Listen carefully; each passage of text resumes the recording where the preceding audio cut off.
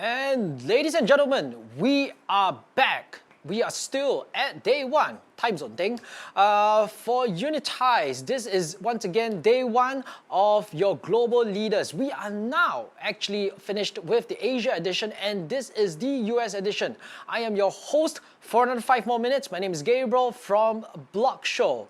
And actually, I'm just here to actually introduce you to my co-host. It's none other than Jonathan Alon, who is going to be popping up very shortly. John, how are we doing? I can hear, Gabe. Hey, hi everyone. Welcome to John. John is the managing partner of Decrypt. He is also most famous for being also one of the co-founders of the San Francisco Blockchain Week. John, how are we doing? And good morning to you. Yeah, good morning. Good evening to you. I'm doing pretty well. Did you get a little bit of rest or running on fumes? No idea what they're talking about, man. Anyway, so to give you guys a little bit of a background, I've mentioned to you during the Asia time, or rather say the Asia edition of day one, right, that Unitize is a collaborative platform, or rather say event, online event, which we've created. We've actually co-organized together with San Francisco Blockchain Week, which John obviously is part of, and John's going to be your co-host for the rest of the day. But besides that, John, I think we've got a couple of shout-outs to do. We kind of did a lot of the heavy lifting and everything, but this couldn't have been possible with some of the co-hosts, right? Yeah, definitely. So, I mean, this is really a community effort, like Gabe had mentioned. The community coming together to have the best content for the good of the community was really what drove the narrative behind this entire event. So, a real special thanks to companies like North Carolina Blockchain Initiative, Global Lab, Prism Group, Paris Blockchain Week, LA Blockchain Summit, Deloitte, and all the rest. You can go ahead and see kind of all the different co-hosts that took part on this if you go to our website. But yeah, really appreciate them coming together and really excited for the content all of them helped prepare. Yeah, man, totally agree with you. And at the same time, besides all these different co-hosts supporting us, I think we should also give a very, very, very big shout out to our sponsors. Without them, to be honest, they make the dream come true. And I think despite these very unique times, they have chosen to still continue to stand by us, support us, and when we shared the vision with them, making this happen as well. Yep, definitely really want to highlight Bybit, Crypto.com, and Terra. They were an integral part. We have quite a few sponsors, but they really took a lead role in helping make this happen and make this event kind of an event that everyone can enjoy and can participate in for free. So special thanks to them. Thanks for making it happen. Yeah, I think I totally agree with John. And for everybody listening out there as well, besides that, we've got a whole lot of sponsors. Besides watching us, finding out about them on unitize.online. Actually, if you look to our left right now, you'll see this exhibit and rewards tab right now, and you will be able to see all the people who supported us. They're all there. They're there to interact with you, and that's why we're doing this umbrella, right? But without further ado, right, for the second half of the day, I'm done, right? I'm just gonna go on like a vacation or something like that if I'm allowed to fly anywhere. And I'm gonna be leaving you with a special announcement that John's gonna give you, and I'm also leaving you in John's good hands for the next 7.5 hours, right? So John, please, over to you, and I'll see you very soon. Appreciate it, Gabe. Get some rest. All right, everyone. Very excited to kick off the day and dive into the amazing content we have prepared for all of you. We really have some epic content, so go ahead and strap in. It's going to be a long day, but hopefully you stick with us through all of it. Some really exciting talks. So I'm just kind of curious, if you're in chat right now, if you could go ahead and let me know where you're watching the stream from. I know during the Global Leaders Asia edition, we had a real global audience. So, let us know if you're planning all-nighter, you're going to stay here for the entire time, not sleep. Let us know what country you're in currently. Would love to hear that. But to kick things off, our first talk, and one of the most exciting, is a special announcement. So without further ado, I'd like to introduce Ben Zhou, who is the co-founder and CEO of Bybit, which is a cryptocurrency derivatives exchange headquartered in Singapore. So they're really driven by the belief that Bybit could solve the problems of overloads and a lack of reliable customer support in the crypto trading industry. Today, Bybit is one of the fastest growing exchanges, and he is going to be announcing the World Series of Trading, a global competitive crypto trading tournament with an unprecedented total prize pool of 200 Bitcoin. So with that, I'll let him fill you all in on the details.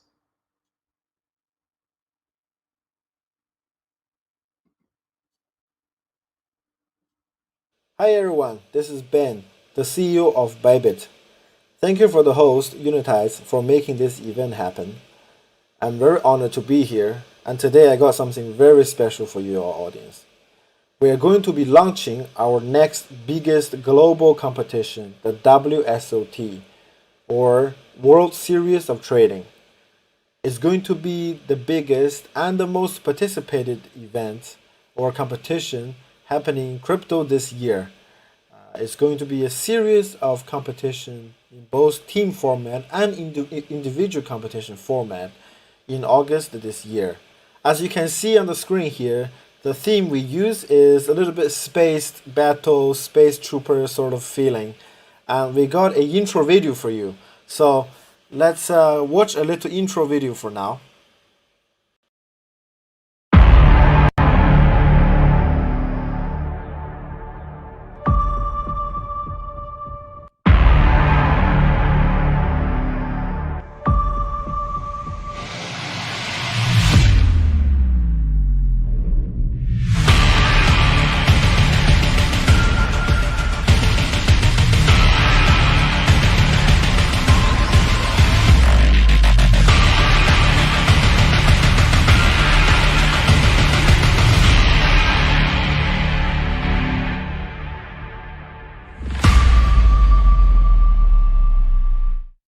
Alright guys, I hope you liked that little teaser we made.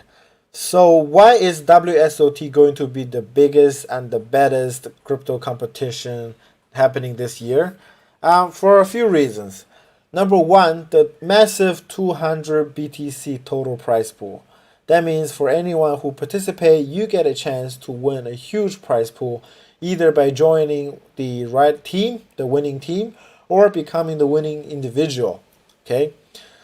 Secondly, for WSOT, not only we got all the major crypto people to participate in this event, but this time we also got some non-crypto people. First, let's talk about crypto people.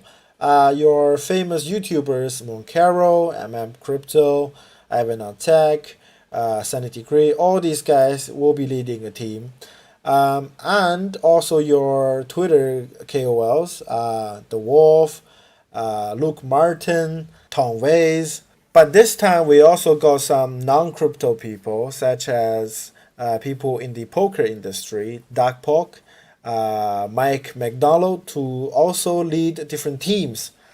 And thirdly, WSOT is going to be a truly global competition.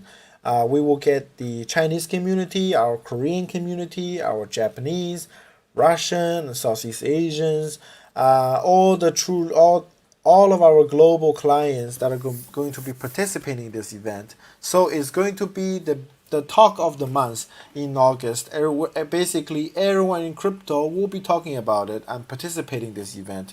So for sure, you don't want to be missed out. Okay?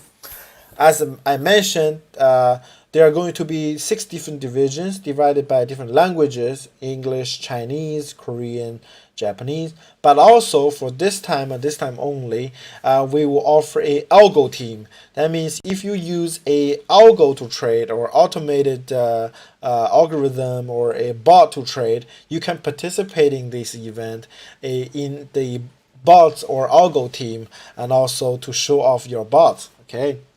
Oh, by the way, on top of this, Bybit is going to be launching our chat room service. This is the most anticipated function a lot of clients has been asking. So during this competition, we'll make it more fun. You can talk among your peers, within your team, as well as show off or, compete in the chat rooms. As with all the Bybit competitions, fair competition is our core belief, so that we offer live rankings and real-time leaderboard, and also all of the competition formula is completely transparent. We're going to be use P&L percentage rankings, as well as profit value rankings in the individual competitions. So who is WSOT for? Well, everyone in Bybit. So I'm sure a lot of you have already been participating or trading in the Bybit Games competitions. For someone who don't know, Bybit Games, we actually hold different individual competitions all the time. At any given time, there's probably 3 or 4 different competitions simultaneously going on, but most of them are localized, designed for one small group of people, where WSOT is the truly global one, where we unite everyone to participate. So if you ever been participating in any Bybit competition, you're welcome to join, and for sure you got an advantage because you already know how it works. Okay.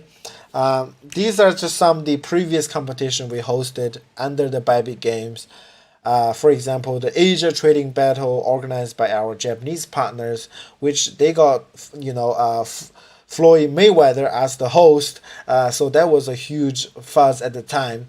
And also our Korean competition, which just recently ended with 10 BTC total prize pool. And not to forget our first ever BTC Bra, the first global huge competition. At the time, it was the biggest at the time, with 7,608 people participated, both all sharing up to 100 BTC in prize pool. And there was 134 teams actually participated. The BTC Brawl, we had 4 divisions, English, Korean, Chinese, Japanese. This time we'll have 6, the existing ones plus the algo ones, and also some other divisions. You can see all these different divisions have different team captains, so you're welcome to join any teams of your choosing. Okay, so for WSOT, not only one competition is happening. We actually have 2 different competitions that are happening. One is team-based, one is individual-based. Okay, let me just explain you a little bit on both formats.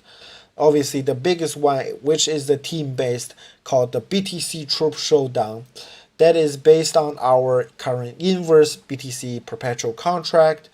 So BTC settled contract, our most traded contract, sharing maximum 150 BTC in total price pool. Okay, so most of clients is already trading this pair, so it makes sense for you to participate. The next one, which is a individual competition, so not team format, individual format, is based in our USDT linear contract called the USDT Solo Throwdown, sharing up to 300,000 in USDT in total price pool. Now, any client is able to participate both at the same time. So you can use one account to participate both games. And obviously, because they are 2 different pairs, so you will have to be trading on 2 different instruments. Okay. Lastly is designed for our clients whose you don't necessarily have to participate, but if you want to promote and get engagement for the event, because a lot of people will be talking about it, the WSOT, you can get a prize of up to 9,400 bonus called the Planet WSOT event. Okay. So not only for the prize pool that we offer, there's many perks. So as long as you are a Bybit trader, it makes sense for you to participate simply because we offer a 20% off on trading fees. This is the biggest trading fee discount we have offered. So anyone who's already trading on Bybit, come and join the competition because it makes sense. Okay. Other than that, there's some bonus and giveaways. Okay. So for both competitions, you can get 20% off on the instrument we provided. For Planet WSOT, it consists of different daily tasks, missions we ask you to do. You can, join us on Telegram, retweet our Twitter, on social media, and then to get different points and bonuses. Okay. So also, if you invite your friends, you can get trading fee off. And also some different perks and even badges, okay? Hall of Fame badges you can show off in our chat room. On top of that, we have live rankings, not only the competition rankings, but different categories rankings to make it more fun. So you have the popularity ranking, where if you invite a lot of your friends to join Bybit, the WSOT, obviously you get higher ranking and you get better. You can get up to 1,000 bonus, and also for your competition performances, whether your P&L percentage or your profit in real BTC terms will get ranked, and you get different bonuses of that. Okay, and also you can see on the screen there's chat room and poster, so you can show off in the chat room whether if you are number one or on the ranking. Okay, so why are we doing the or why are we hosting a WSOT? Well, because we want to revolutionize the trading experience. Bybit has already have one of the most stable and user-friendly trading platforms, plus many innovative products. But we believe trading can be fun. So how to unite all of our global clients together and truly participate in one event, and where everyone's talking about it in crypto or even out of crypto. So this is the concept of WSOT. Is to unite all the traders together, get engagement. You get to meet some people, join a team. You feel like you belong to something.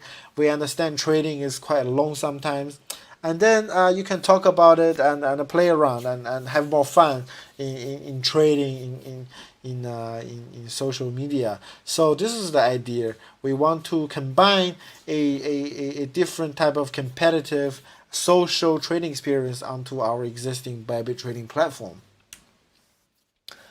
For our global media, well, they are all going to be promoting this event. You can see there are many global medias that we work with, and for sure you will see more. This is only the current ones. Now, how can you participate? So this is going to be a huge event. How can you participate? There are some requirements. For the BTC Troop Showdown, you need to have more than 0.1 or equal to 0.1 BTC in equity when the competition starts, to be able to post your result onto the ranking board, leaderboard, or counted as the team performance. For the individual USDT competition, you need to have more or equal than 300 USDT to be able to participate or qualify. Okay. So as with any Bybit games, we always want to give back to our community. With 5% of the prize pool, actually with the help of all the people that are participating in this WSOT, our prize pool will get bigger and bigger. And the bigger it gets, the more we will donate to UNICEF. Okay, so this is all of you guys. Okay. So this is it. I hope you guys are excited. The competition warming up is already started. For more information, please visit bybit.com/WSOT_warm-up. And we will see you there. The competition will start in August and running for the whole month of August. So looking forward to see you all. Okay, bye-bye.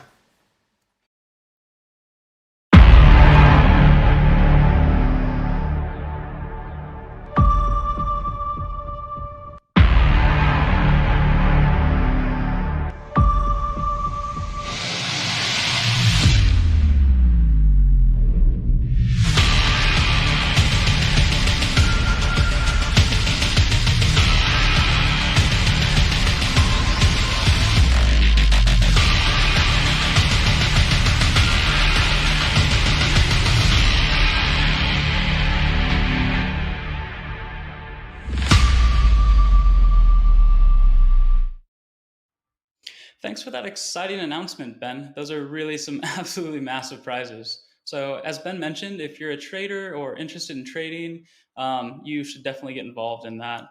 I wanted to take this moment to give you a brief reminder that if you're watching via Brella, you can look to my left. You can go ahead and check out the agenda, kind of see what the different discussions are for the day, as well as there's an exhibits and rewards section. So if you visit any booth and correctly answer the questionnaire there, you will be entered into a daily raffle. And so 100 individuals per day are going to win a $50 Traveler voucher, which is now spendable on Expedia. So congrats on that, Traveler. And you can also win tickets to San Francisco Blockchain Week, Block Show, Korea Blockchain Week, just really the biggest events, crypto events that are happening throughout this year as well as the next. And then one daily winner per day, and you can win this multiple times if you're feeling lucky, will win a pair of AirPods Pro. But that's only if you go to every exhibition booth and correctly answer the questionnaire. So go ahead and check that out. So we'll go ahead and move on to our next topic. So our next discussion, we're going to hear from an individual who holds one of the highest offices in the United States. He is one of the politicians that has really spent significant time to understand technology and the integral role that it will play in the future of not just the US, but the world as well. So I'm so excited to introduce Congressman Ted Budd, who is a Republican member of the United States House of Representatives for North Carolina's 13th Congressional District. He's joined by Dan Spuller from the North Carolina Blockchain Initiative, who is also our co-host for the amazing Regulatory Day that will be hosted tomorrow. So Congressman Budd and Dan will be discussing American innovation in blockchain technologies and how the US can lead the world in technological innovation. So without further ado, I'll let you both take it from here.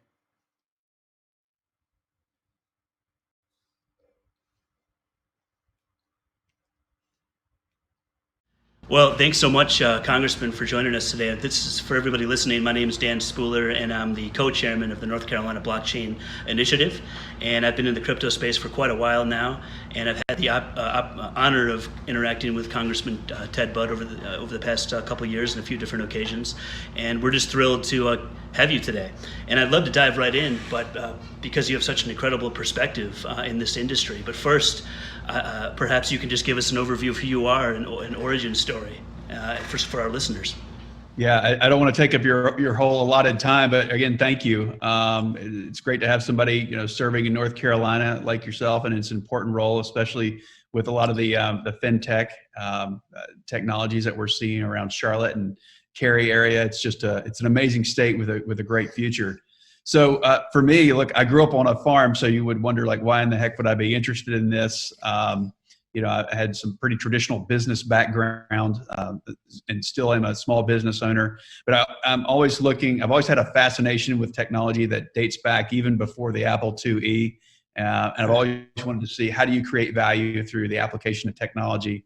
If that's in agriculture, if that's in business, if that's in business management and information systems. I've always wondered, how do you do that? But now I'm on this committee, financial services, which is fascinating. So when you run for office, you realize once you win that you got to run again, and that's to try to get on a good committee. And for North Carolina, this is a amazing committee. So I came in I won in 2016, sworn in 2017. And started realizing that the more we can reduce the friction of transactions, the faster our economy can grow and the more opportunity to more people.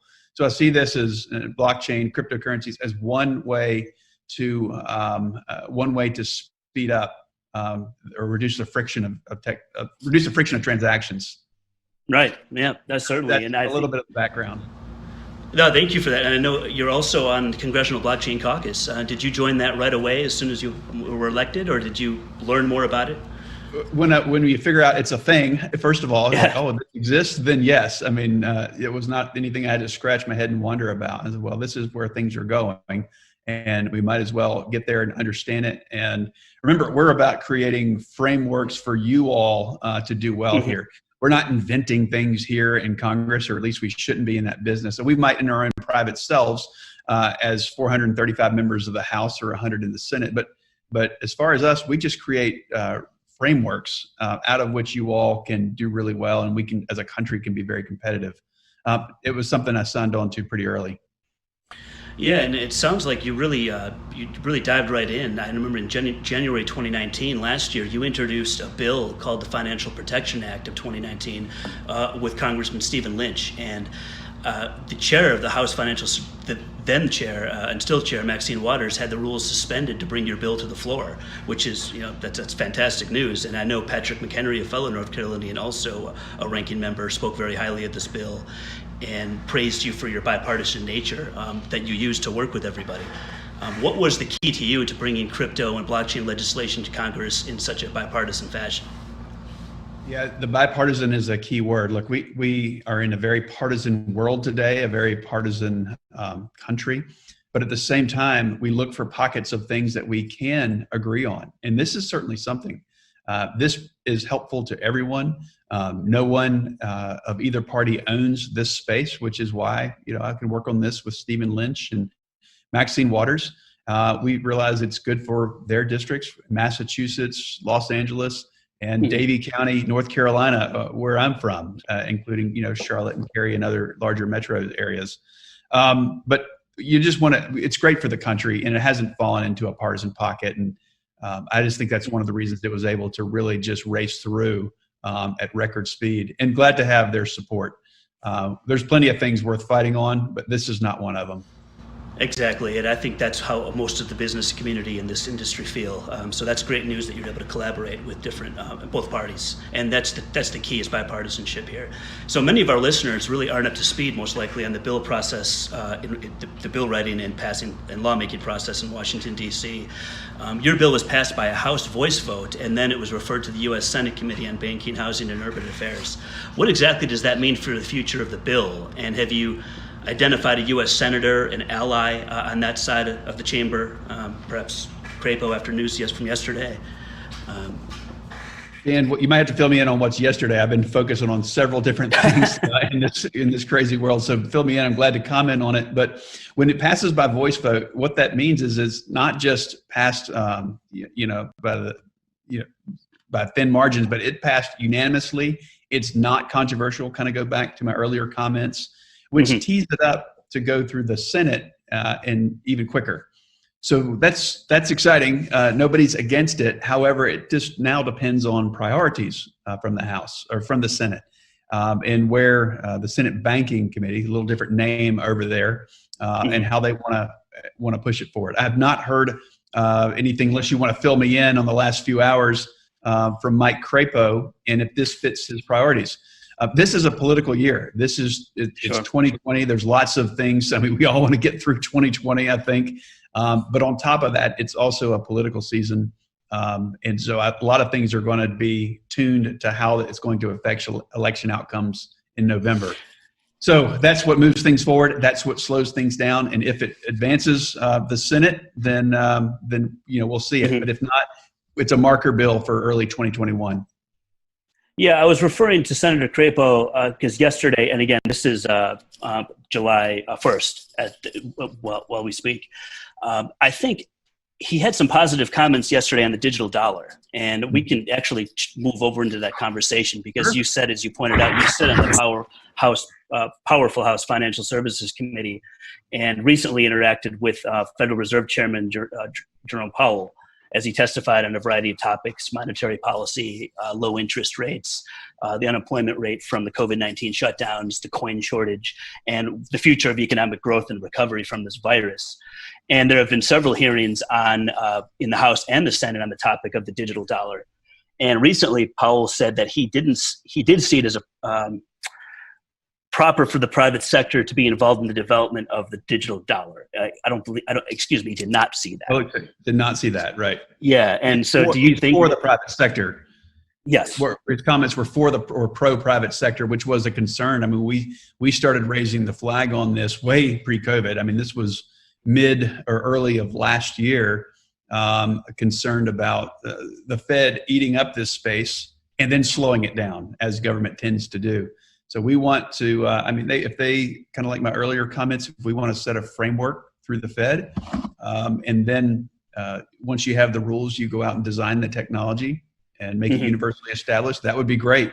But the more we can push it to the private sector, the better. To use an analogy of what we're facing right now with the coronavirus, we're seeing the best responses that come from the private sector, whether it's PPE or whether it's vaccinations. It's not what the government's doing. It's what private sector is doing to help Americans. And I think digital dollar is going to flow the same way. We can create a framework, and then it's up to the private sector. And I think the United States in general needs to pursue this. I mean, just to stay competitive in the global economy. I mean, because China clearly is doing this right now as well. Absolutely. Yeah, I just left a China task force hearing saying that, remember, China is not our friend.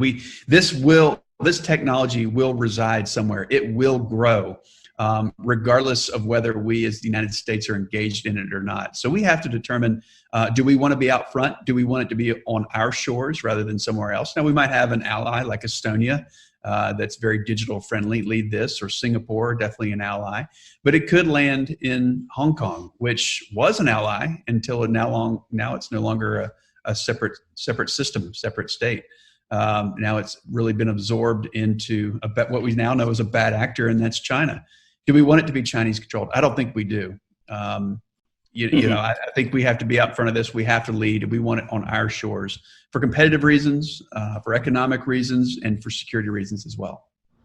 Yeah, and just technology in general, I'm wondering, from your perspective on Capitol Hill, this COVID-19 pandemic certainly has accelerated technology even faster than it was prior, and the need for it.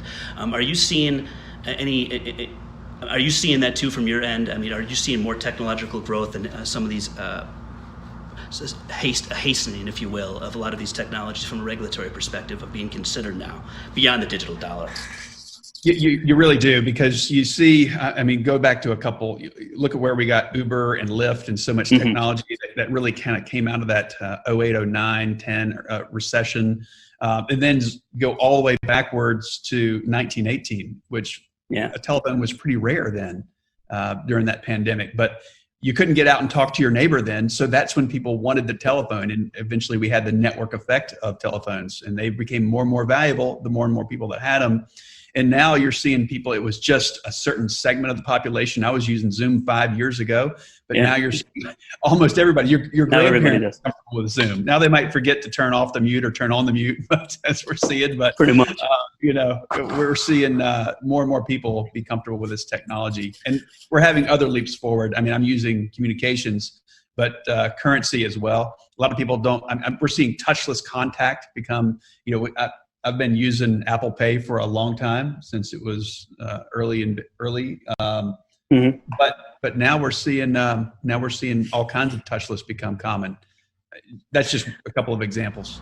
Yeah, and that's really what happens. Like you pointed out, 1918, even the 2008, 2009 financial crisis, situations often and great startups and great opportunities present themselves in times of crisis. So it's a cataclysmic shift rather than just an incremental change. And I think this has been global, so we're all on the same playing field here, and this has been cataclysmic. You know, last summer, we all remember the hearings on Capitol Hill for the Libra project. And in fact, I remember you made time to speak with myself and other industry leaders at your office, and your staff was terrific to help facilitate that during the week of the hearings and the Congressional Blockchain Education Day that was held.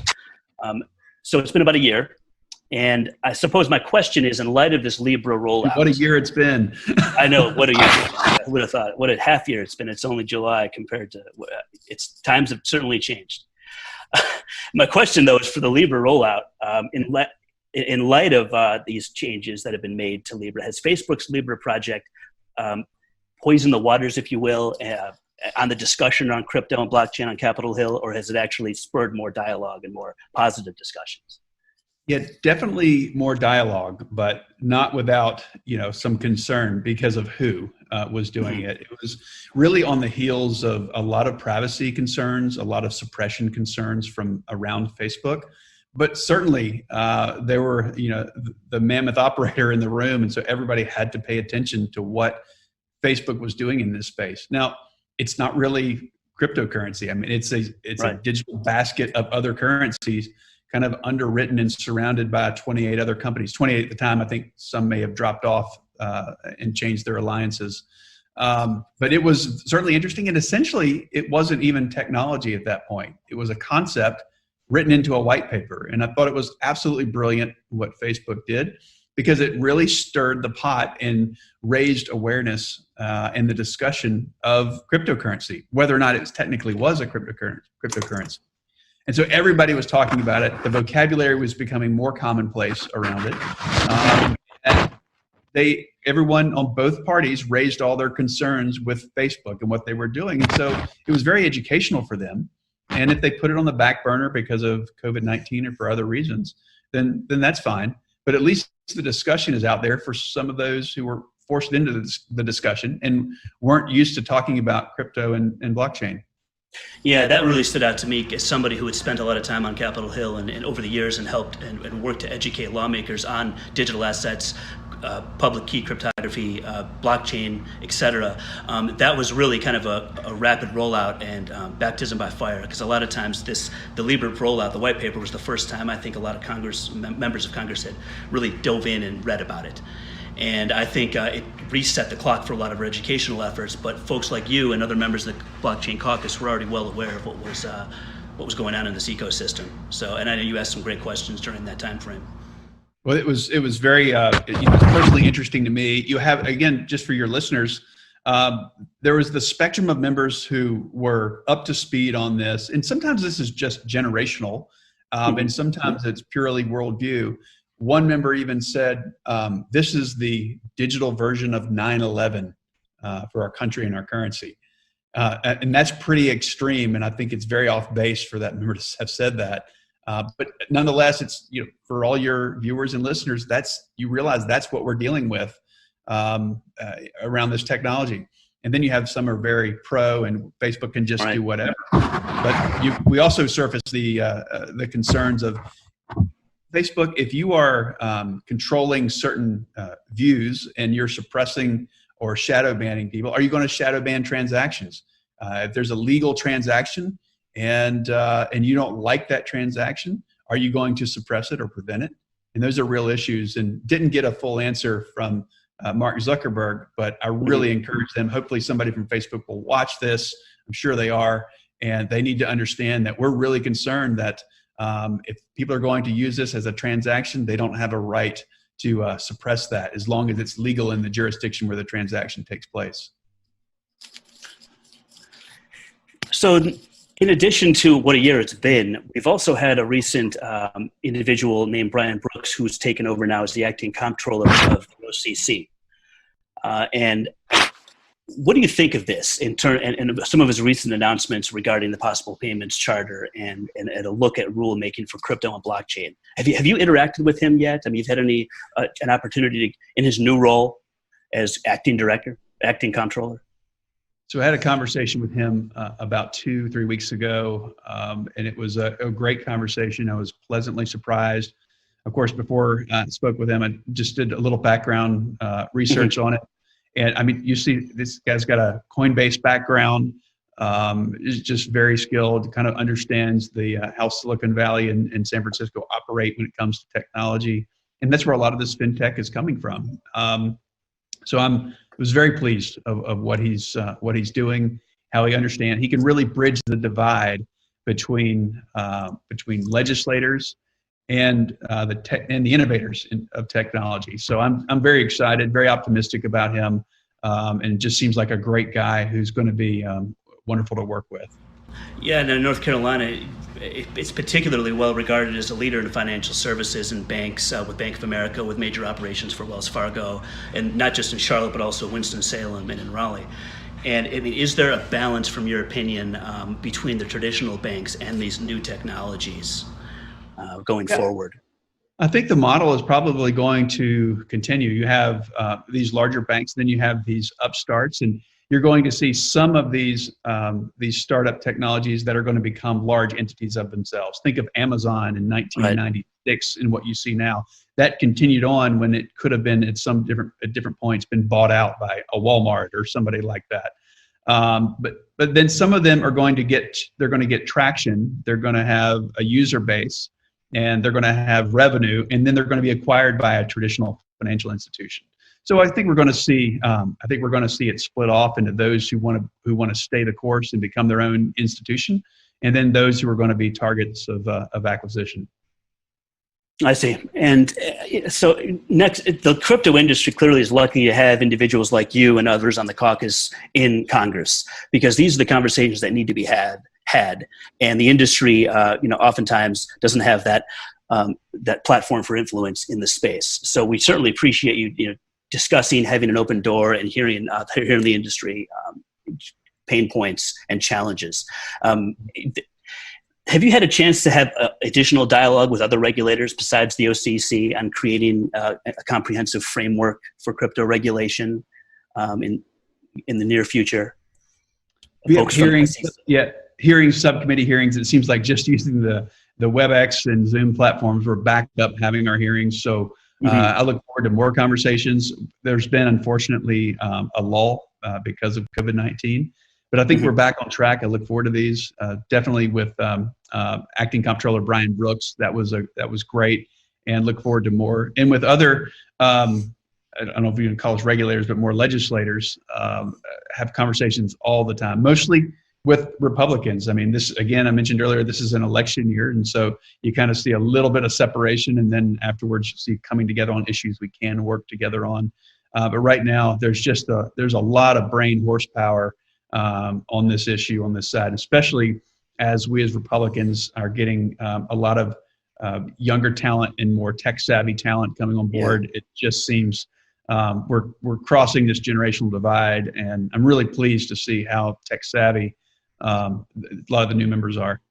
Yeah, and I think there's a testament to that with the growth of the Congressional Blockchain Caucus. I mean, I think just over the past 2 to 3 years, it's really the membership in that caucus has grown considerably, if I'm not mistaken. So do you see that as being another good sign going forward, and do you think it'll continue to grow as a bipartisan entity? I think it has to grow because the technology is moving, and we're a representative democracy. So we really represent what's going on out there. So you're going to see us not as the drivers, but as the reflections of what's going on in industry. And so I'd say just by nature of your growth in your industry, you're going to see more understanding here, and more people are going to join these caucuses. That's great news, and that's encouraging to hear that too. And I just want to thank you again for making time to speak with us. I know it's a busy day on Capitol Hill, and you're doing the great work of the American people. And we want to certainly stay in touch, and hopefully our listeners today, if they have any questions and interest in connecting with individuals on Capitol Hill, some thought leaders, they'll reach out to your office. I hope so. We're easy to get a hold of. We love talking about this, and I've got a great team. It's not just me here. We've got a team of talent that understands this and sees the value of it. So when it's the right time, we look forward to seeing you in person. And before then, we can always talk on the phone or do Zoom. But we can always Zoom or talk on the phone. Yeah, that's right. That's good. Well, thanks again for your time. Thank you, Dan. You've been great, and this is very important. Appreciate what you're doing. Thank you so much, Congressman. We enjoyed it.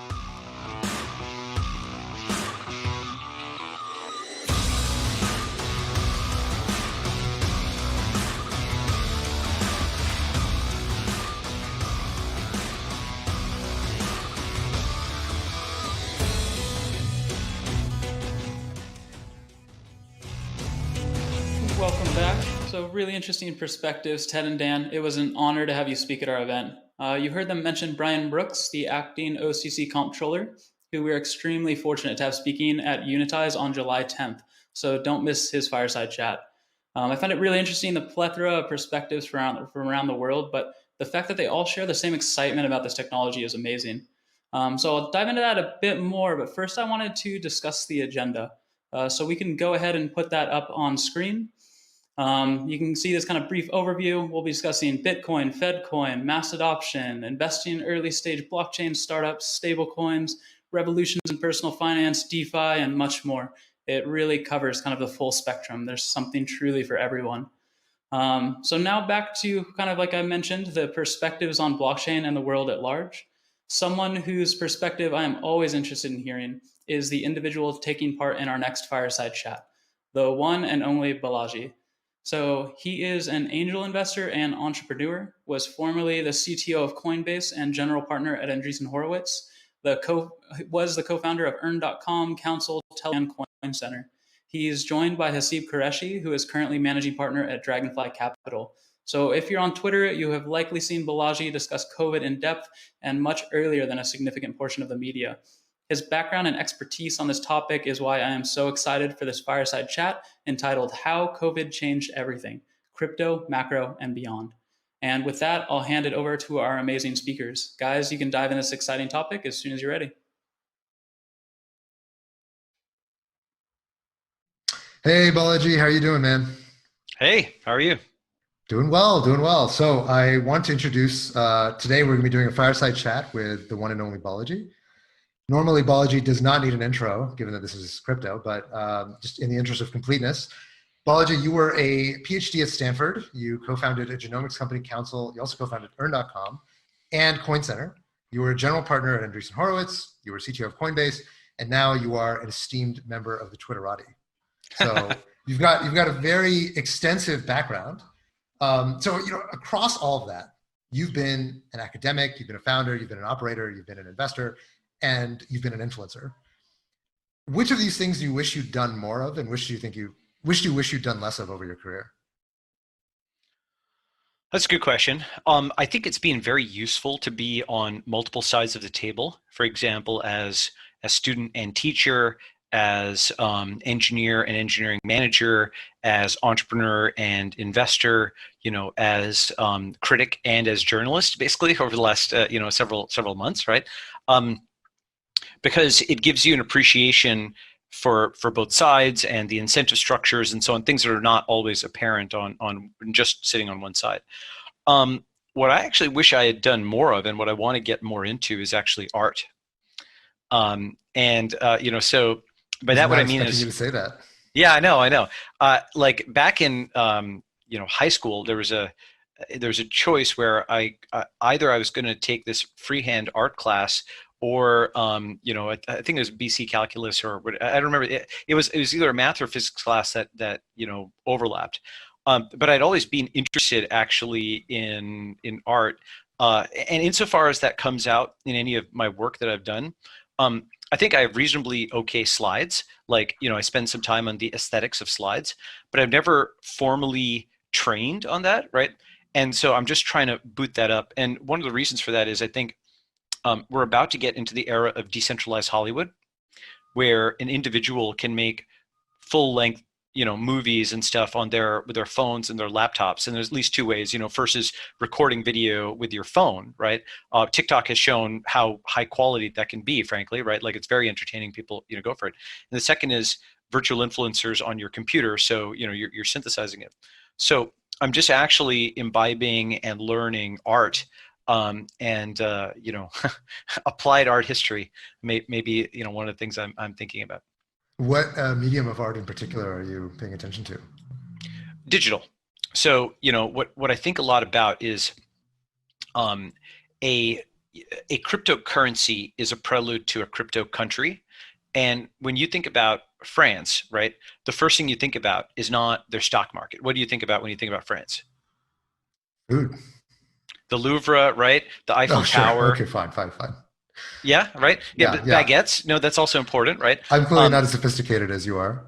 No. But what you're talking about is the food and the culture, right? Like, when it's relatively infrequent that the first thing you think about when you think about a country is their markets, That happens. For example, like if the USA, certainly capitalism would probably be one of the top 5 things that people would come up with when they're talking about what the US is. New York City and Wall Street and so on, right? So it's identified with that. Like capitalism is part of the culture, and there's nothing wrong with that.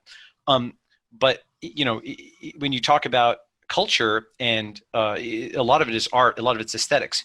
And this is something that crypto and Bitcoin has started to do more of, like there's certainly, obviously the logo, there's folks who have memes, like moon and lunar, right? Like hodl, those are like kind of what I call pigeon art, it's not intentional. It's not funded. It's not like meant to be inspirational. For example, there's huge holes. We don't have a Bitcoin anthem, right? We don't actually have songs. We have some documentaries and so on. We don't have like movies. We don't have art yet. And so yet, on the other hand, if you think about a huge part of what boosts cryptocurrency, it is, like the community, right? And so again, we have the pigeon version of that. We have Twitter, obviously, and we have Reddit, and we have blog posts and whatnot. You have sort of text-based evangelism, but one thought is that text only works for a subset of people, and then to reach like a larger audience, it is going to have to be video. It's going to have to be songs. It's going to have to be images. It's going to have to be things that are maybe more feeling than just pure thinking. This is actually also related to something I've been tweeting about, which is we haven't made the emotional case for technology. We have only talked about the costs and benefits from a very left brain analytical perspective. It's 10x faster, it's 10x cheaper, it's more efficient or what have you. We haven't said something like, hey, if you are blocking self-driving cars, you're killing 30,000 people a year from car accidents. We haven't made that moral case. We haven't said, hey, the FDA is stopping genetic tests, and so therefore it is literally killing people by, like disabling our sensors around the coronavirus. We haven't said, hey, the SEC is preventing capital formation, is keeping you poor because you can't invest, right? We haven't made that moral and emotional case. It's like this huge missing thing. And this is kind of related to that. Anyway, maybe a long answer, but something you might be interested in. No, it's interesting. We might come back to that at some point when we talk more about crypto. But so the theme of this particular interview is about COVID-19 and how it changes everything. Sure. So you've of course been in the spotlight lately because of your impressions on the COVID-19 pandemic. I remember, in our conversations, you were one of the earliest lucid voices that I heard, claiming that COVID-19 was going to come to the US, that it was going to be big, and that it was going to disrupt the world and even spark social unrest. And so far, you've been vindicated on every count. But I want to ask you, what do you think you got wrong in your predictions about how this would play out? And what has most surprised you in the way that the pandemic has progressed through the world? Yeah, I was actually going to say, I would not call myself vindicated on every count. If I score myself, Scott Alexander actually has, and Brian Kaplan, they both have this really good exercise of self-scoring their own predictions, both as a public accountability mechanism and as a personal accountability mechanism. What did I get wrong? Because when I have a theory of the world that is disproved by events, I've learned something, and then hopefully I can update, right? In statistical signal processing, like you think about the Kalman filter, this so-called innovations process where the deltas actually feed back in, and then you change the trajectory of your space shuttle or what have you that's guided in this way. That's like basic control theory. So without that feedback, you don't actually change your course correction. So what do I think I got wrong? I'd say the biggest thing that I got wrong was I underestimated the degree of ADD and irrationalism among the American public. Despite actually thinking of that at a pretty high level, it's actually off the charts in an unquantifiable way. Okay, and basically with COVID, the country went from, it was almost like the classic Gartner hype cycle, right? Ignore it. Oh my God, it's the most important thing ever. Then it went away for like 2 weeks or 3 weeks when we have all these protests and what have you, right? Huge crowds, obviously, and then suddenly it surges back. Oh my God, and this may be something that everybody has different root causes of it. I frankly think if you take all the accusations on one side and all the accusations On the other side, and you put them together, they're both right. Masks, if you don't wear a mask, probably going to spread it. You're more likely to get it. If you're in a huge crowd, probably more likely to get it. That's just like basic biology 101. The virus doesn't care how righteous one's cause is, and so, essentially what I got wrong was I thought that the level of energy around stay home, stay safe. Do you remember when the guy was on a beach and he had like a Grim Reaper, thing? Like, Yeah. do you remember that? Yep. Yeah. So like that was there, and that was being celebrated by all these people on Twitter, literally like 2 weeks before these gigantic, closely packed protests, right? And you can argue maybe that, all right, hey, this is like higher in the priority stack, like one can argue about that, like, oh, maybe this saves more lives or what have you. Okay, but you can't argue that it's not going to spread the virus, right? And so the level of kind of irrationalism has been much higher than I expected. And of course, this is very much a universal thing. It's actually insane that you can't discuss a biological phenomenon without it becoming partisan in America, right? What happened very quickly was people, rather than fighting the virus, were much more comfortable fighting each other. And so it mapped onto this stupid right-left template that we have for basically everything. For example, remdesivir is, championed by the left and hydroxychloroquine by the right. Can you imagine like, like some sort of treatment of a normal flu where like amoxicillin or whatever is considered right wing, and like Robitussin is left wing or whatever? Like, that's insane. Yeah. It's something where that should just be like a scientific process, right? You shouldn't have these lunatics, making it partisan, right? Right. But that's what we've got. So that's what it's. Go ahead. It's interesting because I think what COVID has shown us is that if COVID were more straightforward, if it were like, like the Black Death, then it would be a lot easier for people to calibrate correctly to, just new social norms that everybody follows without really thinking too much about it. But it seems like COVID is all about externalities, right? Like even a mask protects other people more than it protects you, right? Yeah. And sort of social behavior going out, especially if you're young and you're relatively in good health, right? It seems like a lot of the, at least to my perspective, a lot of the difference in behavior and performance between different countries has to do with their norms around sort of community versus individual identity. Yeah. So that's another thing where I think COVID has affected my thinking on philosophy. I wouldn't say I got this wrong. Actually, I think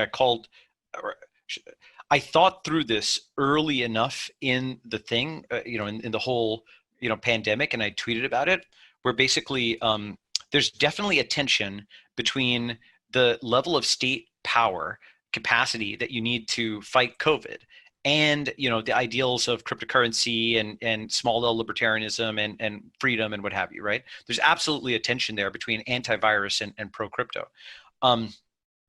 However, early on I had this tweet, which was, Ben Gurion, one of the first leaders of Israel, he had this saying, fight the war as if there is no white paper, fight the white paper as if there is no war.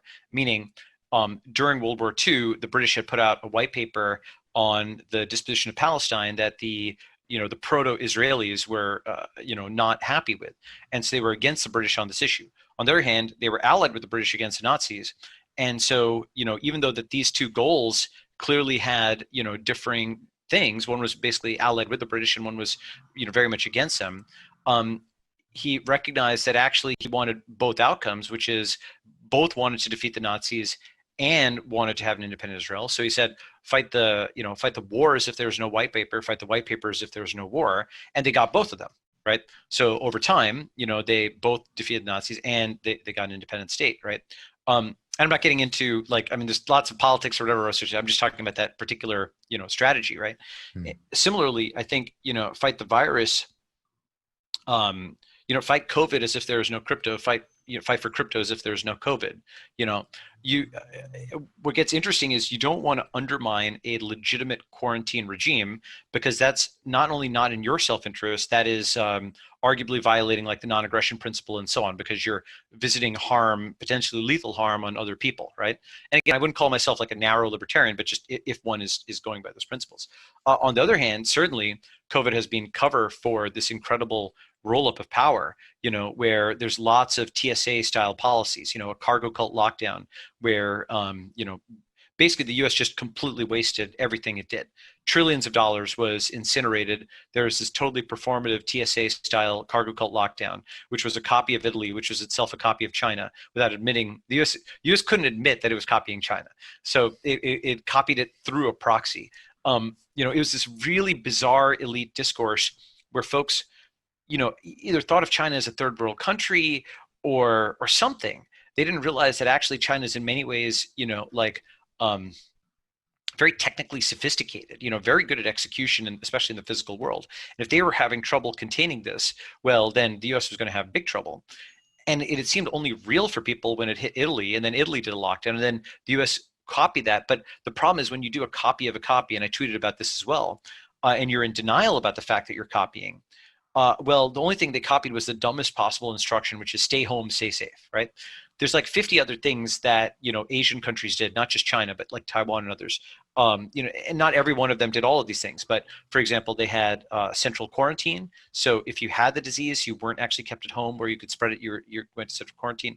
Obviously, there was testing everywhere. There was testing like with thermometers and at restaurants and certainly at airports and other places. So you had constant check-ins. They closed borders early on. They had, in China, they had mobile imaging machines, so they could do CT scans of people's lungs as a proxy or as an alternative, complement, in some cases to genetic testing, and so on and so forth. There's like a whole list of things. Taiwan itself had like a 52-point plan. So it wasn't just like stay in your room, right? So the US managed to basically ignore it until it basically, panicked and pooped its pants and literally just incinerated trillions of dollars, basically for almost nothing. Almost none of that initial bill was actually allocated towards, to my knowledge at least, biomedicine or drugs or vaccines or treatments or fast track. It was all just, treating the thing as a financial crisis, treating it as an economic or a political problem as opposed to a biological problem. And then, now everybody came out of lockdown with zero plan. And so you just got the worst of all worlds, right? And again, you can look at my tweets in March, and that's kind of like, I think we're going to get the worst of all worlds, where we're going to get a lockdown that destroys the economy, and we're going to have the worst outbreak in the world. And that's what American leadership at all levels has delivered. Very true. So let's turn the subject from COVID to crypto. Sure. So it's been claimed by many people that COVID is going to accelerate crypto adoption. It's been 6 months now, roughly, that COVID has been spreading around the world. Has it been accelerating crypto adoption? And if not, what exactly is it going to take for that accelerant to really take place? I think it's so I'm not sure that I don't know. Maybe I have a tweet or something on this. I don't think that COVID specific. It's not like an A to B. It's more of an A to B to C. What COVID does is COVID powered up the state everywhere, right? Like, things that were previously edge cases, like, surveillance, house arrest of everybody, control of the economy, all of these things, like there are now reasons where, the state basically says, hey, we need to contact trace you, right? We have to track everybody you've ever associated with. Okay. Number one. Number two, we need to put you under house arrest, even if you haven't committed a crime. Like you can be, like basically yacked off the street. Like there's a curfew, right? Number three, imports, exports, tariffs, all of that is on the table. Like any economic intervention, print $1 trillion, tell Walmart that there's non-essential goods and they can't sell it. Tell a restaurant that it has to, basically implement biohazard mode or shut down. just anything is possible. We're in the time of the unlimited government, right? Seize masks, seize things on the basis of them being hoarded. We're just outside the bounds of any limits on government economically, right? So what COVID has done is it's just unleashed the state completely. Now here's the thing. I had this kind of doggerel or whatever, which I thought was funny, and everyone gets may get offended by it, but I do not mean any offense. But it was basically like Democrats need to learn that experts are sometimes wrong. Republicans need to learn that experts are sometimes right. Progressives need to learn that a state can sometimes fail, and libertarians need to learn that a state can sometimes succeed. And that, to me, is the kind of non-ideological take on the last 4 months, where every one of the sentences you can immediately pull some incidents to mind where people are either mindlessly trusting experts or mindlessly dismissing them, or they're saying, oh, anything the government does is obviously bad, or anything the government does we must obey without question, right? Now, the point, of course, is there's an enormous parameter space in the middle, and what I've increasingly realized is our actual form of government is in the US and much of the West is no longer the Constitution or, regulators even, or, academics, journalists. You know what our form of government is? Twitter. Twitter is the supreme force in Western civilization. Okay. It stands above Trump and the Times. Okay. Because Trump can't post something online if Twitter doesn't want it to, and neither can Sulzberger at the Times, right? In the span of basically 10 days in different ways, Twitter edited both Trump and the Times, right? And so Twitter is now actually the supreme force in Western civilization, but it wasn't set up to be a government. You wanted e-voting? We got it, right? Basically a politician goes and floats some proposal and they count how many likes and replies. It's a new, phone into your, your senator or whatever. They just count, the flames or what have you. It's extremely influential on their thinking, And, I sort of sarcastically remarked, people say that Western civilization has no telos, no sense of purpose or direction. I'm like, are you kidding? The purpose of every single journalist, academic, influencer, politician in Western civilization is very clear, which is to gain more likes and followers on Twitter, right? And so, once you actually phrase it like that, it's actually kind of true that all of them value that. They don't necessarily share common ideological goals. They may not believe in the flag or something like that, but they believe in followers.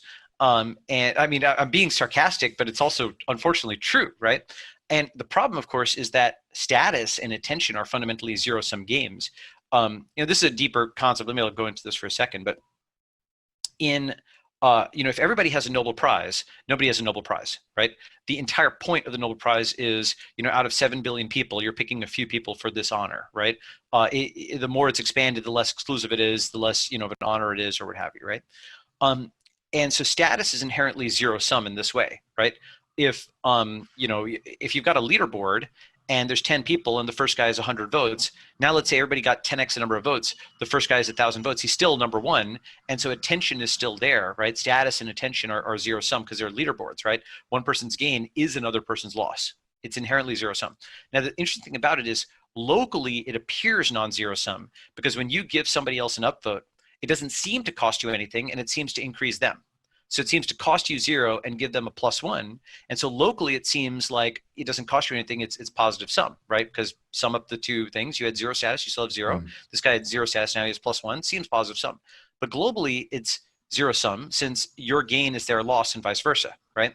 It's very deep actually, and what it comes to is because there's a renormalization, everything is being divided by a divisor, and by you giving that, even though you don't think you're giving yourself a negative, you actually are, because your status is decreasing by like a certain amount relative to that other one. It's like a whenever you link to a site and don't do no follow, you're actually putting that site above you in search rankings, for example, typically, right? At least according to the original PageRank. Now, with capitalism, though, it's the opposite. It appears locally zero sum because you give somebody $5 and you're a -5 and they're a +5, right? So it seems that that sums to 0. However, globally, it's not zero sum because if everybody has a cell phone, then it's actually better that everybody has a cell phone. It's actually wealth increasing. There's a network effect and so on, right? It's not like, the Nobel Prize, or if everybody has a Nobel Prize, nobody has one, right? If everybody has a cell phones are more valuable, right? And other goods are like that as well, So what's the difference here? Well, when you gave that person $5, something flowed the other way. They gave you a Coca-Cola, or they gave you, a piece of paper or a notepad or whatever it is, right? They gave you something of value. So both of you actually ended up with more of what you wanted. This is the whole coincidence of wants kind of thing, right? So the fundamental issue then, backing it up, is that leaders in Western civilization have come to play this incredible zero-sum game of Twitter, right? Which is our actual government, and wasn't set up to be a government. Twitter was set up to tweet your breakfast, right?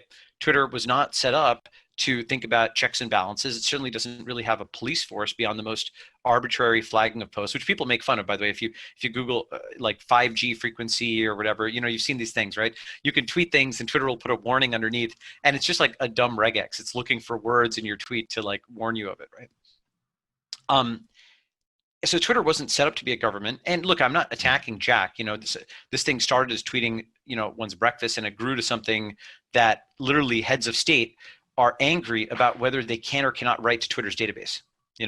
This is also a deep point, by the way. Like, people talk about, oh, the president's the most powerful man in the world. No, the president isn't even the most powerful man in his own country, because like Dorsey and Zuck can control whether or not he's able to post online, right?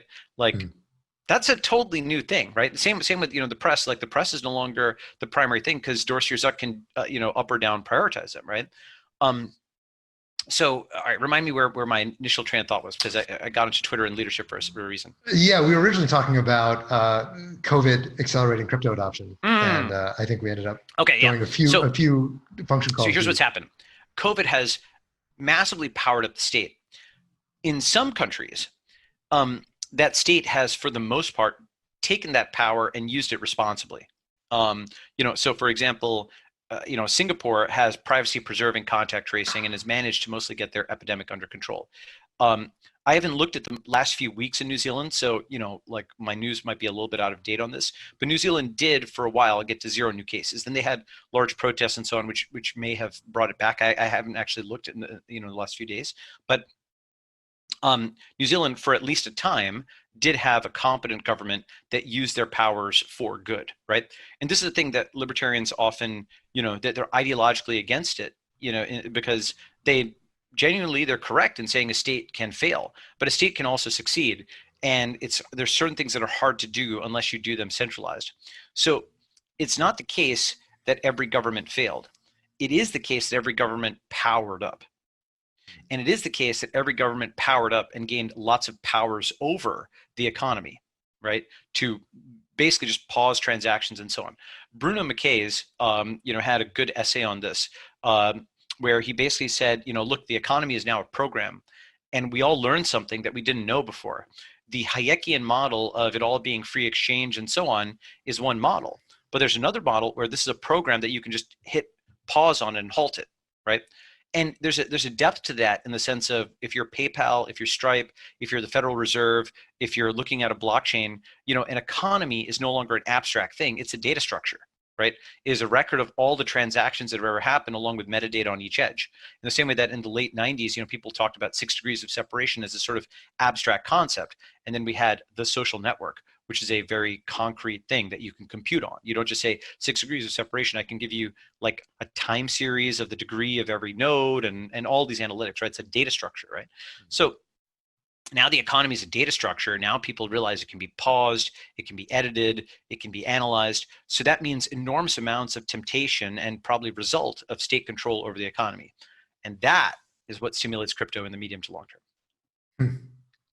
So I think much of the cryptoification of the world thesis assumes that technology is this kind of neutral, permissionless substrate that anybody can co-opt, write. They can write whatever code they want to run on whatever hardware they have.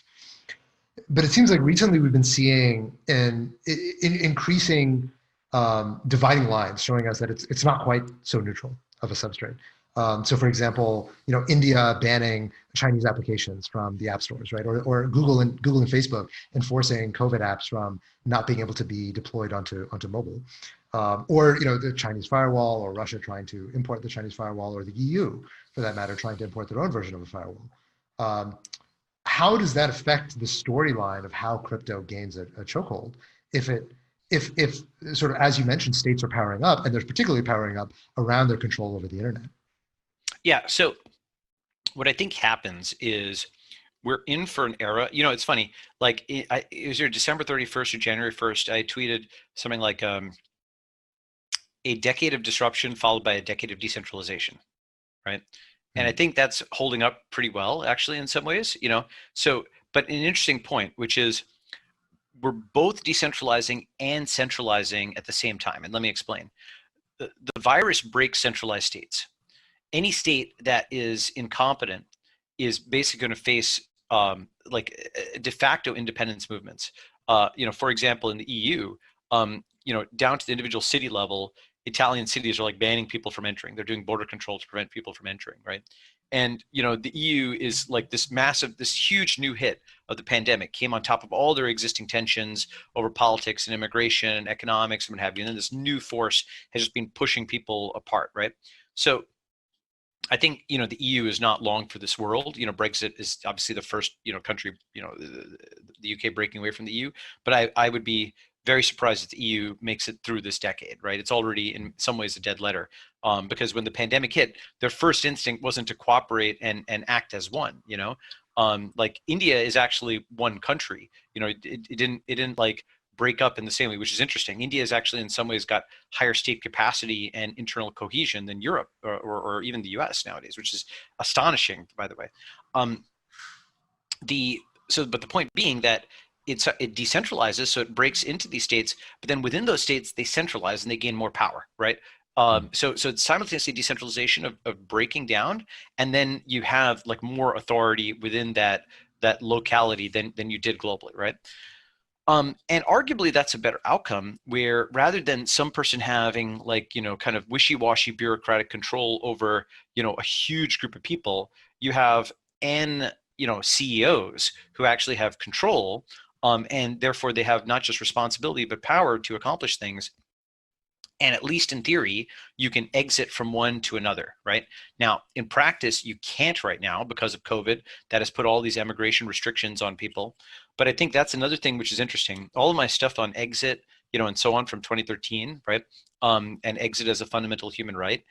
I think people are going to value that way more once it's taken away from them, right? Like the fact that you cannot leave, that you're in lockdown in your home, or that it's hard to get out of the country is, UK people are also feeling this with Brexit, my ability to leave is being impeded. It's not even so much that you want to use it right then, it's that it was taken away from you. And now it's like, my freedom to travel is gone, right? Right. So that's another aspect in which, this decentralization and centralization combined, it boosts the energy for thinking about exit as a fundamental right. Now, return to your question, though. You said something about, I want to make sure I answered all of it. The question of whether, the neutrality of technology is going to be maintained going forward. I'll come to that point. So you have this decentralization, you have these states powering up, right? And as they power up, they do things like what India has just done, where they like knock, Chinese apps out and so on. Now, not every state is capable of doing that. You have to be sort of like an anchor tenant.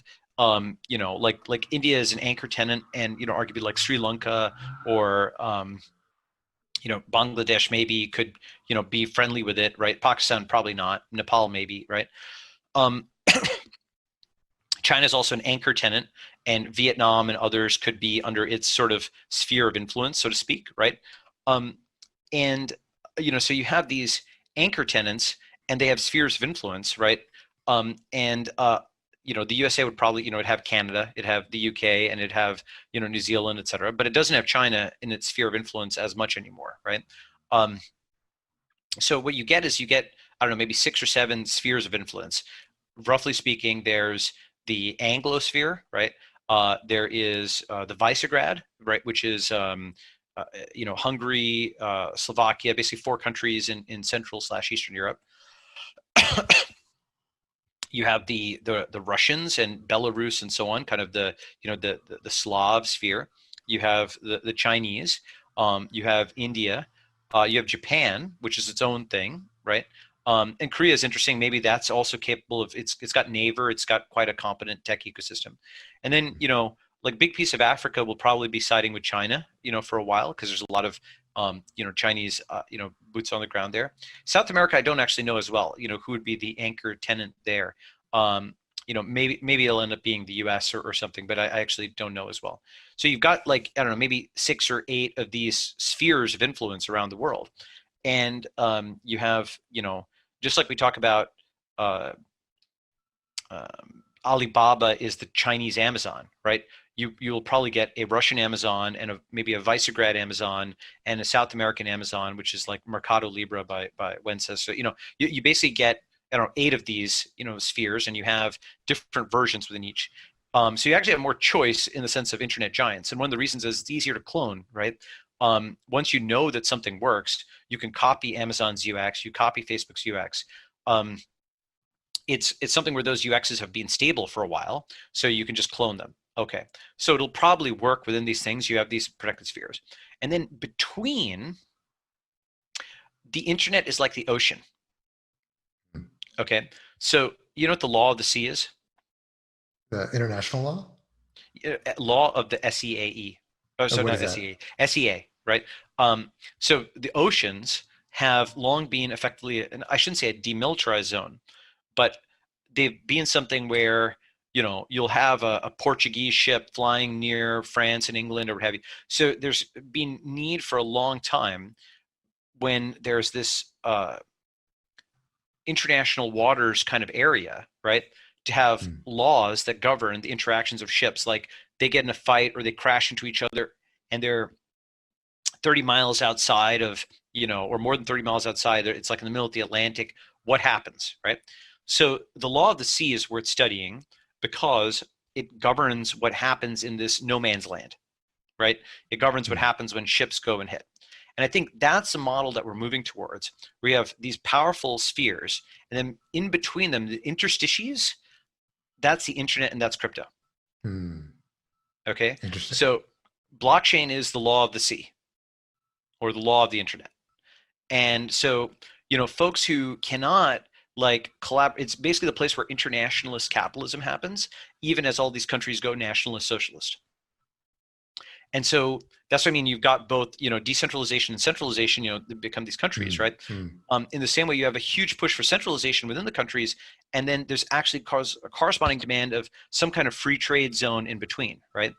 And you can rationalize this in the following sense, which is there's roughly 2 modalities that people will accept, right? A, we have total power. B, no one has power over us. Right? And these 2 things are kind of the 2 parts of the spectrum, right? A, we have total power, meaning, for example, India has power over these apps, right? Like Indians will figure out what, who's eavesdropping on them or whatever. It's not TikTok, right? Or it's a technology like Bitcoin or, Ethereum, where it's open state, open source, open execution, totally inspectable, totally transparent, and it's more like mathematics, where it's a property of the world, so nobody can deprive you, or no one has power over it, right? Now, of course, it's an idealization because there's still human beings who are reading and writing to the blockchain, and I'm aware that, I don't know, maybe Russians may be more friendly to Ethereum because, or Russians and Canadians might like it more because, Vitalik, right? And that's fine. I think Ethereum is actually quite neutral in general. Bitcoin's even more neutral because there isn't a founder around, right? So, at least in terms of optics, right? Actually, Balaji, we're right up on the end of time, so I think we'll end it there. But that was a fascinating note to end on. Anything you'd like people to do to follow you or to keep up with your stuff? Well, follow at Balajis, Balajis, at Twitter, and if I launch something new, I'll tweet out. Excellent. Awesome. Well, thanks for joining me for this conversation. It was fun. Cool.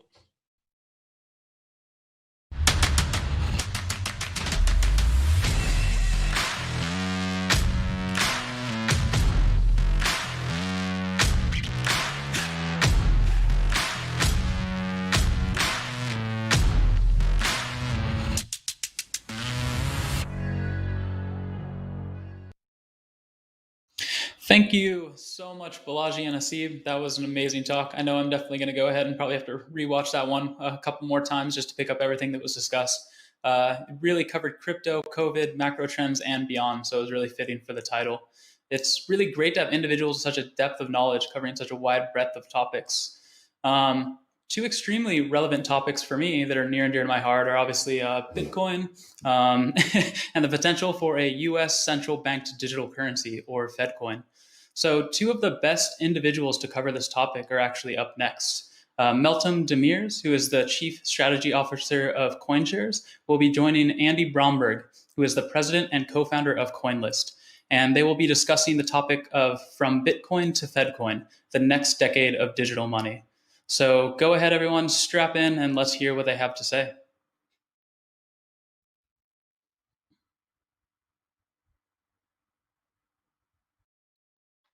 Hey everyone, Andy Bromberg here, co-founder and president of CoinList. Very excited to be here at Unitize, and even more excited to be speaking with Meltem Demirors, the chief strategy officer at CoinShares. Meltem, thanks for coming and joining me. Yeah, and Andy, I think you forgot one of the most important qualifications. We are also friends. We are also friends. More importantly, longtime friends. One of the greatest things about this space is that there are so many good friends doing interesting things. So yes, very happy to be here with you and talk a little bit about some interesting things. I think, we were chatting beforehand and realized we're just past the decade mark for crypto. And it feels like we've gone through some transitions and maybe are at a little bit of a turning point now. Talk about the next era. And so we thought we'd look at a few trends in crypto and the financial ecosystem more broadly, consider what's coming next. I'll maybe run through these 3 transitions we're seeing really quickly, and then we can dive in. I should also note, we're pre-recording this session. It's currently June 17th. I say that only because things are changing day by day in the world, and I don't want to be caught out here. So June 17th is when we're talking here. Who knows what will happen between now and when this airs in early July. But the 3 trends we thought we would talk about, first, within Bitcoin, this movement from consumer to institutional that we've seen, and now maybe going into banking on Bitcoin. And what does that mean, and where are we going with that?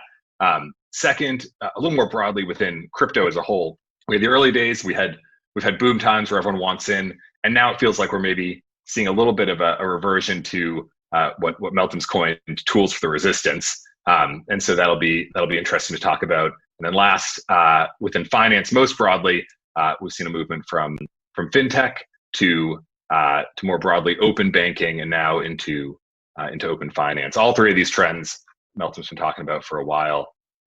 So let's kick it off. Meltem, can you just tell me a little bit about the first one within Bitcoin, this transition from consumer to institutional to maybe now banking? What do those mean, and what's happening? Yeah, I think that's a great setup, Andy. I think as we look at the first 11 years of Bitcoin, I've been working in Bitcoin since 2015, so I've been here for the last 6 years. What I think has been really interesting to observe, where Bitcoin first started and what makes Bitcoin so unique as an asset class, is it really was a retail-driven movement. Most asset classes start at the institutional side and then slowly trickle their way down to retail investors. But Bitcoin actually did the opposite, where it started with a really passionate, sort of philosophically motivated user base, and then has been trickling upwards, which arguably has been a very different progression than many other trends we've seen in the financial services space and in the asset management space. So what I think has been interesting to watch, really, the first 3 years that I worked in the industry, from 2015 through about 2018, the majority of companies in the space were really focused on consumers. So the companies from that era that we're all really familiar with are companies like Coinbase, companies like Ripple, companies like Gemini, companies like BitPay, companies that were building on and off ramps that would allow people to buy and hold digital assets, to trade them for one another, and then allow people to use them for payments in a variety of different use cases. But they were all related to really money and investing, right? Then I think in late 2017, I still recall at Consensus Invest, November 2017. I will never forget this day, the day that Bitcoin broke 10,000. And like 200 of us went out that night, and we sat there, and we all looked at each other, and we were like, wow, this has become something that Wall Street's now interested in. And so from late 2017 till now, a lot of what we've seen in the Bitcoin space and in the crypto space generally has been built around connecting Wall Street and crypto in different ways. We see this in the form of integrated brokerage firms that offer custody, clearing, execution, price discovery, and a variety of services. We see that in these new prime brokerage offerings that are emerging. We also see that in what we do as a business as asset managers. We see a lot of new and existing asset managers creating products that include an allocation to Bitcoin or are entirely based on Bitcoin and other digital assets. So I think the last 3 years have really been characterized by a lot of capital, a lot of energy, and a lot of focus going into connecting the world of Wall Street and crypto and making crypto more institutional, if you will. And I think the phase we're going into now as we look at what's happening around the world, and certainly this is one of my aspirations, is the Bitcoin becoming part of, and cryptocurrencies becoming part of central banks, etc. Now, what's interesting to note here is there's a few ways to look at this trend. I actually think that Bitcoin and stablecoins that are backed by fiat currencies are the opposite of one another. So that'll be something we can talk about a bit. They're both relevant and very useful, but they're very different and very sort of far apart in terms of their aspirations. I think what's been really interesting to see is this new narrative starting to emerge about the importance of compute and connectivity in the context of cybersecurity and national defense. I think if you look at recent moves that have been made in the United States, Amazon Web Services is now the largest military contractor in this country. It's no longer people who manufacture physical things. It's really about securing data and data assets. So that's one data point. The other interesting data point is what's been happening on the semiconductor side. So as many people saw a few weeks ago, a number of semiconductor companies, including Intel, Taiwan Semiconductor, TSMC, and NVIDIA, have all committed to move manufacturing of semiconductors or chips that power computation back to the United States. And so there are now a number of very large capital intensive projects underway to onshore semiconductors and these critical hardware components for compute. We also see it playing out with the lawsuits against Huawei. Huawei was faced with RICO charges, racketeering charges. Huawei, as we know, has been building out a lot of 5G infrastructure around the world. So I think that's very much politically motivated. The US has voiced its concerns about letting foreign governments participate in the build out of infrastructure in this country. So I think again, 5 years from now, it would be very likely that 40% of Bitcoin mining, if not more, is done onshore in the United States. It's very likely that governments will view Bitcoin cryptocurrency networks as part of national security strategy. And I also think that creating these harbors or creating these regulatory regimes where entrepreneurs want to build businesses and want to experiment with these new types of technologies will be an interesting competitive advantage, whether that's through tax benefits, whether that's through sort of regulation and financial permissiveness, similar to the way that Safe Harbor helped facilitate some of the early innovation on the internet in this country, whether that's through changes in laws around capital formation, which is a lot of what we've seen at the SEC and CFTC level. But I think, again, we're getting to this point where government thinking about the future, and the future is digital. The future is very much about what happens in cyberspace. And so I think Bitcoin and cryptocurrencies are an important part of that. There are a plethora of other technologies that are equally, if not more important. But if Bitcoin is going to be the world's global, open, permissionless financial network, then I think governments will have to sooner or later get involved in participating in that network. So that's my view. Yeah. Obviously, I'm biased, but I'm optimistic that we'll see that develop more. No, it's interesting. I mean, you brought up a couple points I want to draw out there. One is, I think this is underappreciated, that as we're seeing a transition from, retail users and kind of this kind of bottom up to institutional to maybe banking on Bitcoin and banking on crypto, different things start to matter. So, in the early days of crypto, the fact that semiconductors, these chips were being manufactured elsewhere, who cares, right? The industry is small. Retail users don't really care where these chips are manufactured, where mining's happening. It doesn't really matter. even less in the early days when the chips mattered even less than they obviously do today. But now if we move towards more institutional, even governmental use cases, all of a sudden it matters. And these geopolitical considerations of where chips are being manufactured, these supply chain considerations of where chips are being made, it starts to matter a lot. And the people that are then making those decisions care. I think one thing people don't realize is, even from an investment perspective, right? Through CoinShares Ventures, we invest in startups. There are rules now. The US implemented a series of new laws at the start of this year about US firms investing in foreign-owned entities in certain jurisdictions are off limits, and there are limits on, control persons. So I think, again, it's not just about where things are made or where they're produced, but it's about the flow of capital. And a lot of this really goes back to this geopolitical chess game unfolding. And again, it's just very interesting. We don't talk about it a lot in the Bitcoin community or in the crypto community generally, but it does start to become really, really relevant as we think about the future. Sorry, I'll let you. Absolutely.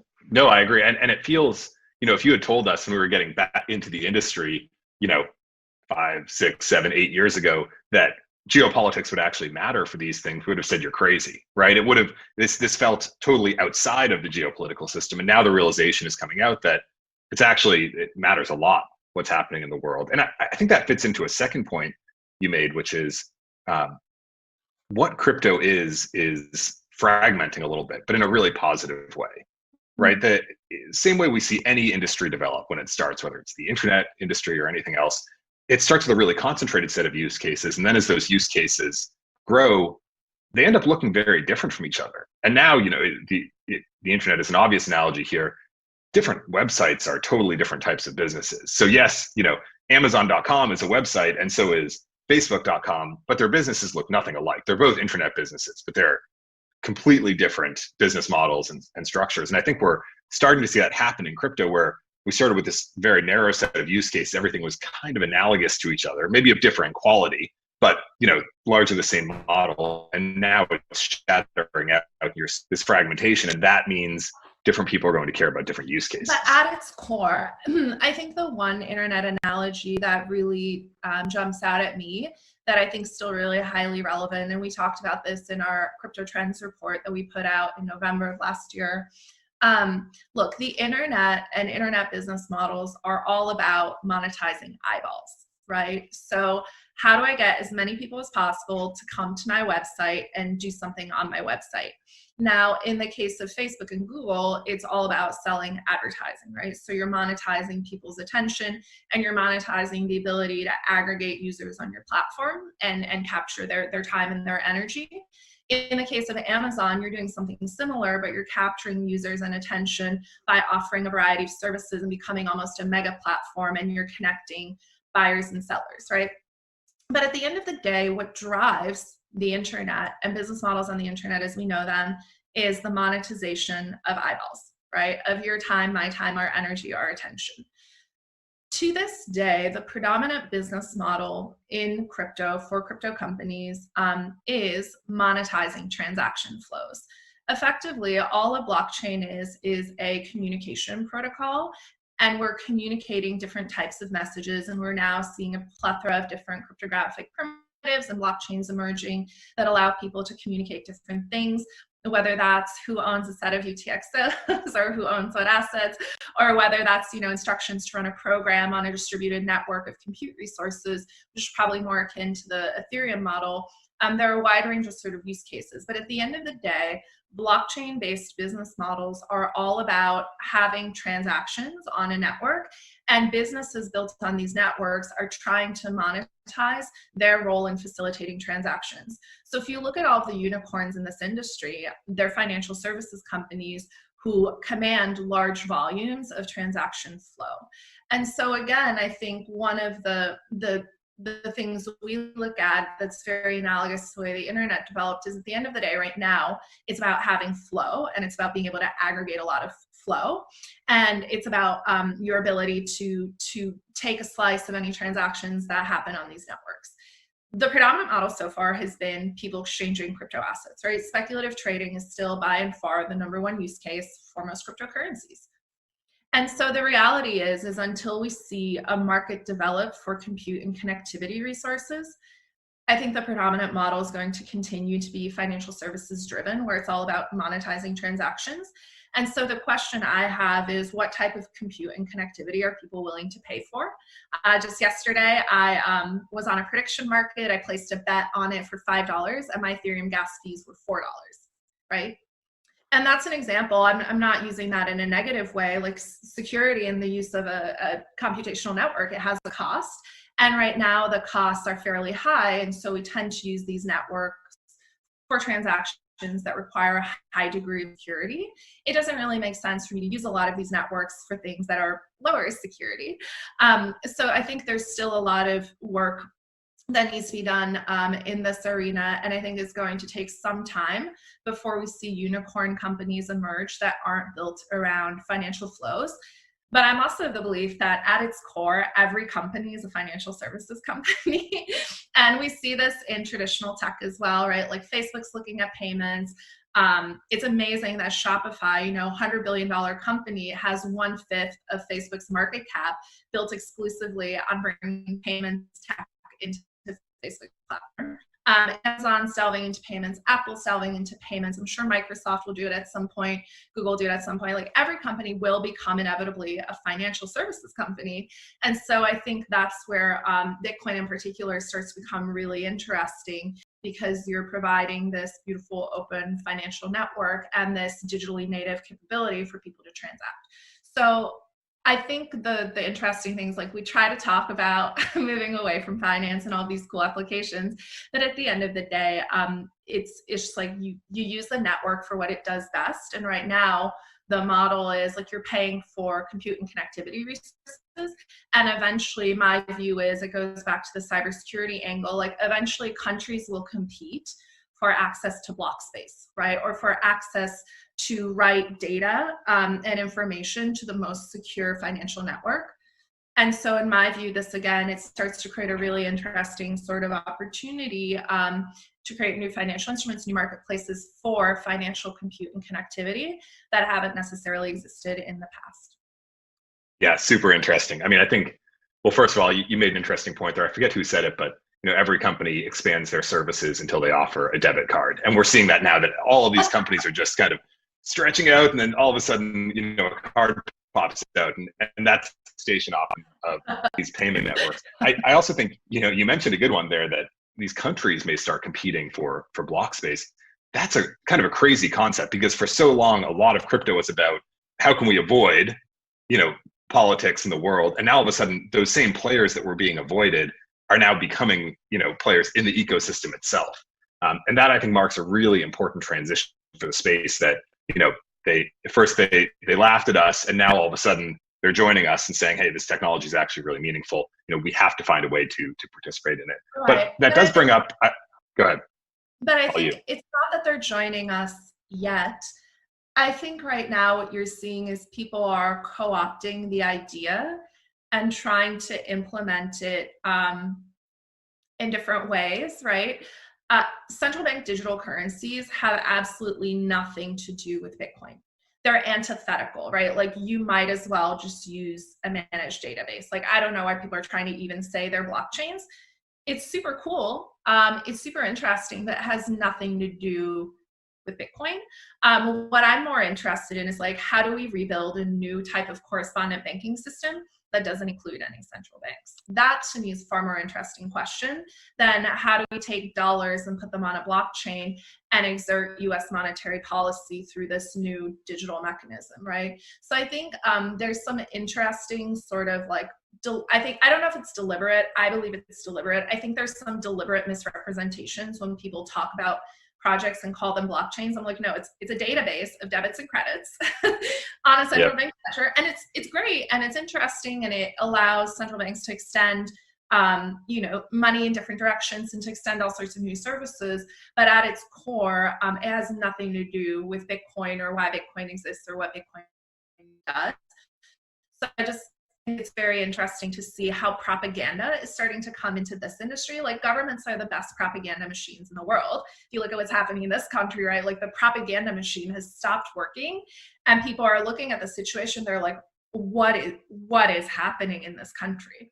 And so what I think is really interesting is like, what's the shape of propaganda in this industry going to look like? And we're already starting to see it emerge. Man, there's a lot there. Yeah. Well, first of all, I think the misrepresentations are a really interesting point, because one of the challenges I think that we face, one of the tensions, at least that I feel, is on one hand, some of these kind of centrally managed digital currencies have their upsides over existing fiat currencies. Now, it's not pure upside, but they've got some upsides over fiat currencies. And so in some sense, yeah, let's move digital. Digital is good. I like that.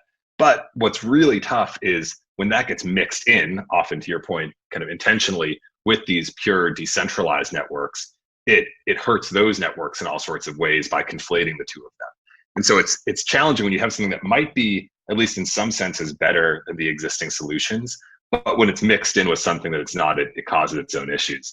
But here's where the nuance comes in, right? In my view, it's not about better or worse, right? I'm not judge, jury, executioner.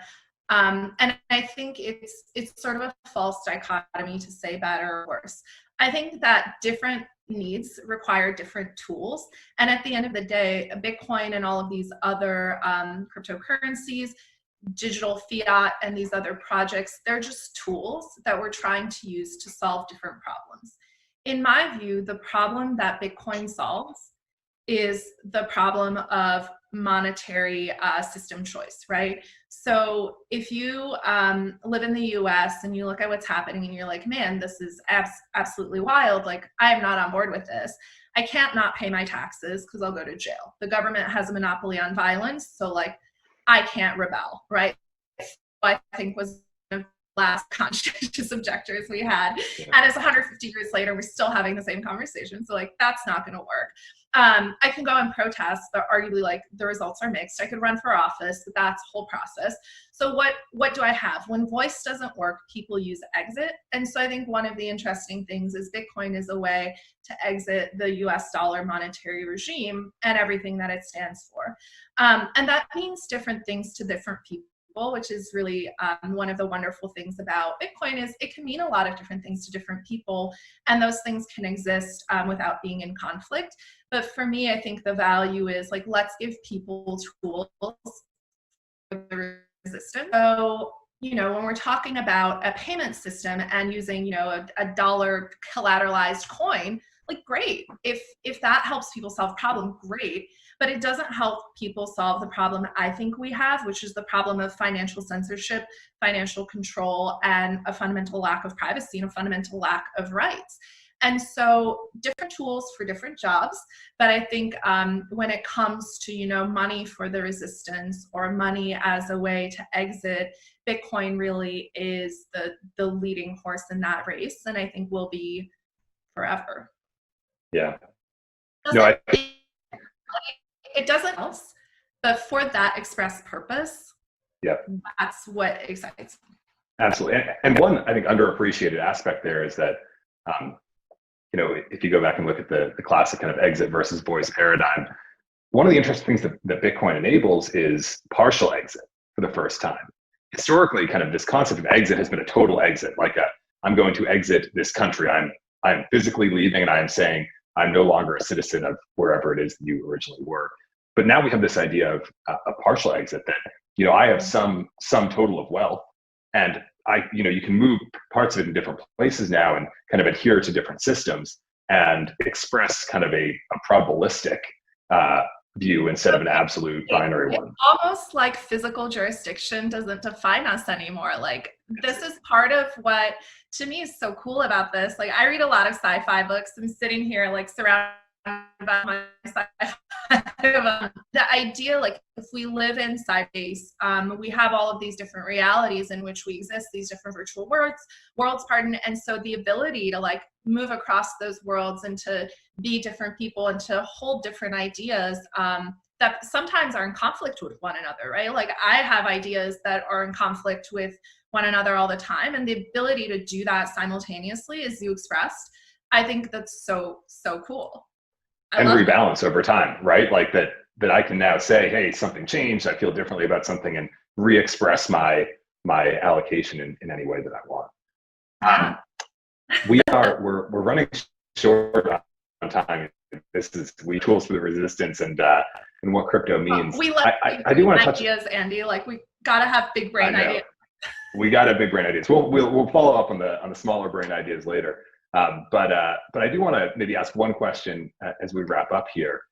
If we're moving into this next era and we're seeing these transitions that we've been talking about from Bitcoin going from consumer to institutional to maybe banking, if we're seeing kind of the early days move into mania, move into tools for the resistance, if we're seeing what you didn't really touch on, this transition from fintech to open finance, what are the big companies? Like if we look out 5 or 10 years from now, we've seen obviously a lot of companies capitalize on those early trends and bet on retail traders and this kind of speculation. Are those still the biggest companies in 5 or 10 years? Or are we seeing other people come in and take their place? Look, I think the biggest companies are going to be banks. We're reconceptualizing what being a bank means. I actually am most excited about removing custody from banking institutions. I wrote a long blog post called The Battle for Assets, which is all about how custody and assets under custody, AUC, assets under management, AUM, have really defined the world of modern banking over the last 500 years. What's so interesting to me about digital currencies is I no longer have to entrust my gold coins to the church. I no longer have to entrust my share certificates to my broker. I no longer have to entrust my dollars, which are really like digital dollars on a spreadsheet at a bank somewhere. I no longer have to entrust those to JP Morgan Chase or to Citi or to Wells Fargo. What's really cool to me about these banks of the future, like today, the stickiness of deposits is really high. Only 4% of consumer deposits in the banking space move on a yearly basis. So banks don't really have to compete to serve their customers, they serve themselves. What I think is really cool about the crypto space is collateral becomes really fluid because you can move your assets from one platform to another with the click of a button. And, in Bitcoin, it's 10 minutes for a block to get processed. And then it's typically 6 confirmations, so 60 minutes, and then your transfer is done. There are other protocols in which it happens faster. Lightning obviously is making that way faster and instantaneous for payments. But what I think is so cool is you're no longer locked into one custodian, which then defines what services you have access to. So basically taking these vertically integrated banking structures that have been built and then spread it, like shattering them into networks where you have custody of your assets. You can come in any variety of ways, and you can have a little bit of each, right? You could like self-custody 25%, custody 25% with a full-on like cold storage custodian, and then leave the remaining 50% in a platform. But companies in the crypto space now actually have to compete to be best in class and to give users what they want. And so I think the companies that are going to be the best at doing that, like Binance is great at giving one group of customers what they want. Same with BitMEX and Deribit. Same in some ways with the BlockFis of the world who are giving people yield. So what we'll start to see, I think, is a set of financial services firms that are giving people more of what they want and actually have to compete for those deposits, for that collateral, for those transactions. And so I'm hoping it starts to flip some of that power dynamic that we've seen in the traditional banking space, where banks, they don't have to serve customers because customers can't leave. Yeah, really interesting. I wish we could talk for much longer here, but I think we have to wrap up. Three recommendations if folks were interested in what we say here to dig in more. First of all, the article Meltem just mentioned, Battle for Assets, worth reading and understanding those dynamics, because I think that's going to be a really important transition as we go into this next era. And we're already seeing some of it, but it's coming out to bear much more now. Second, also mentioned the CoinShares trends report from last year. One of the really good pieces of research in terms of just like taking a step back and saying, what is going on here, not on a day-by-day basis, but what are the macro things we're seeing. And then last of all, I would say, last year, Meltem had congressional testimony about this kind of difference between, at its core, these decentralized assets and these non-decentralized digital assets that are starting to come out. And so going and watching that is a good place to get an understanding of that difference. Meltem, thanks for doing this.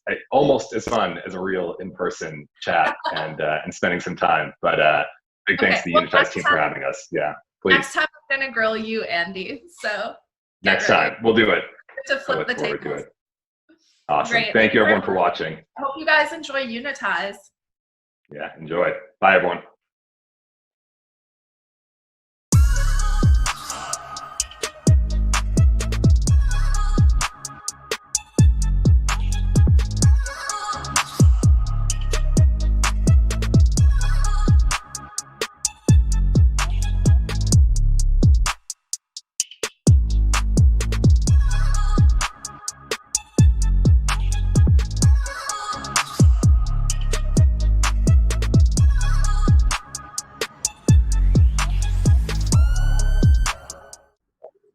Thanks for that amazing discussion, Andy and Meltem. We're running a bit behind, but really quickly, I wanted to give you guys a brief reminder.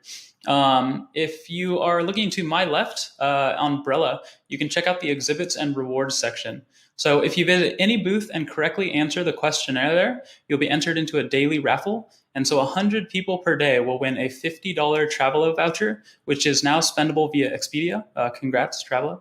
And you can also win tickets to SF Blockchain Week, Block Show, Korea Blockchain Week, or any of the other phenomenal co-hosts that have provided tickets for the event.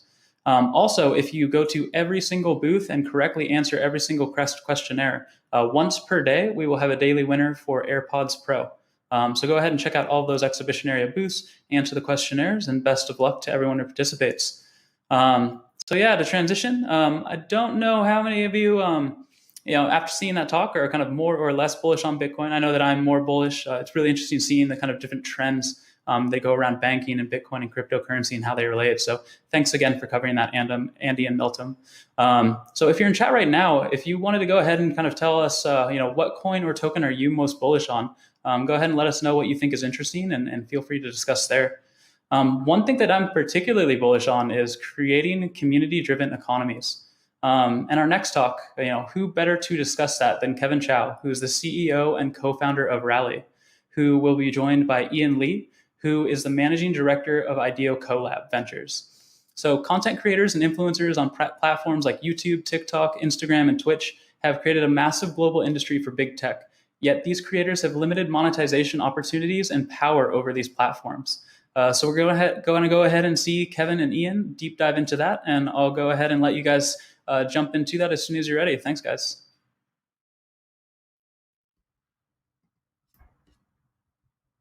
All right. Hi, everyone. Welcome to our session today. I'm really excited to be talking with Kevin Chou. My name is Ian Lee. I'm the managing director of a blockchain-focused venture capital fund backed by IDEO called IDEO Collab Ventures. We've been building and investing in the blockchain and crypto space for the last 5 years, and we're really excited about how blockchain and decentralization is going to positively impact society and people all over the world. One of those spaces that we're really, really excited about is called the creator economy.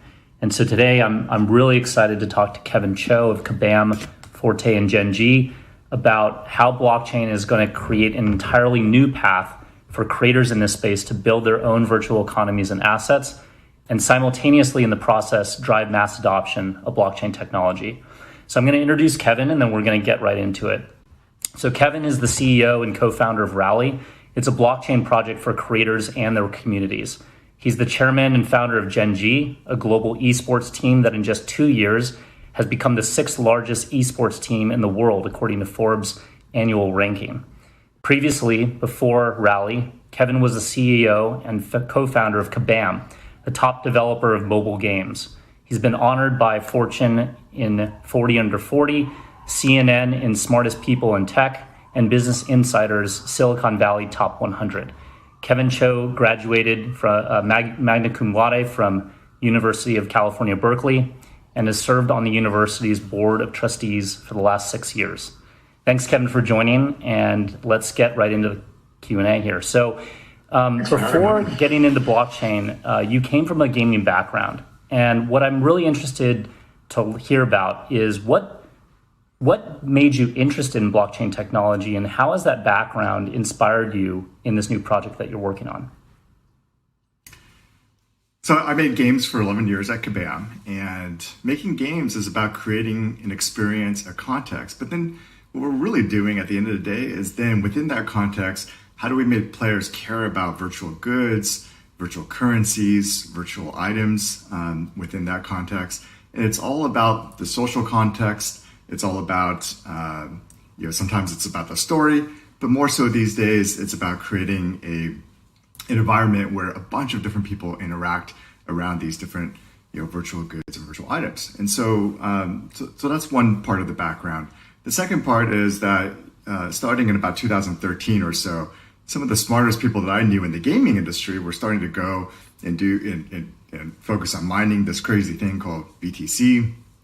And so I started to think, wow, some of the smartest people I know are really excited about what's happening in the blockchain technology space, and then getting excited about Ethereum. And so, in 2017, after I sold Kabam, I said, I'm going to really sit down and I'm going to read Satoshi's white paper. I'm going to read everything I can about, the space. And I just said to myself, wow, this is going to change the world. And this is what I have to do next. So those two things kind of came together, and Rally was born out of that. Nice. So let's focus in a little bit more on this space that you're tackling with Rally, which is the creator economy. So some people may not be familiar with what the creator economy is or who a creator is. So can you kind of define that for us and tell us more about this space that you're focused on? Absolutely. The creators are people who are creating content. It started with YouTube as probably one of the first major platforms. So these are people who are creating content, and it's either their primary income or their secondary income. And they're creating content on platforms today that are far more expansive than just YouTube. So it's things like Instagram, Snapchat, Facebook, Twitter, TikTok, of course, right now. If you have kids, you probably know what some of these new platforms are. But there's really kind of this global craze right now of new forms of influencers creating content about almost any topic you can imagine in these different social media platforms, and it's become an incredibly vibrant world today.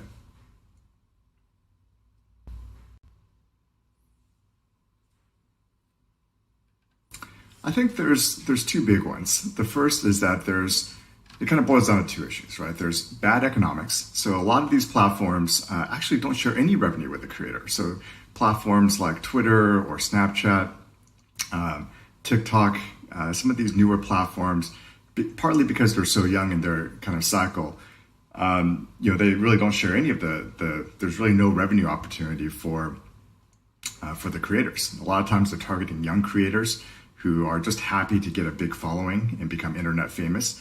And so these platforms have no rev share opportunity, or are just starting to implement some new revenue share opportunities with the creators. And then even platforms like YouTube and Twitch that have started with some pretty decent monetization opportunities for creators, as the platforms have grown and grown, those monetization opportunities have shifted, and we've seen a lot of different demonetization campaigns that have either purposefully or accidentally hit a number of the creators in the space. And so your economics, and if your livelihood is primarily based on creating content for some of these platforms, it's a very unstable environment, which leads to my second big issue, which is that I think there's really a lack of control, and there's no say that a creator has really in the platform policies, in the algorithms that are being used to surface content or get new content in front of existing subscribers. And so, and the worst of it is two different aspects of either being demonetized or having certain videos demonetized. For example, if you created a COVID-19 video and you had a medical background and you were really trying to educate an audience, those types of videos were demonetized by YouTube. Some good reasons for that, but a lot of other challenging reasons for that. And then the other, even worse, is to be deplatformed. And so if you, in certain contexts, maybe you're living in a country that doesn't respect free speech, and your government complains about some of the content you're putting up online, you could just get kicked off of the platform without any real recourse, for it. So I think those are the two big issues that I think are facing creators, both in the United States, but all across the world. For those of you who are tuned in, if any of you guys have questions, feel free to drop those questions into the Q&A section, and Kevin and I will be responding them, throughout this session. So, Kevin, you're really kind of talking about some of these problems that exist for a large number of people, actually. I mean, like YouTube, Instagram, I mean, they've got 1 billion, 2 billion, people that are using their platform on a monthly basis. I think YouTube alone has something like 50 million creators, and Instagram has almost 500,000 influencers, right? And one of the things, the problems that you've identified that we also have found in our research is that, Web 2, these Web 2 platforms like YouTube, Instagram, TikTok, and whatnot, they're really well optimized for things like distribution, attention, eyeballs, particularly advertising-based business models where these centralized marketplaces take, a lot of the fees and a lot of the value gets captured by these centralized organizations.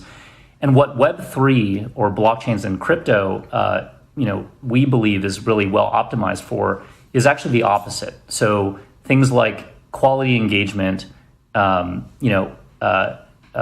community over kind of attention, and also ownership and equity over kind of advertisement and fees.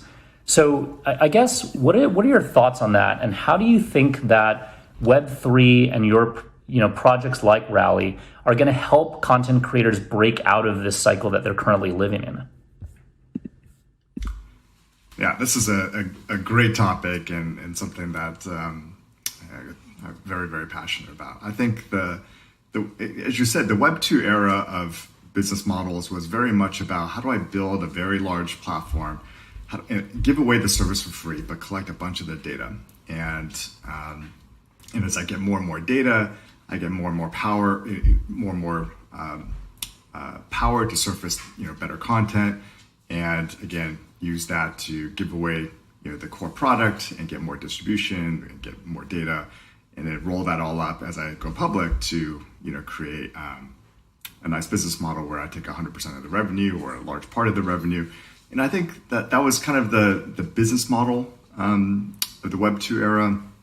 And I think that's led us to kind of where we are today with a lot of big tech companies that have a near monopoly on their particular platform or very specific niche service.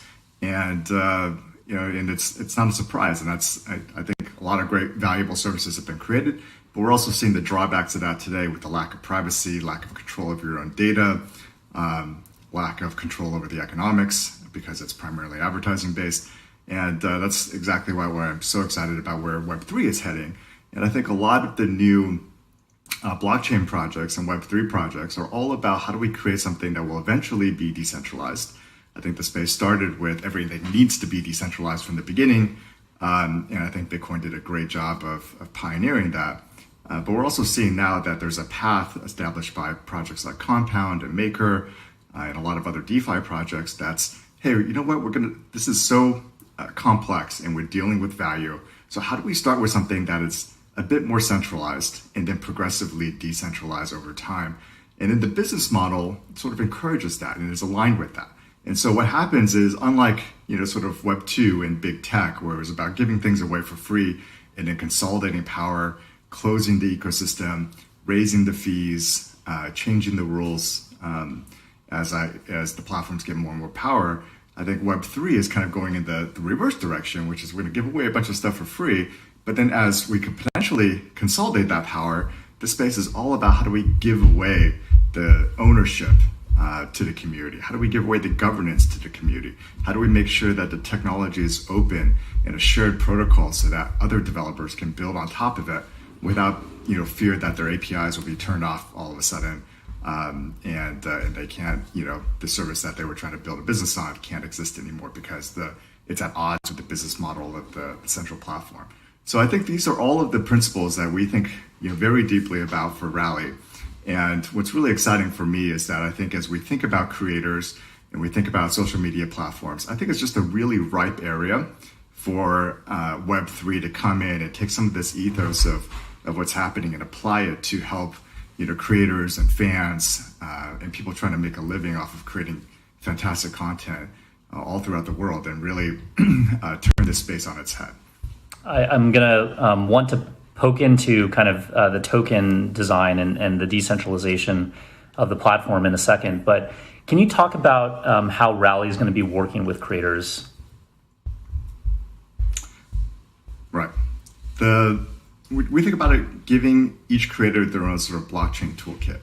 And it'll start off as simple as no code and easy templates, for creators to use, but really, really powerful stuff under the hood. So it starts with a kind of a unique branded cryptocurrency token for the creator. So maybe it's an EN coin, for example.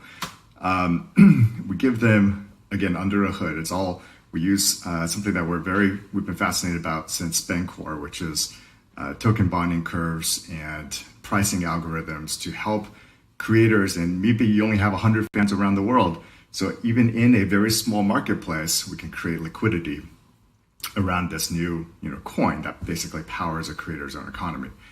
Second, we create a very powerful set of NFTs that a creator can easily configure and then sell through their community. And that NFT creator can create collectibles, such as a digital autograph, for example, that's rare and scarce. Or it could be a functional NFT that unlocks content. So for example, if you hold on to this NFT for the next 30 days, you get access to exclusive content that only my NFT holders who hold that type of NFT can get access to. So it's a really powerful toolkit that we enable, and it's all very easy, and there's no code required to use it. And then the third part of it is a loyalty system. And so this loyalty system, we're really fascinated with how do we take, we call it constant collateral loyalty system. So a creator would take a certain number of their own creators' coins and lock them up into a kind of a new engagement token. And this new engagement token can be earned by consuming content, by watching, by retweeting and sharing and posting this creator's content. So it basically enables a creator to turn fans into real supporters, but then also economically benefit as the creator grows their own business. And it's a really powerful ecosystem. I think when we put all these things together, and I think I failed to mention that the NFTs themselves will be comprised of the tokens as well. And so the creators' coins really are at the heart of everything that they do. There's also a very powerful clearinghouse architecture that we've designed that allows a creator to say, hey, every time my digital autograph trades, I get 20% of it. And so it's a very interesting way for a creator to either make income, based on selling some of these new goods and services, as well as a new asset for the creator. So the creator has their own Genesis tokens, and then as the tokens become more and more valuable, they're sitting on a pool of tokens, and so they're aligned with the rest of their fans and economy as that economy grows over time. That's super cool. It sounds like an evolution of a lot of what the crypto community has been experimenting with over the past probably half year or more. Projects like Roll, projects like Foundation and Zora, really around sort of helping different creators like issue either their own personal tokens or creator coins or other things like that. That's super interesting. I'd love to hear, so you walked through a lot about kind of the architecture of this system. How is it that you think that this token economy or token economic model can help solve a couple of those two big problems? One, on the creator side, with developing stronger kind of communities engagement with their fans and followers, and on kind of the big tech side, like align incentives better between the platforms and the creators themselves. I think what we think about when we think about the economics is, number one, we make sure that there's never a fee, for a creator, right? They're not subject to a platform saying, hey, come onto our platform and there's no fees. But anytime I want to, as a platform, I could change the terms of service. So now, granted, as we first launch, we are launching it a little bit more centrally. So it's fair for the community to scratch their head and be like, hey, is this really going to be, when can I see all the code for this? But we intend for this, as we launch it and we get it to be stable and mature, that we turn over the smart contracts that govern really the rule set for how all this stuff works over to the community itself. And we're, of course, looking at a lot of what Compound and Maker are doing right now in terms of walking that path. So one is that we say, hey, here's creator, you have your own token, right? This is your own brand. We as a platform, we don't take any fees. We don't set the rules for what you can or cannot do with this. You have that. On the other side, we do design into the network a really important set of restrictions on the creators themselves. And so the creators sign up for kind of this transparent set of rules that say, hey, when I create an NFT, here's what the benefits are, and I can't just so while the creator can change can deliver these benefits to the fans, there's a level of transparency in that the creators can't change some of those rules kind of willy-nilly without the community also being in agreement. And then this all rolls up into a broader network as creators, as more and more creators come on, where the governance of the network itself, about who can come on as a creator, the different rule sets that all the creators are abided by, these are all governance systems that all the creators will be able to vote on, over time. And we're really excited to build this out with the community itself. And so it's all about giving the creators 100% of the economics of their own sort of mini economy that sits within the ecosystem. And then number two, as in terms of the overall platform and how the entire Rally network will work, each creator has a vote based on the size of their economy, and that's how the whole system will run. In the Rally itself, our destiny is not to be a company, but it's to fade away into nothing. So there won't be a company that sits there and it says, hey, I'm trying to go public, I'm trying to make my next quarter's numbers, I'm trying to increase my profitability this much so that the investors don't dump my stock. This isn't about that, right? This is about how do we create tokens that when they're not worth anything, how do we give them out to the community, to the creators, to the fans? How do we grow this network together? And the Rally dissolves itself, and then we all hold tokens. So people on the Rally team, of course, hold tokens ourselves, and everyone's just incented over time to say, hey, we want to see more usage, more demand, for this type of asset, and more usage of this network, and that's beneficial to everyone. Without saying we got to raise the fees again, we got to change the rules so that creators make less money next quarter. It's all about nope, we're going to give it all away and dissolve into nothing, and really then the creators don't have to worry that there's a huge new tech behemoth that is trying to yet again change the rules and be a kind of the next monopoly in the ecosystem. That's super cool. I mean, I've been really inspired in tracking you and your team and your project over the last couple of years. This whole wave and movement around progressive decentralization with Compound, Balancer, and Maker, and all these other teams kind of leading the way, particularly from a token perspective. You guys have also been doing that in addition to progressively decentralizing the organization itself. I mean, maybe people don't know this, but you guys started as sort of a collection of different organizations and have progressively started to decentralize your organization over time, which has been super, super cool to watch. I guess related to that, looking ahead here for Rally and the project, what are some of the upcoming dates, milestones that people should be aware of and thinking about related to the development of this platform? So in the mid-July timeframe, we'll be launching our testnet, and this will be sort of a semi-closed testnet where we're inviting a couple dozen creators to come onto our platform and really work with us as we sort of iron out all the kinks. But it will be a live blockchain, and we're pretty excited about getting that live in the July timeframe. And then in the following weeks over that, we'll be launching the rest of the toolkit with the NFTs, as well as the different loyalty and engagement token systems that we'll be testing with these creators. And in the beginning, we're going to be working with a lot of Twitch creators, which are more used to dealing with game-like services. They're obviously playing games and streaming that, but they're also Twitch also has a bunch of different type of virtual currencies already that are built into the platform or provided by a third party. And so we think it's a really robust ecosystem for us to roll out. And also because we've in a previous life, I started an esports team, so we have a number of streamers and esport players that we've been working with and educating them on how this will work. And so we're pretty excited to get this into the hands of the community in the coming months. Nice. How about developers? Like, I'm on mute. How about developers? Like, how should developers think about getting involved, and how soon?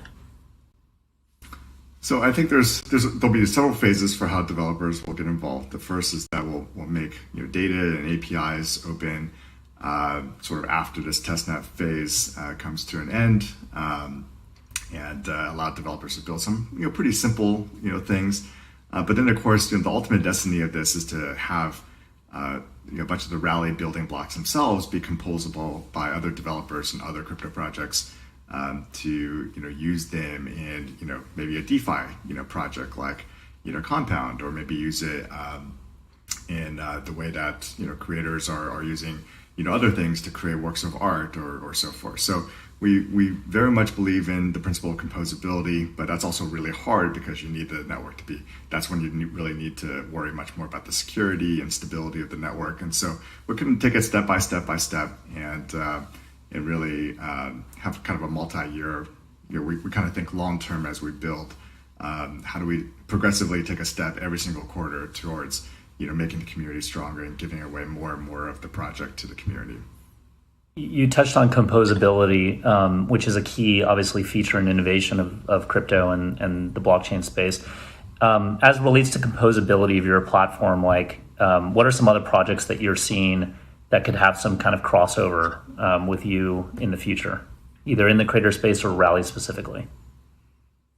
I think we think a lot about DeFi specifically. So, for example, if a creator started to build a very vibrant economy on their own customized token, how do they then, as it becomes an interesting way to build kind of a financial history, right? You can see the history of the creator's economy.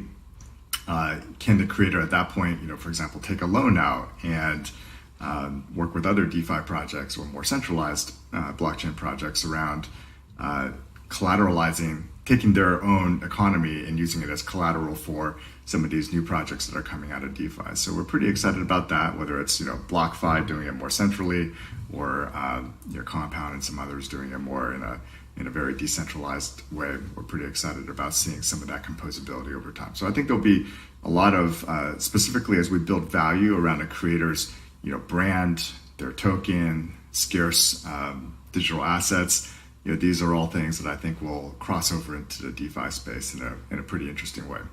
That's super cool. I mean, we've been obviously tracking, and I'm sure you have been as well, like the exponential growth of DeFi over the last couple years, particularly in the last month with Compound and Balancer and all these teams going live with their governance tokens.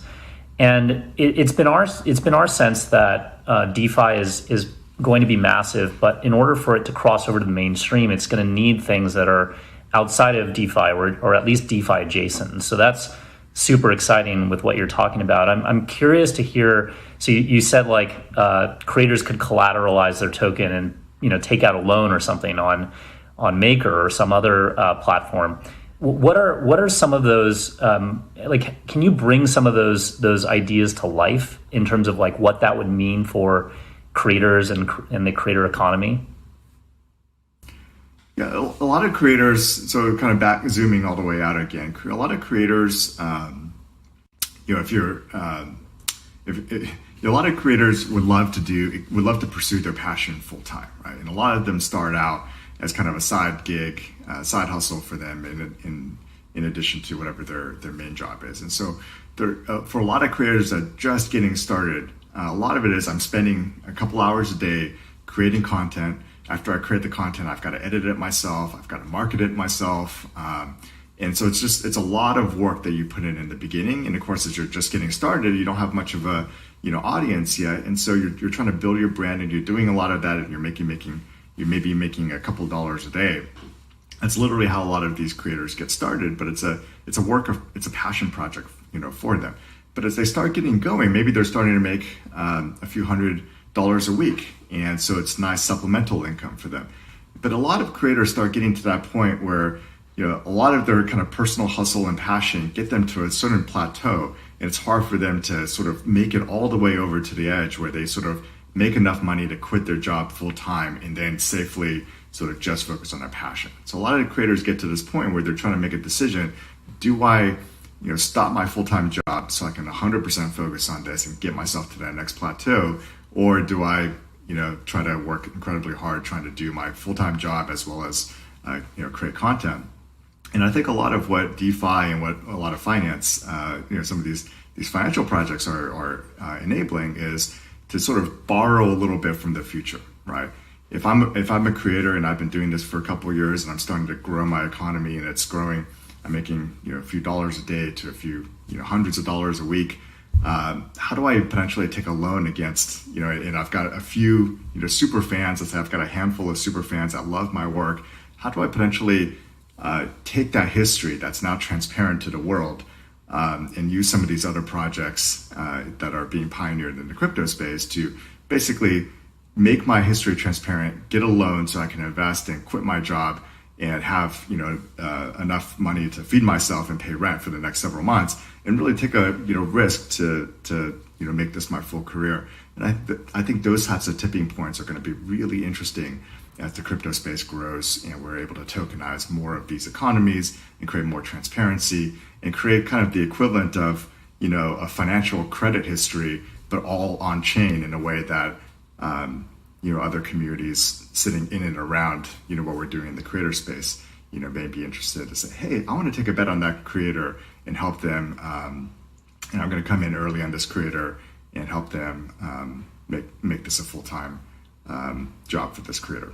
Yeah, I mean, not only just like paying rent and buying food and things like that, but as you're saying, like really getting their fans and community to invest in them and invest in the growth of their business that they're creating around themselves, especially in these times, right? I mean, we're living in this weird world where more and more people are sitting at home, and a lot of them are turning to these platforms, whether it's like Substack or Patreon or other things, to basically invest in their passion and maybe even form these side hustles. I think there's something like 17 million creators in the U.S. and it's growing double digits every single year. So this is a big trend, and it's only going to get bigger as part of this new economy comes out of this crisis that we're living in. So how do people stand? I'll give you another story about this, Ian. So we had an esports player on Gen G that came from Indonesia, and this person had hundreds of thousands of fans that followed this player because they thought he was just super talented. But because he was in Indonesia, his monetization from ads was almost nothing, and so he had all this huge following. He just wasn't able to make any money by doing it. And partly he had a very global fan base. And so he had a lot of fans from Malaysia, from Vietnam, from Singapore, from the United States even. But because he lived in Indonesia, he was dealing with all the different currency exchanges. And so he just wasn't able to really make the same amount of money on Twitch that a similar US player would be making from some of these ancillary revenue streams. And so I think I'm really excited about obviously creators here in the U.S. and I think it's, as you had mentioned, there's roughly 17 million of those creators in the U.S. But if we think on a global basis, some of the things that we're trying to solve with blockchain technology, I think will make an even bigger impact on some of these creators in other areas of the world, which I'm really excited by. Awesome. Well, thanks, Kevin, and thanks everyone for tuning in. We're really excited to continue to track your work, Kevin, and on Rally, and can't wait to see all the amazing things that this platform is going to do for people all over the world. So thanks again for taking the time. Yeah, thanks, Ian.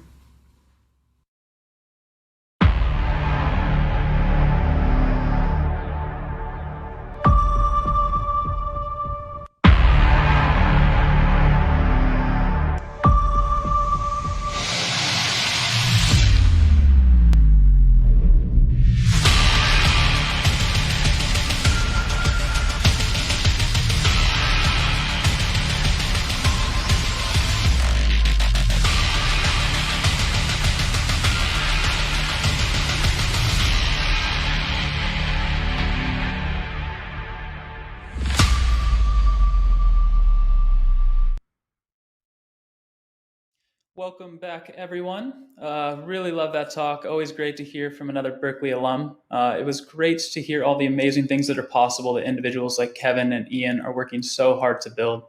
Thank you guys for such an engaging conversation. I really think it's most impressive when people come up with new concepts that didn't exist before and help bring them to the world.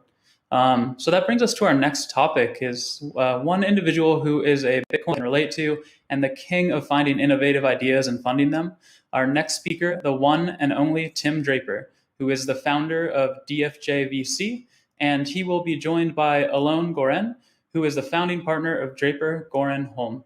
Thanks so much for attending, guys. I'll let you go ahead and jump into it as soon as you're ready.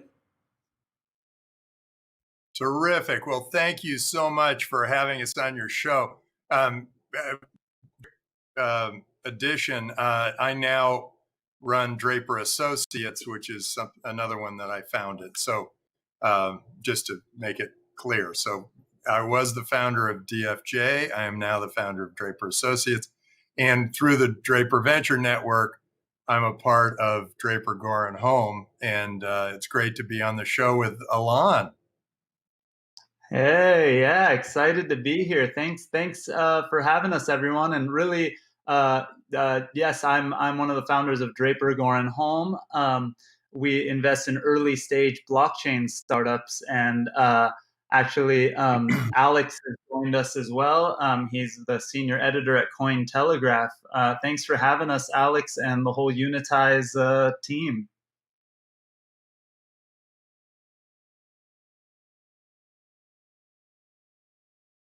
Alex, can you hear us? Oh, here for Alex. I think he's got a delay or he's not hearing us. Anyway, we're thrilled to be here.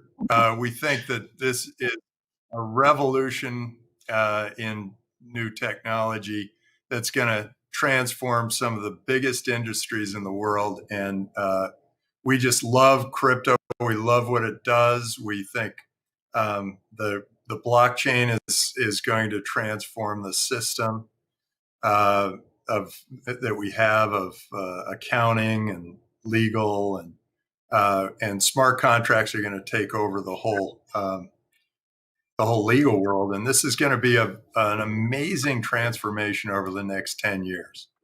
Now I see that I've frozen on the screen. I can hear and see both of you guys. I don't know. Or I can see you. Alex, I can't hear you. Did I freeze? On my Alon? I can see you perfectly. Alex,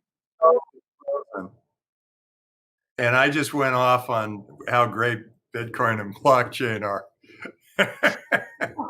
I heard you. If you can hear me, good. Then we're rocking. Oh wait, Alex, you're finally on. Speak. Yeah. Well, I'm in the time zone difference and like the fact that we're on different sides of the world. Yeah. Sorry, I kind of had to jump off in order to reload. But yeah, I'm glad to be back, and I'm really excited to be part of this conversation and to have a chance to pick your brains on some of the biggest issues around investing in early stage startups and blockchain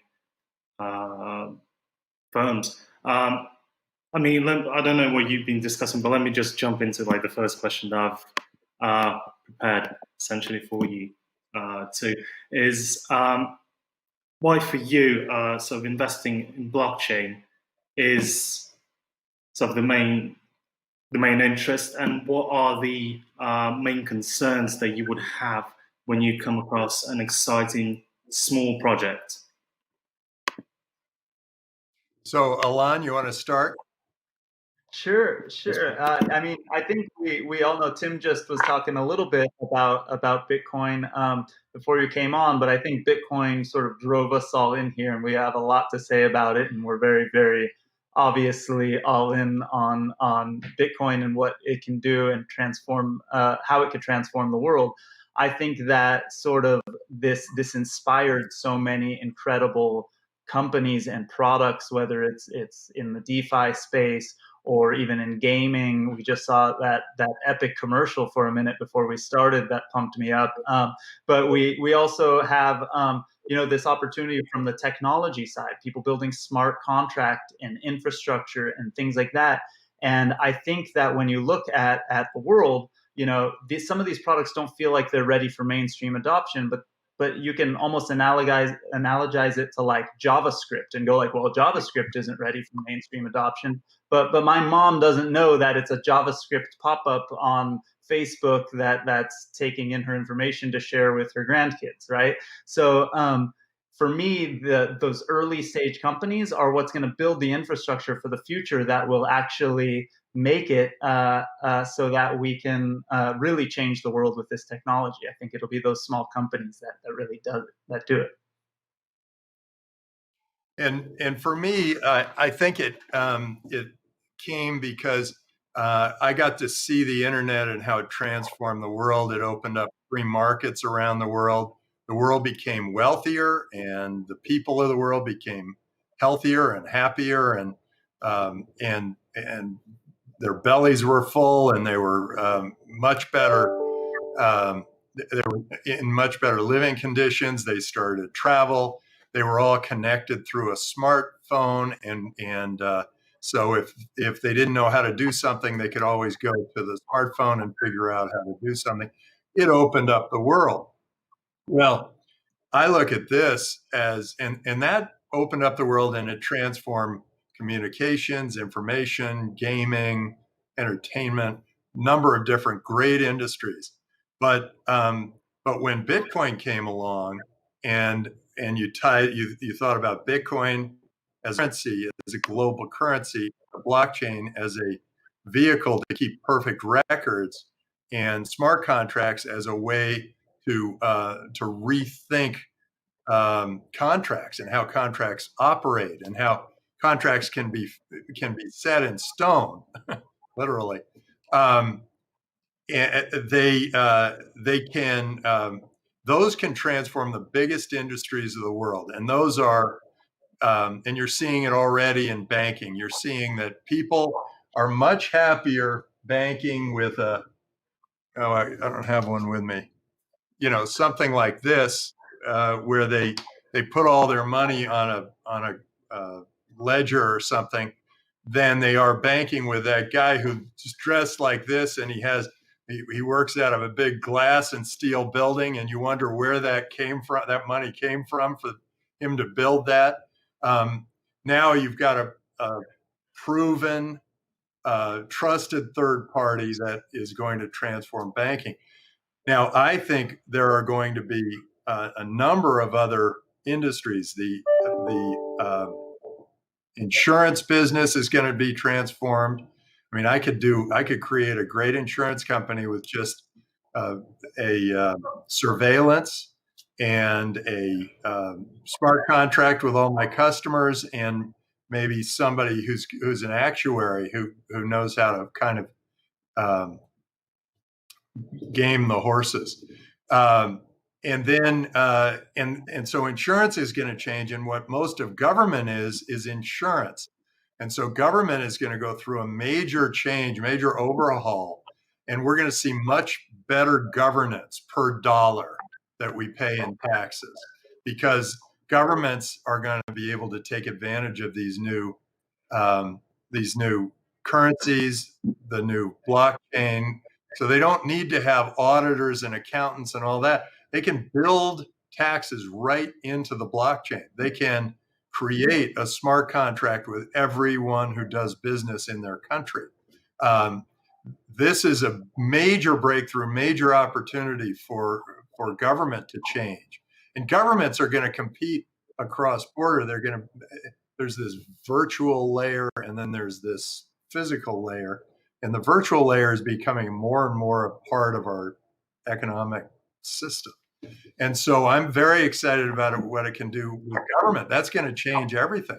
And these geographic borders are going to be less and less relevant. And it's all because of these technologies that have driven first the internet and now Bitcoin, and how they're driving this decentralization, this openness. And you're going to see changes in some of the industries in the world, and we're going to be as consumers, we're going to be big beneficiaries of this. And I just read that only 1 in 14 Bitcoin wallets or wallets of any crypto are women. So when women cross the chasm, once they cross the chasm, this is going to be prevalent everywhere. And women control 80% of the retail shopping. And so when crypto becomes commonplace in retail, and once the women realize that they can save 2.5% to 4% every time they swipe their credit card, or they swipe their debit card, debit crypto card, yeah, like that, or just use their smartphone. That's going to open up the entire world market, and we're going to see the prevalence of Bitcoin and other cryptocurrencies spread throughout the world. And you're going to start to wonder why anybody ever used fiat currency that was tied to some political force, and they can print 9 trillion of them, and we're just supposed to sit there and go, oh, I guess our money just got diluted by 30%. It's, of course, been happening in Argentina and Nigeria for years. But this is one of the great breakthroughs where we have currency we can really trust. So I'm excited about this, clearly. Yeah, for sure. And Tim, you actually touched upon a point that I also wanted to bring up about the globalization. And like from your experience, Tim and Alon, do you look for companies that are based close to where you are or established in, for example, less developed economies? And additionally to that, if they're run by women, for example, or some, I don't know, people of different ethnicities, is that an additional motive for you to come in and engage with that company and bring them on as part of your venture studio? I am totally a free market capitalist, and I'm open to whoever. And we have a global system of venture capitalists around the world, the Draper Venture Network, and with offices in. There are probably 46 offices around the globe now. And so we have the ability, and I'm also an LP in a lot of groups in other parts of the world. We have the ability to invest in anything. We have a company called BitPesa, now called that uses crypto to trade Nigerian naira for Ugandan shillings, for whatever, all throughout Africa. And now it actually is penetrating Southeast Asia, and they're making it so that people can do business even if their country has a currency that is run by political whims, where they print a bunch of the money and the money's worth less and less. If I had a Nigerian naira 6 years ago, I would be, and I put it away, I'd be pretty disappointed right now. I think that Nigerian naira might have been worth, what is it? Might have been worth, I don't know, 30 to the dollar, and now it's 500 to the dollar. And to the Bitcoin, it's much worse. So yes, we're always looking for companies wherever they may be. We've funded a lot of women, mostly because we look and we say any woman who's willing to break out and start their own business, they've got to have something special to them. And so we do probably give a little bit of a favoritism to women. But we're kind of race blind. We're always looking for whatever the great entrepreneur is going to be, wherever they may come from. And that could be from Southeast Asia, it could be from Japan, it could be from England, could be from Africa, could be from any number of different places. and we just are looking for the opportunity, and that drives our business, and it drives the world. I mean, God, think of what we backed Hotmail and Skype. Think of what they have done for the world. They've opened it up. We can all now communicate. We can see each other on the screen. We can from anywhere in the world, and we do it basically for free. That was, I mean, before we funded Hotmail, it was very expensive to get a message to somebody in some other land. And before we funded Skype, a long distance phone call to Uganda would have cost $80 a minute, something like that. So this is a major change in the world. And so we feel like, boy, if we just keep backing these extraordinary entrepreneurs, whoever they are, wherever they may come from, we're going to improve the world. It's going to be better. And so that's the way I look at it. And I say, I don't, come with whatever history you have, whatever background, whatever religion, whatever race, whatever sex. We're interested. You come to us with something that you've created, invented, driven. We're all over it.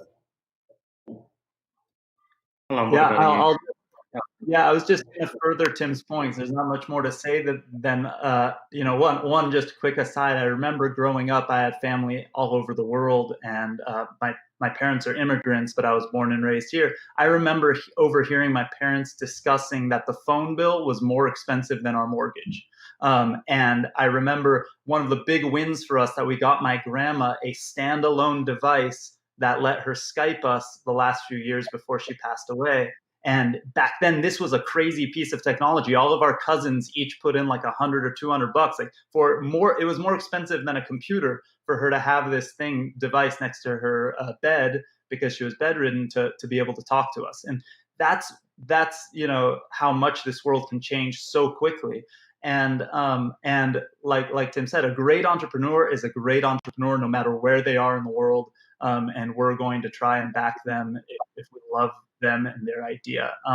And to further it even more, there's data that proves that investing globally in immigrants, in minorities, and in women actually earn you higher returns. So we, what Tim was saying about the favoritism a little bit, there's actual data that proves that they've had to overcome more obstacles to get to where they are, and it makes them, makes them better entrepreneurs. Just like a lot of times immigrants end up being better entrepreneurs, it's because they had to jump through these hoops to get here or to get to where they need to be that some of us didn't have to. So, we want to support them, and of course, selfishly, it's a good investment as well. That sounds like a big trade secret. Yeah, the first two ICOs that we backed were two of, other than the DAO, they were the first two ICOs, and they were both driven by women, and so we were pretty excited about that. It seems that the idea of an ICO, the idea of these cryptocurrencies, is a big deal for women who are focused on community and the quality of the community and how they all work together for a common goal. And that's where Tezos and Bancor came from. Kathleen Brightman at Tezos and is really quite extraordinary. And at Bancor, it's I just talked to her. What's that? Galia, I think is her name. Galia. Yeah, Galia. At Bancor, they were so extraordinary that I just backed them right there. And that was the beginning of two of the greatest ICOs in history. And they, those were women driven. So we're excited. My daughter started Halogen Ventures, and she only backs teams that have a woman in the founding team. and that has served her very well. And I think she was the first venture capitalist to just come out and do that. So I'm very proud of her. Talking about the future and being first, I mean, I also wanted to ask you about the sort of development of investment into blockchain projects. So first we had the ICOs, then we moved on to venture capital and private. And now some of the companies are starting doing the IPOs, even though they're still at relatively early stages of their lives. What do you think, which direction do you think so it's all going to go? Are more blockchain companies going to start behaving like the traditional companies, or we're going to see a different pattern? Alon, can we start with you, please? I think Tim could probably talk to the more traditional side. Well, he's much more experienced with companies having gone public and all of that. But what I will say, I think that I actually end up talking a lot to groups who are digitizing securities as well. And I think there's like two sides, right? I always have this dichotomy because I'm much more passionate probably about the DeFi side that completely goes around all regulation. And it's just like, let's do what's right, regardless of which jurisdiction and which government and whatever. But then there's also this side of, hey, we live in the United States. We have to obviously make sure that we're compliant and we deal with everything. And there's companies who are digitizing securities to make the process better for the consumer and better for the startup, because it's offensive how much it costs for the startup and that people aren't allowed to participate. It's not okay. So I love that we are on both ends of the spectrum, making it better for the consumer and making it better for the startups. I think that depending on the risk tolerance of the startup, where they're based in the world and all that, they're prepping themselves, and Stage, of course, prepping themselves for different things, whether it's like the DAO model or the ICO model, or doing a digital security, or a company that's much bigger, like Tim would be more familiar with, like a Robinhood, that going public or something like that. I think Tim could add a lot more to it. I don't recommend going public to anybody right now, unless your company's worth 10 billion or maybe Robinhood, $20 billion, because it's so expensive. The regulators have made it so expensive to go public that it's really not worth it. So some form of tokenization, some system. I do know that we've done a few things at Meet the Drapers with crowdfunding. That has been very effective for smaller investments. But at the largest investments are coming from those large funds, and that tends to be an easier way to get your money than trying to go public and be subject to the whims of the public investor, and also subject to the rules that the Sarbanes-Oxley rules that have come down so hard on businesses. We used to be able to get companies public if they were worth 50 million or above, and maybe they were doing only 20 million in revenues. Now it's not even worth it until you're about $5 billion market cap. So I'm not highly recommending that in any way as a path for an entrepreneur. And by the time a company's public, it's already past the growth stage. It's become a common knowledge for everyone, and making money in the public markets is a little bit more of a crapshoot. You don't get it kind of runs way up the way it is now with the public getting all excited, and then it runs way down with the public getting all excited. And so for an investor, I think you really want to be either you invest in private companies, or you buy tokens, but be careful about buying tokens. I'm very excited about all of the new innovations that are happening because this new technology, or I guess it's sort of a platform of technologies, Bitcoin, the blockchain, smart contracts.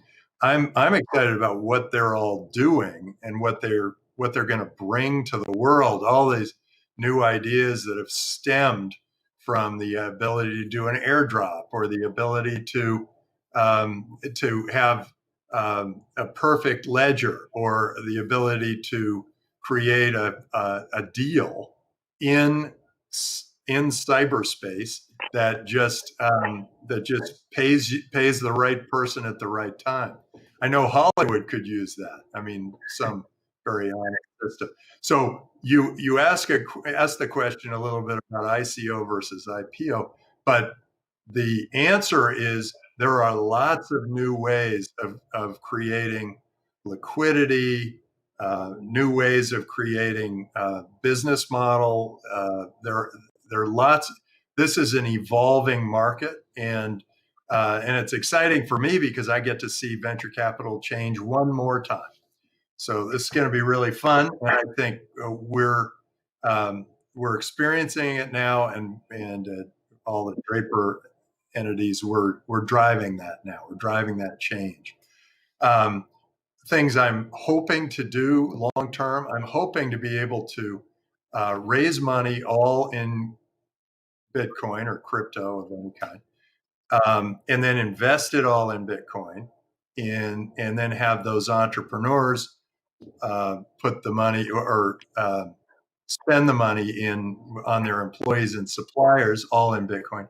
And then I want, if something great happens, I want the smart contract to drop all the money into my LP wallets, into all the wallets that are supposed to get it. Now, right now, the U.S. government's very far behind on its thinking for that kind of a business, but it's frictionless, and you don't have to keep going back and forth to the banks, the accountants, the auditors, the transfer agents, whoever is out there. You can actually have all of it done completely frictionlessly on the cloud. So I'm thinking this is one of the great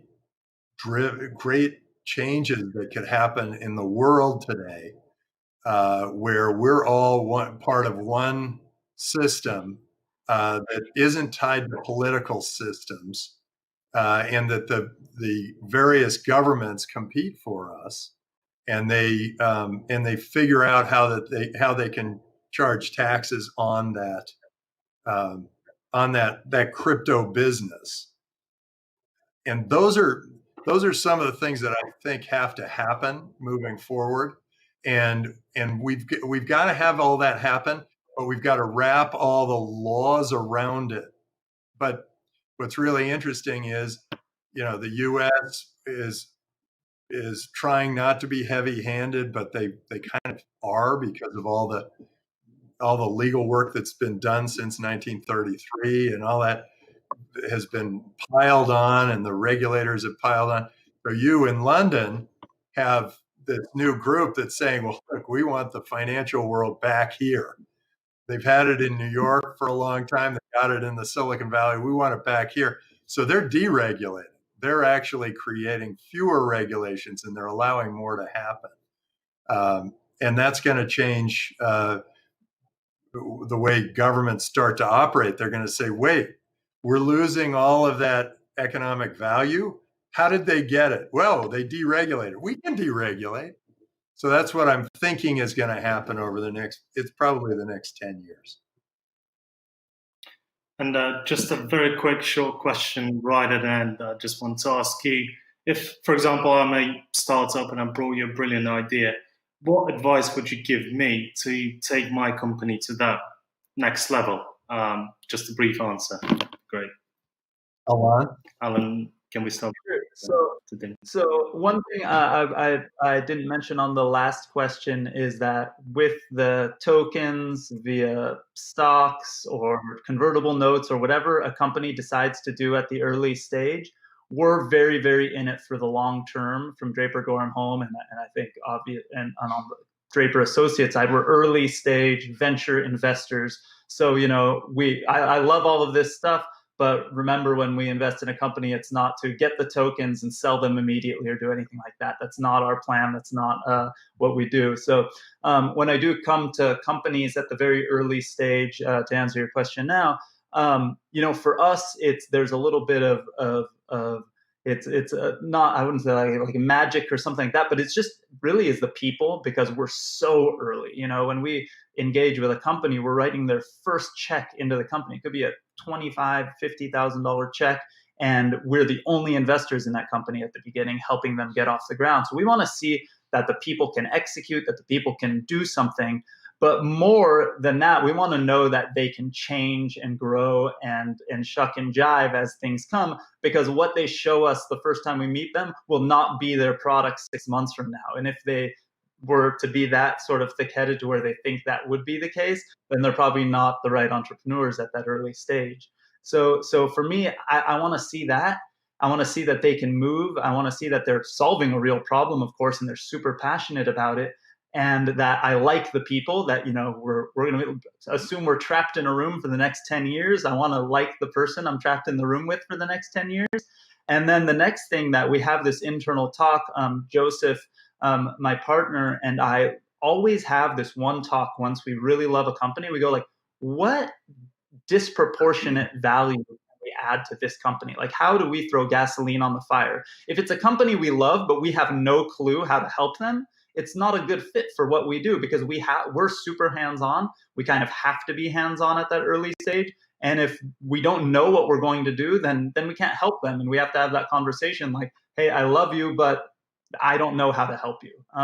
And so for us, it's a little bit of how can we sort of, like I said, throw gasoline on the fire. We have our conference. We have a big media presence. We are, experts in automated marketing, and Joseph is very, very hands-on behind the scenes in helping our companies really scale. And we do so many things like that we need to know what the next steps are before we engage, because we're early stage entrepreneurs ourselves, and we want to be able to help the company. So for me, that's where the excitement comes from. Like, is there something here that can really, really grow? Like, to go back to what you said earlier, Tim talked about community, and then how some of those entrepreneurs are really, really passionate about the community. Something one of our favorite portfolio companies always says, Lunar Crush always says, there's no crypto without community.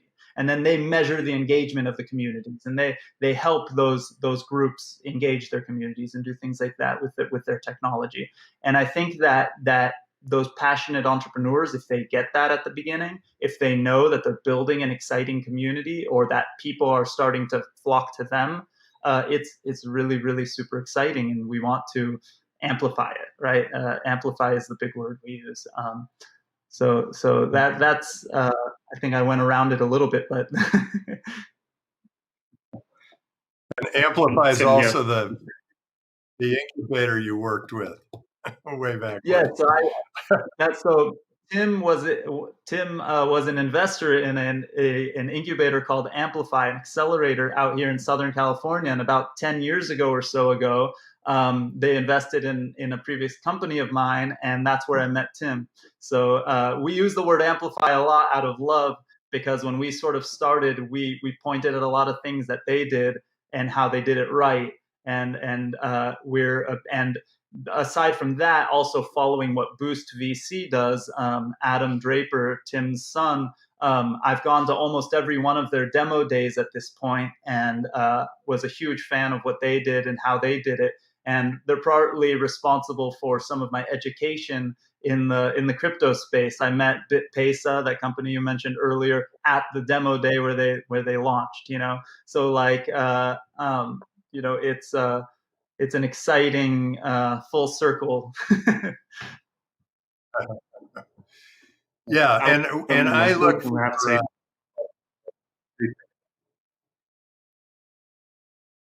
What were you saying, Alex? Got to wrap up.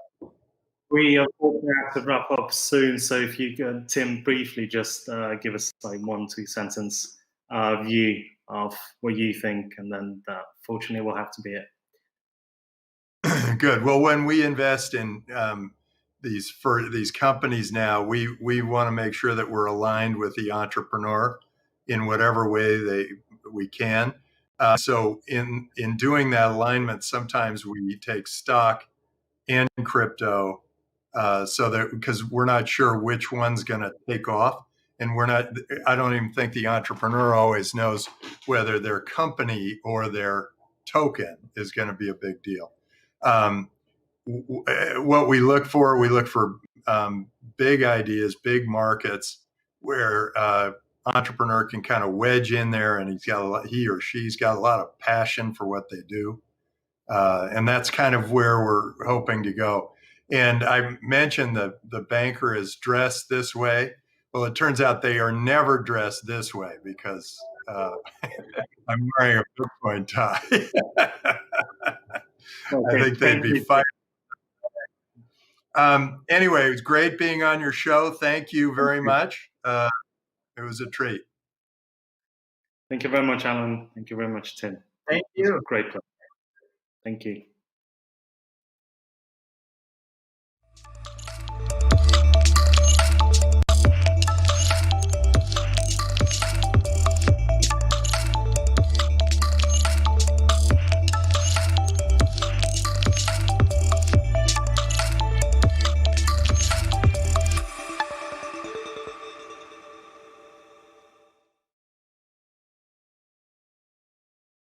Thank you, Tim, Alan, and Alex. I know that I definitely picked up some interesting info from that discussion, and I hope that you all in the audience did as well.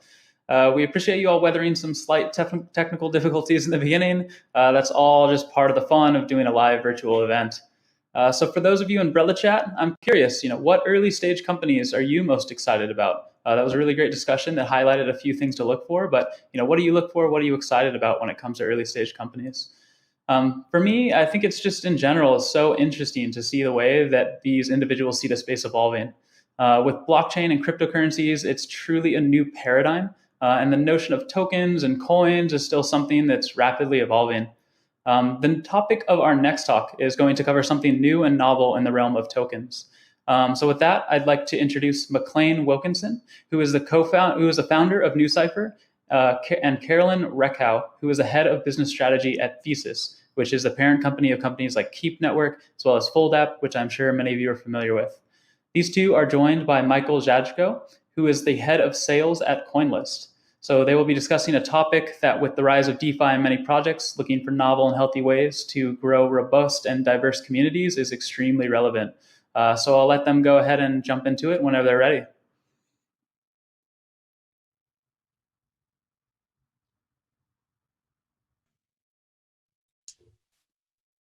Okay. Hi, everyone. My name is Mike Zajko. I'm the head of sales at CoinList. I'm here with Carolyn Reckhow and MacLane Wilkison from Keep and NewCipher, respectively.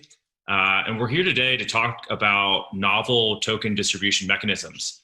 And I thought it made sense to bring both of these teams in because they are introducing their native tokens to the world in a different way than most of us are used to. So at CoinList, we've done a lot of token sales in the past. We've done airdrops, and they are trying two unique approaches. So beyond introducing privacy to blockchains, which both of your projects aspire to do, you're both also introducing tokens in a unique way with the work lock at NewCipher and the stake drop at Keep. Could you tell us a little bit more about each of these mechanisms and how one would get started? MacLane. Sure. So just to set the context, I'll give like a 30-second overview of NewCipher, the network, and what the token does. It's important to understand kind of the function of the token to understand like the motivations and mechanics of the work lock. But the NewCipher network is a layer 2 network. It's built on top of Ethereum, and it's a decentralized threshold cryptography network. So we basically provide a set of interfaces and runtimes that expose different threshold cryptographic primitives.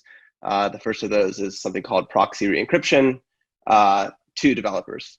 So basically there's the NewCipher nodes all basically provide this service whether it's proxy re-encryption or threshold signatures or Shamir secret sharing or any kind of threshold cryptography in principle could be run on these nodes. And the way that where the token comes into the equation is if you want to be one of these nodes, if you want to operate one of these nodes, provide the service and basically earn fees paid by users, you have to stake the native NuCypher token as a kind of bond or collateral. So I think some people call this model like a work token. So you stake the token that allows you to run a node, that allows you to do work for the network. You get paid for that work.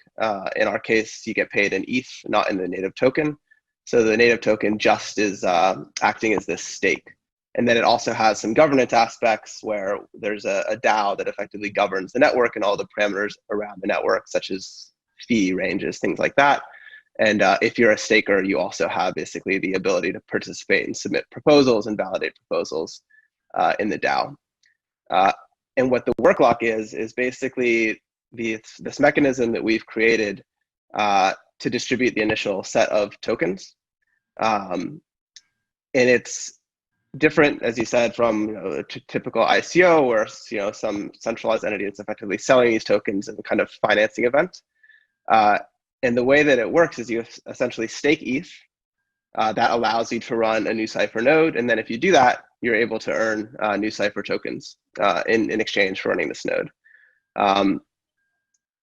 The way that we structured it, although you could imagine structuring it several different ways, but the way that we structured it for our network is that there is an initial contribution period where you're essentially escrowing ETH on chain into the work lock contract.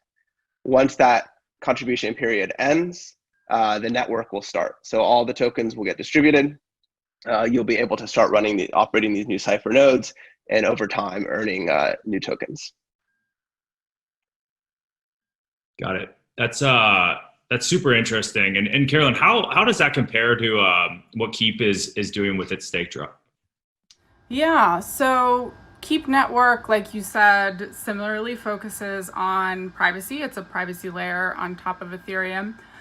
But what makes us different, one of the things is we're focusing a lot on interoperability for our first privacy use case, and TBTC is the first killer app. I bet a bunch of folks out there have heard of TBTC, Bitcoin on Ethereum, trustless bridge. And basically the way that Keep works is also uses secure multi-party computation, uses threshold signature technology, ECDSA, SIGs, but it also has this component called the random beacon, which is used for work selection. And with those two components, you'd need to stake Keep. Keep token is a work token, and in our mechanism, you have to hold it and stake it to participate in random beacon selection, to run the random beacon client, and then also to participate in the TBTC system. And the TBTC system requires Keep, but also requires an additional ETH bond. That's how TBTC works. You need to secure the Bitcoin deposits on the signer side with ETH. And what we're doing for this distribution, this stake drop program, is that we're saying for a period of time during the stake drop, we're inviting people who aren't current Keep token holders to come and to stake their ETH for TBTC and earn Keep if they're successful in staking, if they're able to be a good liquidity provider for the network, they're able to stake successfully, then they can continue to participate in the network and earn fees in ETH and in Keep with the distribution as well. Got it. So this is something that hasn't really been tried out a lot. There's something somewhat similar last year with Edgeware's lock drop. MacLane, you came out with a blog post introducing the work lock back in March of 2019. What was some of the inspiration for the work lock, and is there something that's specific around work tokens that you think for both of you this makes sense using this type of distribution mechanism versus another chosen path? Yeah, so for us, I think the motivation basically was as we were getting closer to our mainnet launch, we were thinking about how we wanted to obviously distribute that sort of initial set of tokens and the initial stake, and basically how we would decide this initial staker set.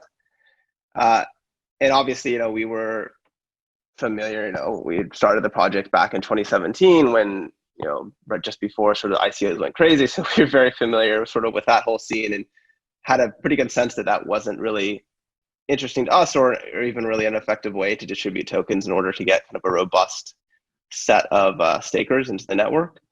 And so we were kind of looking around at various different sort of token distribution experiments. You mentioned one was the Edgewater lock drop. But what we were really interested in was something called the Merkle mine from LivePeer. And we thought that was really worthwhile distribution experiment. Basically, what they did is that they allowed people to essentially mine LivePeer token by creating something called a Merkle proof and submitting that to the blockchain. So in some ways, it was kind of mimicking like a proof of work distribution. And it was really interesting to us because one, it was sort of totally decentralized, totally permissionless. They didn't control who could and couldn't mine LivePeer tokens. And so it was really compelling on that front. It had a couple, issues that they ran into, like it bloated the blockchain. I think it spiked gas fees. So we sort of spent some time looking at that model, speaking with their team, and tried basically with the work lock to take like the interesting aspects of that, but potentially at least attempt to improve upon some of the problems with it. And specifically, instead of this Merkle proof, which is just basically this pointless work, it's not work that provides any value or any service other than just mining the proof, but instead tying the actual work that you do in order to earn that native token to the work that you would actually do in the network itself. So in NuCypher's or in the context of NuCypher, that would be operating a NuCypher node. In the context, of another project, it would be doing whatever work, however work is defined in that system. So I think it's very well suited for work tokens like NuCypher and Keep and LivePeer and others. But I don't think it's necessarily limited to those types of projects. I mean, I think you can think of this whole yield farming craze that's happening right now is kind of very similar to a work lock or a stake drop, where they're basically providing, in many cases, liquidity or some type of work, however it's defined in that protocol, in order to earn or farm these native tokens. Mm-hmm. Yeah. On our side, a lot of similar stuff in terms of early inspiration. We looked at Edgeware, like you said, LivePeer we were inspired by. You guys, of course, you guys announced before we did. That was like, okay, signs we're on the right path. But we also looked at communities like the Cosmos ecosystem. We looked at them and thought, like that's the type of community and ecosystem that we want to emulate. These are folks that aren't necessarily as concerned with maybe like the market investment side, but they're really active community members in terms of like just staking and technically contributing. So we were thinking about everything, like even proof of work at one point, but we did decide to go down this path because Keep is this work token, and essentially it's just the best way to that we found to have a distributed network of good community members, people who have proved that they can stake and contribute to the network. Got it. And since there is this craze around liquidity mining and how that can bootstrap a network, I'm curious if there's anything that you guys have seen or learned in the past couple of weeks that has changed or modified your thinking on how you guys might want to approach this since you haven't started yet. Well, I think certainly it's been exciting to see, just because it sort of validates in a sense our hypothesis that people want to earn on their ETH, and they're willing to use their ETH in novel ways to lock it up, to try new mechanisms. And so, I mean, to us, we do think that this is going to lead to the best distribution possible for Keep, just because it looks like people want it. Yeah. Definitely. Cool. So both of you guys have talked about the communities that surround the projects and just more broadly in crypto. But looking at both the work lock and the stake drop, it definitely requires some technical chops. Like you have to know how to run a node. Carolyn, I logged into your crowdcast and got tripped up on some steps once I needed to deploy a node. So how are you guys thinking through like who you expect to participate? What are the different ways that people can onboard into each of the respective mechanisms for distribution? Mm-hmm. Yeah, so I definitely agree. There's a lot of technical barriers, and for Keep, there may even be more barriers than to NuCypher. I think for us, you need to run a full node to participate, right? You can't just give your ETH to somebody else running a node. You're not going to earn that way. So it does take some time. There's a learning curve and a certain amount of technical chops. And we're targeting folks that have done other incentivized testnets like Cosmos and stuff like that. But what we're doing to help participants have some time and be incentivized to learn how to do this is our own incentivized testnet called Playing for Keeps. And we're giving away Keep to folks who get staking early on testnet and figure it out. We're giving away Keep to folks who do translations, who write guides, who are community members that help other community members get up and going. And then, of course, there's a lot of work on our end too, just making sure that our resources are up to date. So it's a lot of stuff to get people going for sure. Yeah, it's definitely more than an ICO where you have a contract address and you send your ETH and you get back tokens and that's it. You have to figure out how to, basically right now we provide a work lock interface for participating in the work lock, which what we provide is just a command line tool. So you have to know your way around a command line. There are a few community members who during our incentivized testnet built like web UIs so that you can participate from like some Web3 wallet like MetaMask. But even beyond just the initial contribution step, obviously after that, you have to actually do the work of running a node. So it's not passive. You have to, either yourself or someone on your behalf has to operate this node for you. So if you're going to do it yourself, obviously you need some sort of like DevOps or sysadmin type skills. You need to be able to keep the node available and online and well protected and basically servicing the network. We do have a few partners who I think are working on basically offerings that make it that obfuscate some of that for people. So they'll basically run the node on your behalf. They might provide kind of a nice web UI type interface to participate from a kind of pooled wallet. So I do expect that will be an option. But yeah, if you're participating on your own in a non-custodial way, with your own ETH, running your own node, you do need to actually do the work. Got it. That makes sense. And as far as expectations from the community or users, can you talk a little bit more about the distribution? So how many tokens are being distributed? What percentage of the network? How should a prospective participant be looking at this when they're considering the other options that are out there for they could get into liquidity mining or go somewhere else and provide ETH and compound, for instance? Yeah. So on our end, we just worked with Masari to launch our transparency report, and that's probably the best resource to check out right now, just in terms of it's got our entire schedule and everything there, our roadmap. But basically, when it comes to Keep, it's a fixed supply, billion tokens, and we have set aside 20% for this stake drop. And in terms of doing your research, I would check out. So we're working with a bunch of staking providers like Staked, Figment, and Bison Trails, and I think it was Bison Trails that did some early research on just what yield is going to look like. So I checked that out as well. I think that they've made that public, and it's looking pretty good. From what they're showing. So that would be my recommendation for research. Got it.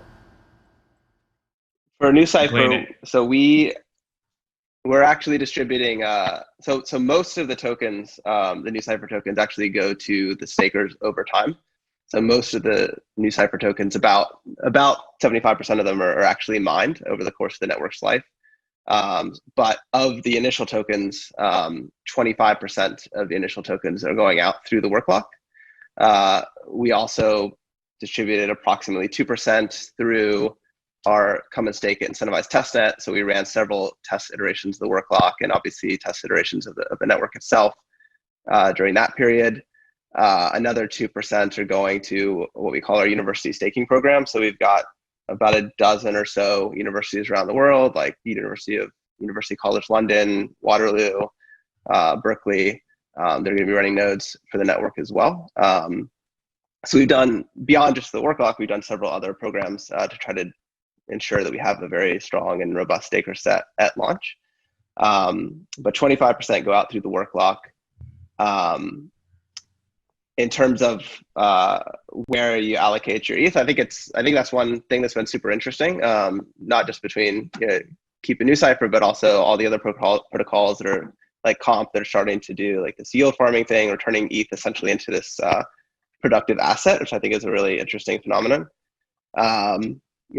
Whether you should put that into the stake drop or work lock or Curve or anything else, I can't answer for you. I think all those different models sort of require different things and have different risk profiles for that ETH. So in our Keep and NuCypher's case, you actually have to run a node, where in some of the other sort of liquidity provisioning protocols, you might just sort of be passively providing that ETH. So I think probably the hurdle for participating in a work lock or a stake drop are probably higher than just passively putting it into some of these automated market makers, for example. So it maybe not only depends on sort of what you think the return profile is going to be, but what your skill set as a participant is.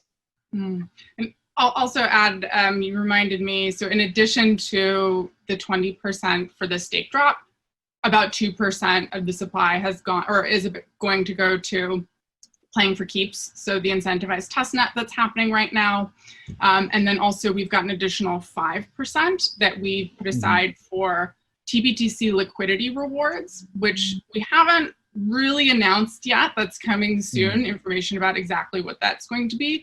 But it's going to be a mix of the types of liquidity rewards that you're used to seeing if you're big into DeFi and you're yield farming out there. But also some interesting stuff for folks that are maybe less technically DeFi proficient. Maybe if you have Bitcoin, there'll be a way to use that and get some Keep liquidity rewards as well. That's awesome.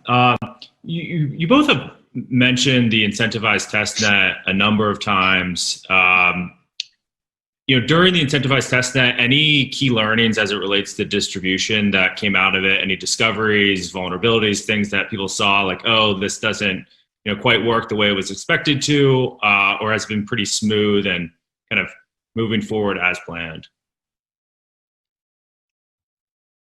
Yeah, so for us in our incentivized testnet, like going in, we had a couple specific goals. So one was obviously to provide a way for people to earn new tokens based off of merit, as opposed to having a lot of capital. So basically, particularly people that maybe are smaller stakers, so maybe not these large professional staking operations, although of course we had a lot of those folks participate as well.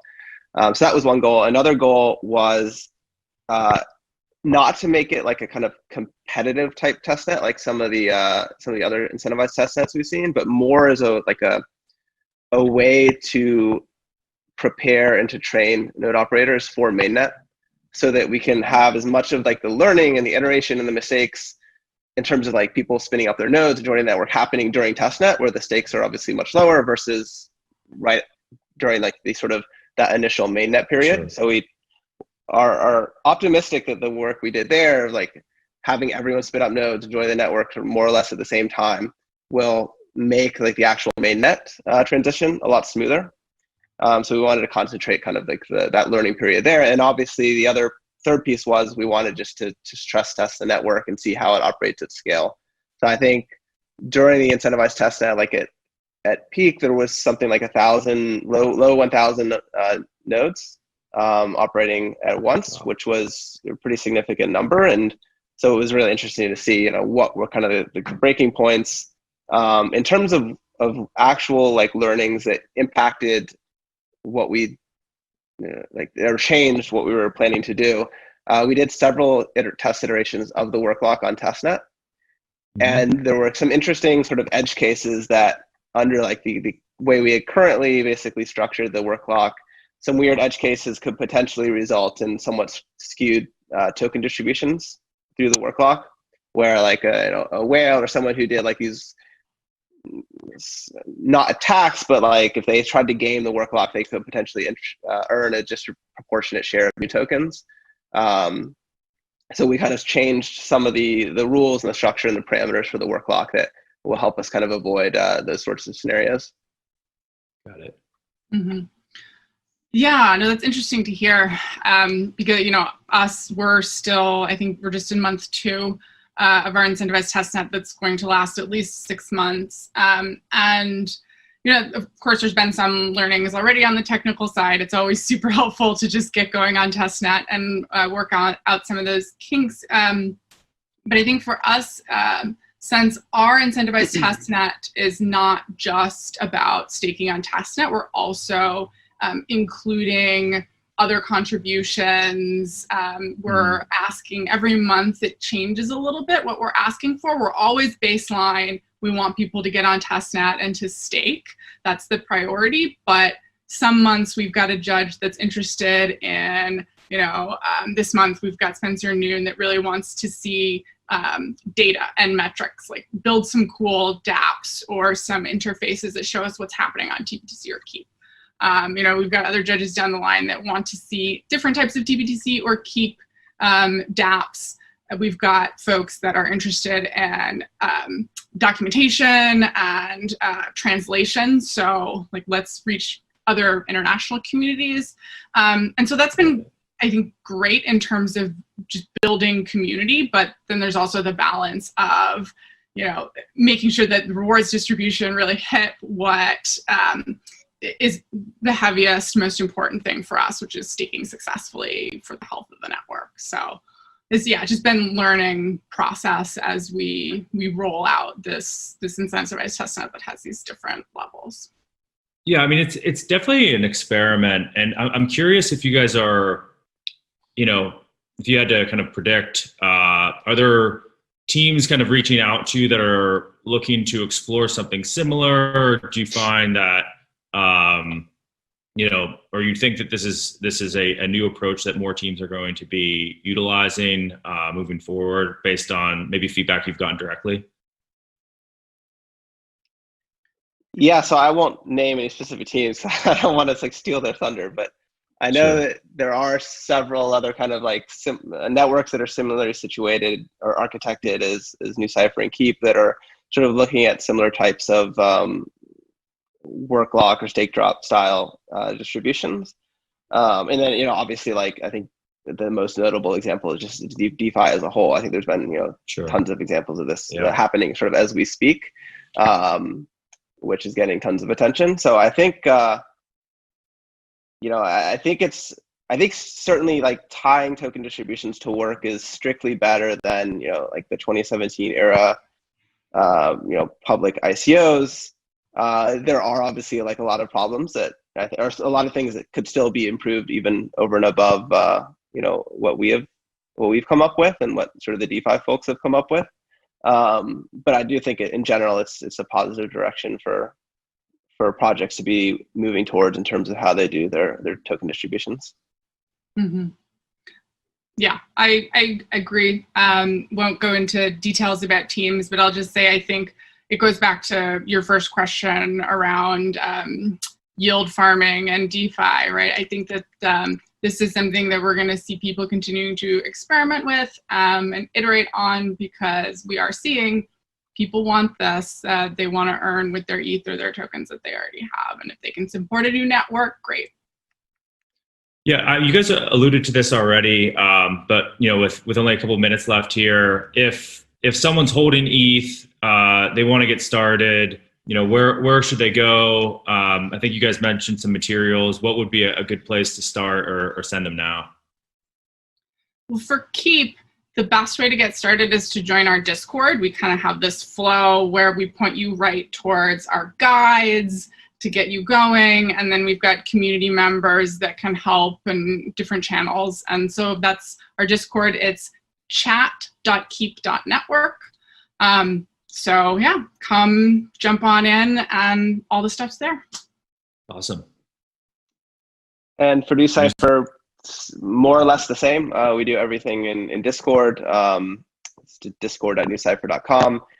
We have a testnet faucet in that Discord. So I think the best thing to do right now as we get ready for the actual mainnet work lock is that you can grab testnet new tokens from that faucet, and you can join the NewCypher testnet and just practice running a node, work out any of the kinks before we do everything for real. Mm-hmm. That's awesome. Well, I'm for one really looking forward to seeing how both these go and participating in each. Definitely earned some tokens from both. But yeah, it was nice speaking with you both today. Likewise. Thanks, Mike. Thanks, Carolyn. Thank you. All right. I think awesome. That is it. All right.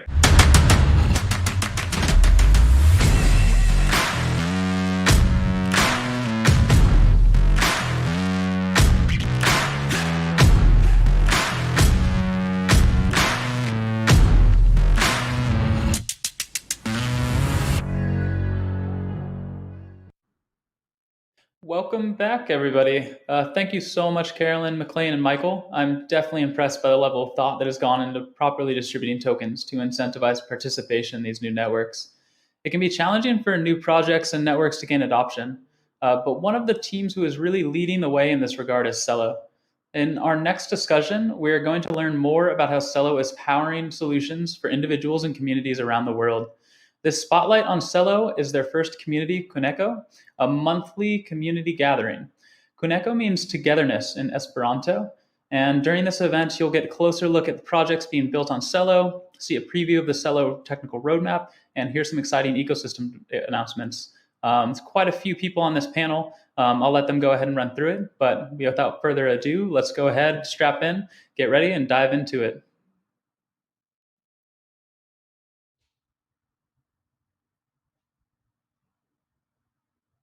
Great, welcome everyone to Kuneko with some exciting updates from the Celo community. So Kuneko is the name for the monthly gathering of the Celo community, hosted by the Celo Foundation and with speakers from across our entire community. Kuneko means togetherness in Esperanto, and it is our hope that Kuneko can foster togetherness for the Celo community. Since our first Prosper retreat, which is pictured here, which was last fall, our community has grown significantly to over 90 Alliance for Prosperity member organizations, over 300 projects currently building on Celo, and over 700 Celo backers following the CoinList auction and exchange listings. Community is growing all over the world in dozens of countries. And I know a bunch of fellow Prosper participants are tuned in right now, and seeing this picture really makes me miss spending time in person with you all. So I'm glad we're getting together at least this way. Today we're celebrating the launch of Celo Dollars. We'll talk about why it matters in the stablecoin ecosystem. Then we'll have an exciting product sneak preview, more on this shortly. We'll also be hearing from the winners of the Celo Camp database. Really excited for that one. And we're making a trip to Colombia, at least virtually, to hear about some work that the team has been doing there around microloans. After that, we'll hand over to my co-founder and C-Labs CTO Marek to provide some technical updates and milestones achieved and a look forward. And then it's a wrap. So we have a full agenda here for you guys. Oh, one thing, feel free to ask questions throughout the throughout Coneco in the Q&A box, and we're able to answer those in real time. Great, and with that, let's talk about stablecoins and let's talk about Celo dollars.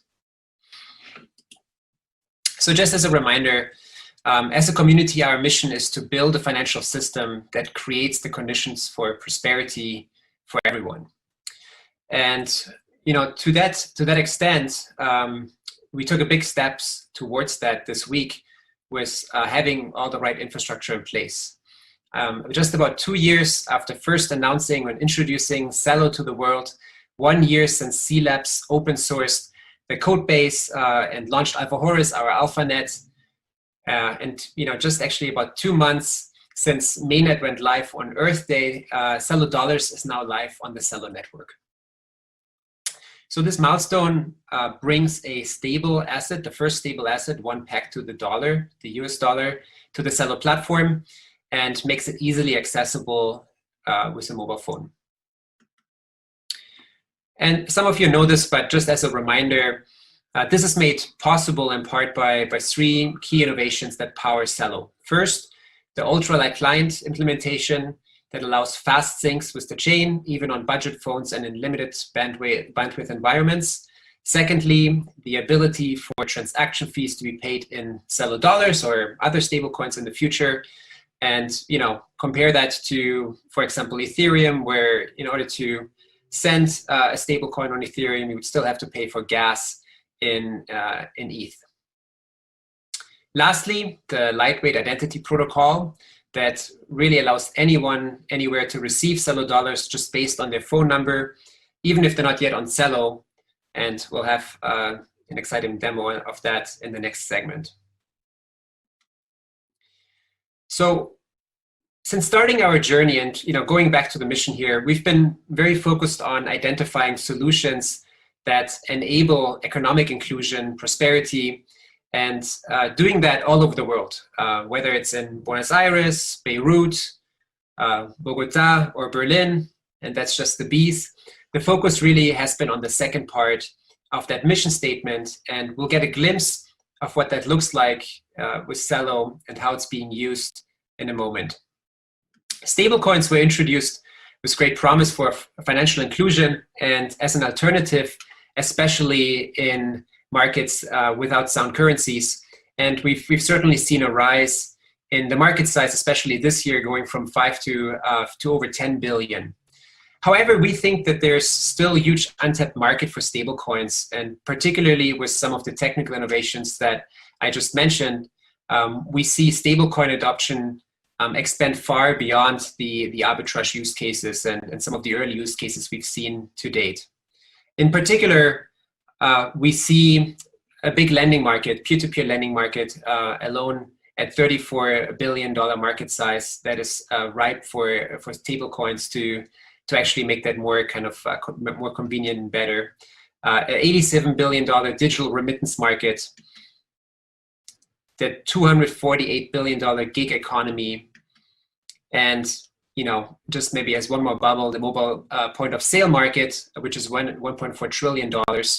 And we're not even far into the journey, because obviously as digital currencies become more and more widely used and not just complementing traditional fiat currencies, the global monetary system is up for grabs, and I think there's a big opportunity here to improve that and make it more inclusive. So maybe now that we've covered some of the tech innovations and that actually get to address the usability of stablecoins, let's talk about how we unlock the true potential and how we do that together as a community. First, I think I mentioned this a little bit, the launch of Celo dollars provides a mobile-friendly form of digital money that can be used by the over 6 billion smartphone subscribers around the world. The photo here actually displayed is from a recent pilot where the C Labs team partnered with a microwork organization to provide instant and low-cost payments to power gig economy style jobs to millennials in Kenya through their mobile phones. On the second picture, you can see a restaurant actually in Canada that's accepting Celo dollars as a form of payment. a solution that's enabled by one of the Celo Camp finalists. We'll hear shortly from from our speakers, who is the winner of Celo Camp, on how they are using Celo dollars to power solutions that meet the need of their communities. And lastly, already at this early stage, there are over 90 global organizations spanning from leading humanitarian organizations to global payment processors, marketplaces, all committed to leveraging Celo against these various use cases, and bringing that to their kind of user base of over 400 million people. And that's just the initial reach of these early members. Today we'll be talking about two specific examples on how Celo dollars is already being used for sending and for lending, and we'll have an exciting announcement coming up as well. And with that, I want to hand over to my colleague Nitya for the next section. Thanks, Rene. As mentioned today, I'm so excited to be here with you and to also share an update that's definitely new, but has also been an in-progress product over the last 2 full years, up and down the stack. Today, we're introducing Valora. Valora is designed from the ground up to take advantage of all of the features of Celo dollars and Celo that Rene mentioned earlier. Valora is also a lot more than that, which we're going to talk about soon. So Valora is a global payments app that allows you to freely exchange and securely store money on your mobile device. So Valora actually came out of this near universal need that we saw across pilots and across user research.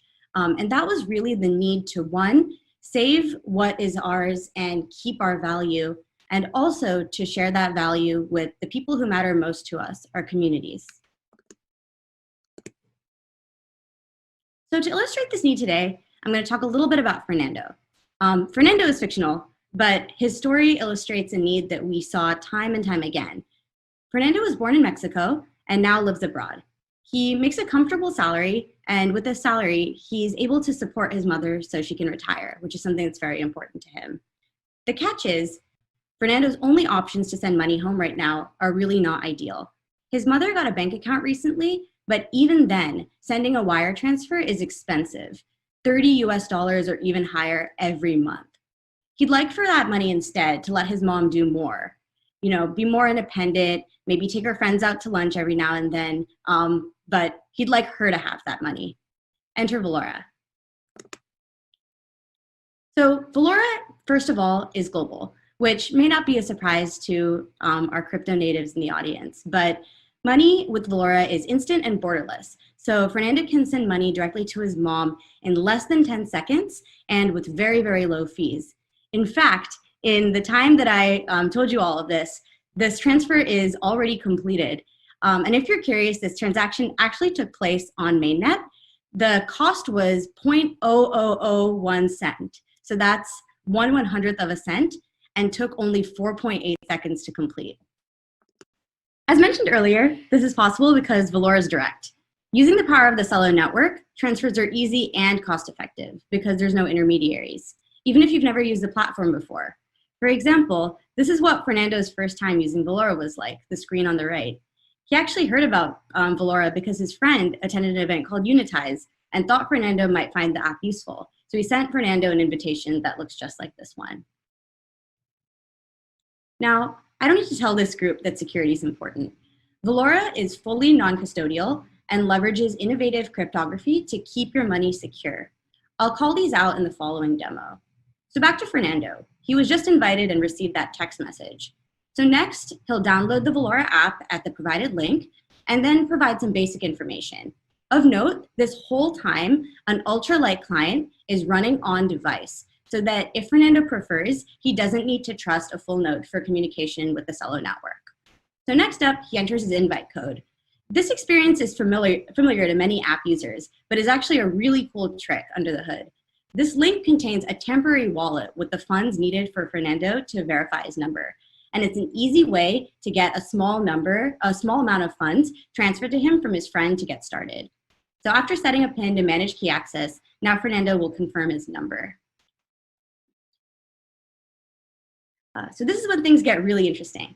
The Celo Lightweight Identity Protocol allows for decentralized confirmation of identity information such as a phone number. So you might ask, is it privacy compromising to have a phone number on chain?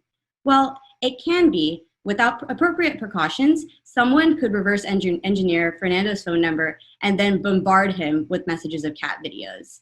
We don't want that, which is why on Celo, phone numbers are hashed and verified with a salt managed through a threshold cryptography scheme. More on this later from Marek.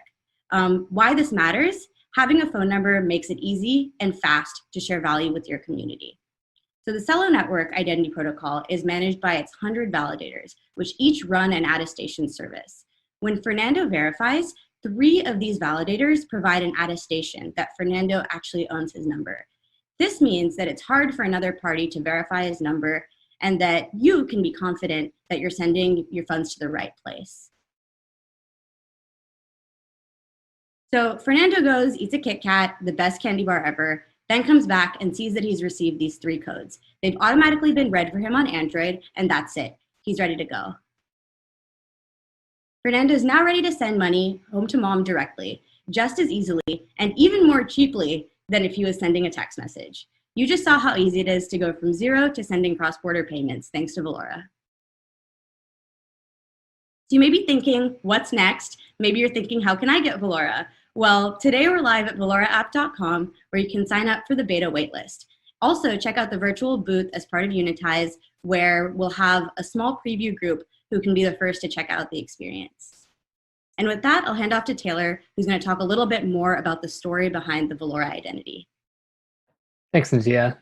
And like Nitya said, I'm going to cover really important parts of what developed the Valora brand. First, my colleague Jackie and I went through a bunch of names that could potentially fit different experiences throughout what you would eventually see at the time, Celo Wallet, now Valora. The word that we kind of really took to was value. There's a beautiful double entendre there where we describe money and currency as having value, but we also have a subjective understanding of what value is. As individuals, we value certain things. We took value, translated to Esperanto, got Valora to maintain that Celo brand integrity. From there, we didn't quite like the O ending. We tried it on with an A. That actually is the verb to value in a few Romantic languages. And we like the eloquence that we got from switching it from an O to an A. I want to walk us through a few key moments in developing the visual logo type as well as the icon. This is an illustration I was developing when I was creating the illustration style throughout the app. So what I really liked about this was it was an encapsulation of what the Valora experience is. Out from the left, someone sends value into a phone, and that person gets to have that value. They get to save it, they get to use it, but ultimately they would send it out to someone else. That reach from one trajectory out to another kind of just like said the whole Valora story to me right there. I showed this to the greater team, and our designer, Peter Noel, took a lot of prompt from it. But we got some feedback from it that it looked expressive, easy, and fun. But what we ultimately want to head towards is trustworthy, stable, and accessible. So we tinkered with it a little bit. We landed here. We added some girth to that V, but still maintaining that reach that you get coming from that stem. And then I asked Peter to throw a circle into that V. And what I started seeing was a bunch of great visual analogies that I thought fit the brand story very well. This included a power pose. It's something that we all naturally do when we feel empowered and we accomplish something. Throw our arms up into the air, tilt our chin back, and we're filled with pride and accomplishment. And this is something I was hoping to have our users be able to feel in using Valora, and hopefully the prosperity that they can start experiencing. I also thought about how a vase, and maybe like a table or a centerpiece in a room, comes up to a point through the neck of the ceramic, and then what we choose to put in there is the beauty that we see in the world, and the natural beauty we see in the world in flowers. And we start seeing that same trajectory from the V and up and outward, and we see the beauty that's held there. And lastly, I think of the gesture that we have when we're holding something precious that we personally believe is valuable. This happens to be a shell, but you can imagine swapping out a shell for a coin or precious stone or even a small heirloom. The idea that we hold the things that we value with that same tenderness is sort of that V shape. And then I had my designer, Peter, spread them out horizontally. And I started seeing arches, and I was curious, like, do arches fit into the brand story as well? Can it play to some of those adjectives that we wanted to achieve in the letter form?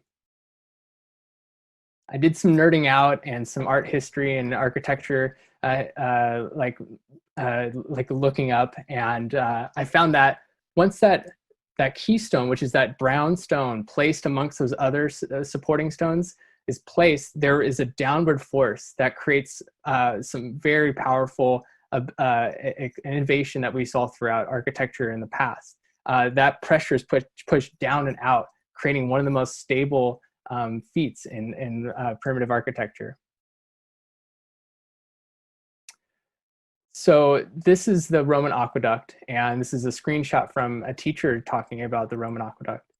The arches repeated over and over again was pointed out through those red lines that the neighboring arch would support the following arch onward and onward.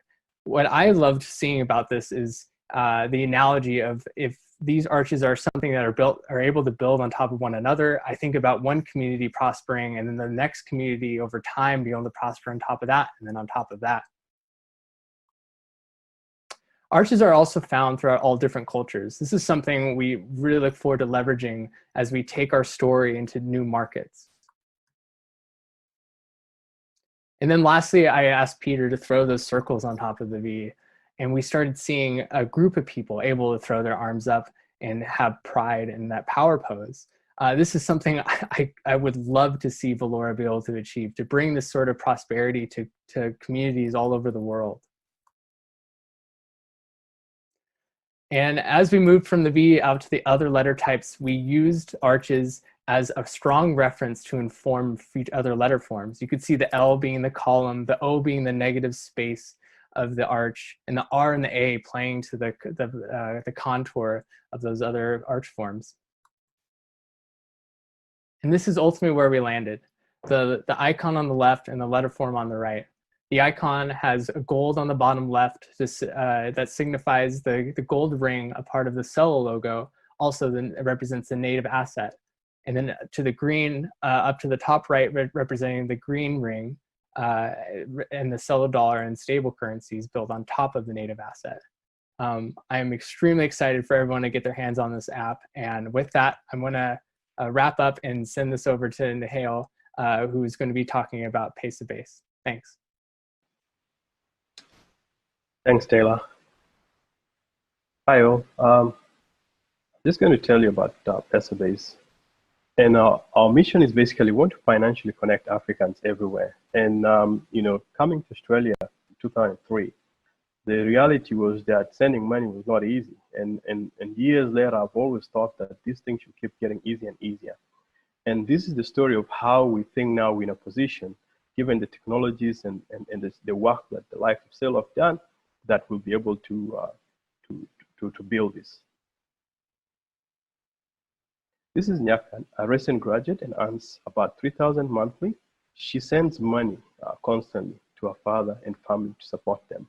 And she's one of 30 million Africans who live outside their country of birth. And essentially what that means is that often whatever they go to do is to earn economic empowerment and to be able to send money back home. Pesabase wants to build a solution that connects these Africans back to their family's home. And we want to make it easy for them to send money cheaply, to send money fast, and to be able to send it at cost-effective prices. This is me.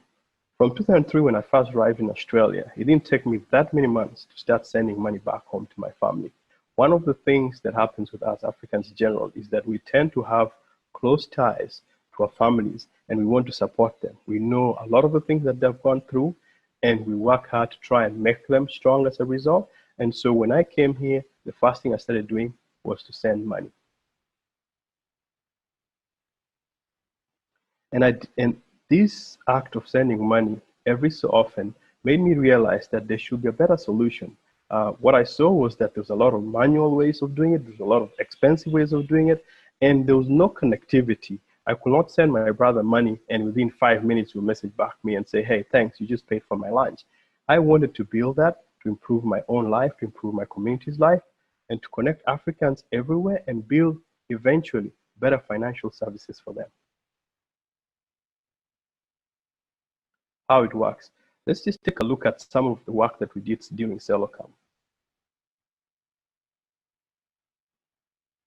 So if you look at that, we built a very simple app, effectively an easy way to onboard onto the crypto ecosystem, an easy way to offload off it. And we think that over time, users will tend to actually use it more and more between themselves because it's simply a better product. It's simply an easier way of holding your wealth, and it's simply an easier way of transacting and a cheaper way of doing it. And so with every transaction, there's actually a Celo transaction on the back end on the blockchain. And the costs are so minute that eventually my expectations is that every user will end up being able to do all manner of transactions like this. So we're really excited when we built this and came to the notice of the Celo team and the CeloCamp community, as well as the guys of AdRight. When we built it, we thought this is just a prototype. There's a lot more that we need to do. We didn't actually expect to be winners, and we were really excited to be announced winners.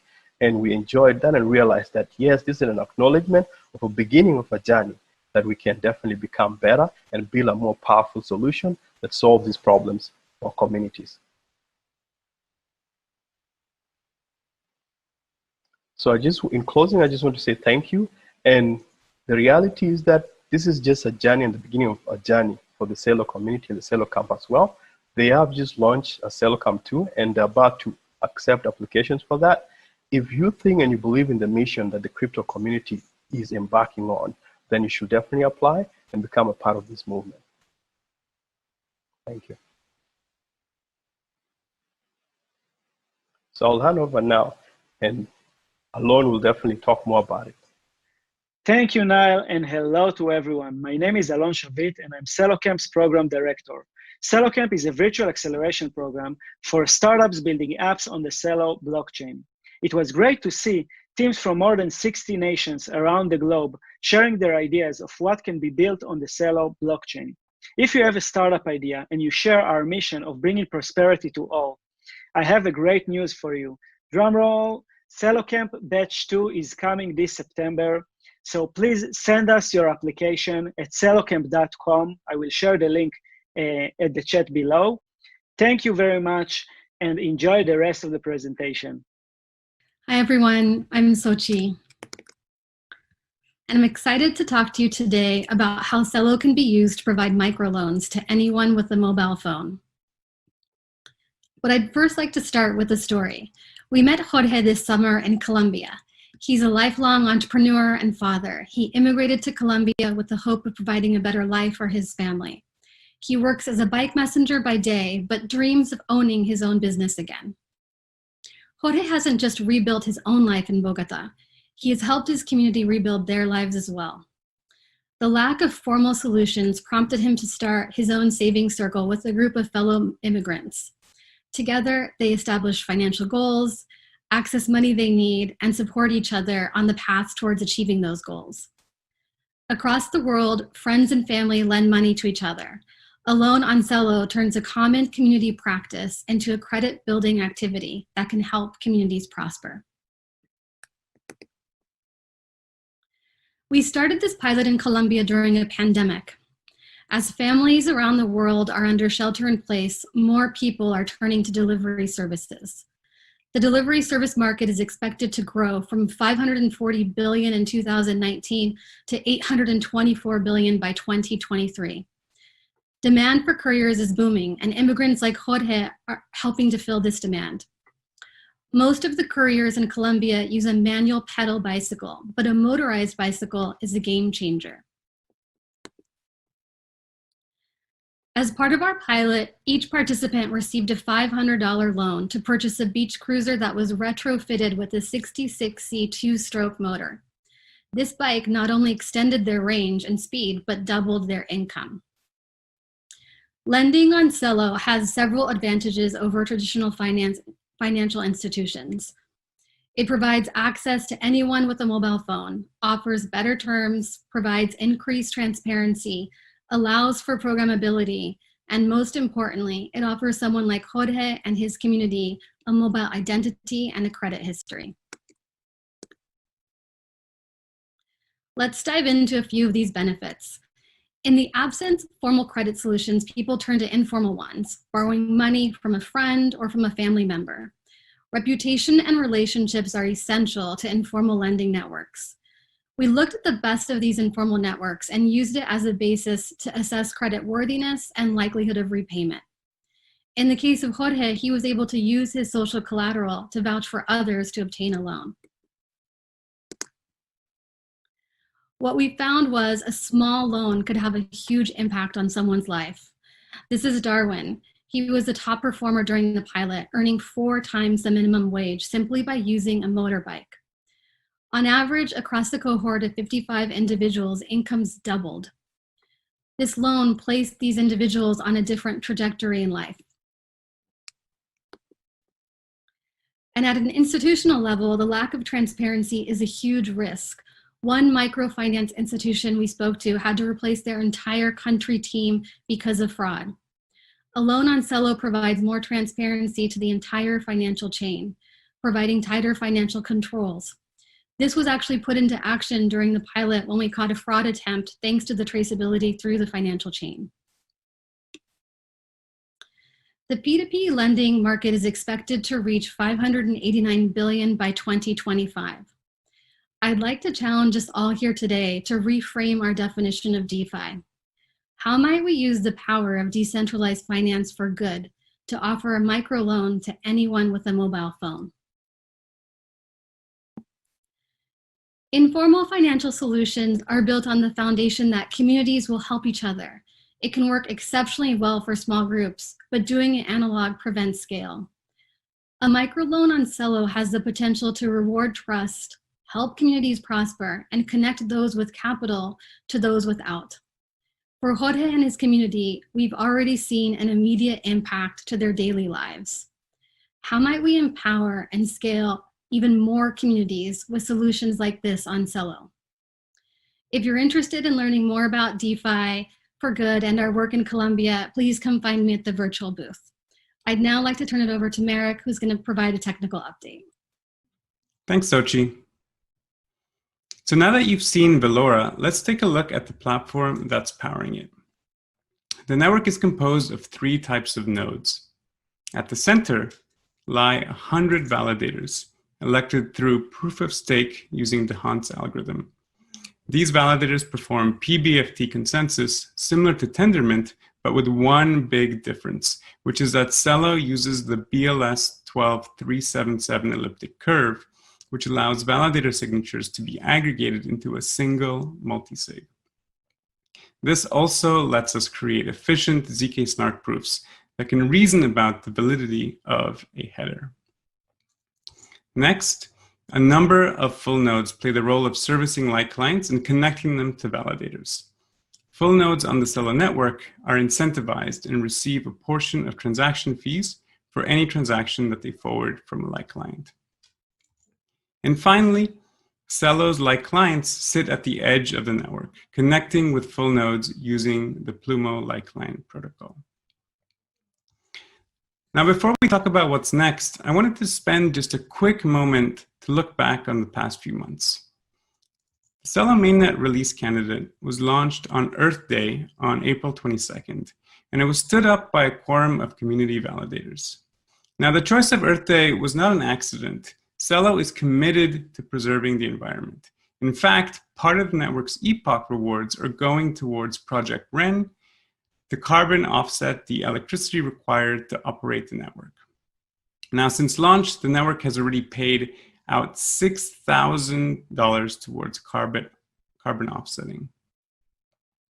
Now, soon after this, through Celo's on-chain governance, the community turned on validated elections and voting rewards. And here's a map showing the locations of validators and full nodes shortly after this moment. It's really exciting to see the geographic diversity of the network, which has continued in this direction day by day. You can view the current validator set and other information about the network at thecelo.com, which was created by BI23 Labs, one of the elected validators on the network. You can also view the health of the network by going to stats.celo.org. Since everything was running smoothly, a few days after elections were enabled, the community voted to turn on transfers of the Celo asset and deemed the network the Celo mainnet chain. Since then, we've been working hard to prepare for the Valora launch. And to that end, we launched a distributed oblivious directory service, which helps maintain the privacy of Celo users' phone numbers. And as Rene and Nitya mentioned before, Celo maintains a map of hashes of phone numbers to wallet addresses that lives on-chain, making it very easy to send payments to people in your contact list on your phone. Now, to help maintain user privacy, each phone number is hashed with a unique and high-entropy salt that can be queried from this oblivious directory service. And the service uses threshold cryptography so that lookup requests are encrypted and not viewable by the operators of these nodes. And critically, so that a threshold of nodes is required to reconstruct any salt. Since each of these nodes rate limit requests from other users, even the operators of the service itself cannot infer the salts for a large number of phone numbers. As part of this launch, we performed the first ever DKG on the Celo network, which is also really, really exciting. Now, this section wouldn't be complete without mentioning the launch of Celo Dollars. The currency has been live for around a week now and has been holding its peg as seen here on the graph showing its past price. There's now 5.8 million Celo Dollars in circulation, which are collateralized by a basket of crypto assets valued at over $217 million. Now, CUSD is a ERC20 compatible token on the Celo network. And as Rene mentioned, you can pay for transaction fees with it. So if you've been frustrated with how transaction fees for ERC20 tokens on other networks work, we invite you to check out Celo Dollars. Celo is fully EVM compatible, and so it's easy to redeploy your work. And Celo Dollars are backed in part by ETH. So if you're an ETH holder, that should make you happy as well. Now, on to what's next. And now,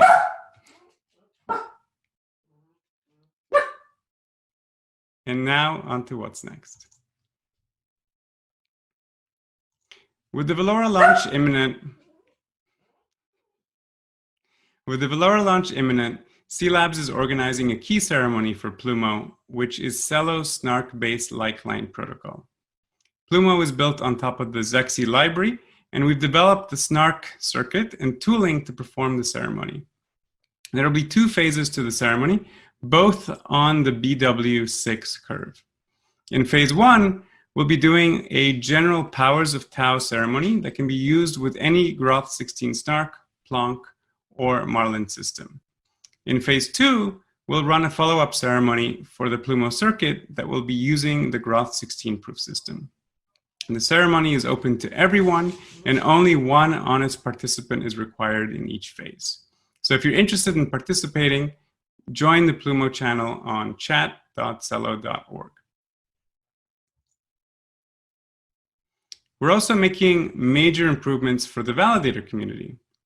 Like other proof-of-stake networks, Celo lets validators use hardware wallets to securely sign blocks, and in our case, using a custom-built Ledger Nano X validator application. Now, however, in these COVID times, where visiting a data center and using a physical hardware device can be challenging, C Labs has heard from the validator community that they want more options for how to secure their validator keys. And so to that end, we're working on a new multi-validator setup that uses BLS 12377 threshold signatures to allow validators to securely split their validator key across 3 heterogeneously configured machines. This also helps with validator uptime and the related slashing risks, as only a subset of validator machines need to be running to sign blocks. We're doing this using Raft to elect a new validator whenever one of your validator machine goes down, which prevents accidental double signing. This also makes it easier to upgrade validator nodes without risking downtime. Now, slashing is a major concern for validators, and the security of the network is paramount. This change will make things even better than they are now on both fronts. Look for this release later this summer. So with that, I want to hand it back over to Rene. Thanks, Marek. So this concludes our first Kuneko. Thank you to all my fellow amazing speakers for the exciting updates coming out of the Celo community, really exciting. And of course, thank you everyone for tuning in. Thanks for the great questions in the chat. This was fun. And going forward, I think we'll do these roughly on a monthly schedule, and you'll meet other projects building on Celo. You hear updates about the technical roadmap, of course, from core contributors and other key announcements. Make sure to tune in for our workshop tomorrow if you want to do a deeper dive on the technology. And also, as Nitya presented, you can request early access to Valora and help us make this even better ahead of the general availability launch. And to that extent, please visit our virtual booth through the Unitize homepage, and you can also learn more about CeloCamp there and chat with the team. And with that, I invite you all to continue the conversation on Discord, which you can easily find by going to chat.celo.org. And again, we look forward to connecting with you all at the next Kuneko. Thank you all for the collaboration. This is an exciting journey. And looking at the clock, it looks like I have a little bit of extra time. And so since there were a lot of questions about how to make a Celo logo at home, I'll do a quick demonstration.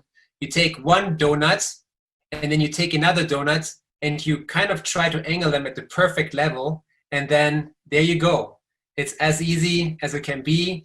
If you don't want to leave your house because it's still, shelter in place, there's some great donut recipes, which are quite cumbersome and require a lot of cooking oil. But heck, you get a Celo logo. And with that, I'll leave you all and see you all soon. Thank you. It started simple.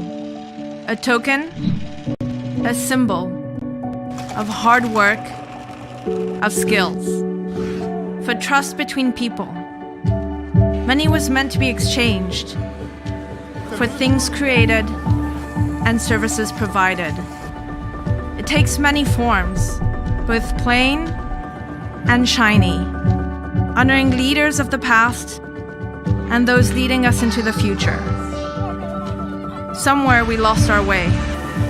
People waged wars over it, big and small, concerned more with growing interest on $244 trillion in debt than growing communities. And many people are left out, 1.7 billion invisible, left behind and underserved. But what if money were more accessible to everyone? A universal symbol for essential needs, for empowerment and connection. People, communities, entire countries prospering. What if money were all of this? What if money were beautiful?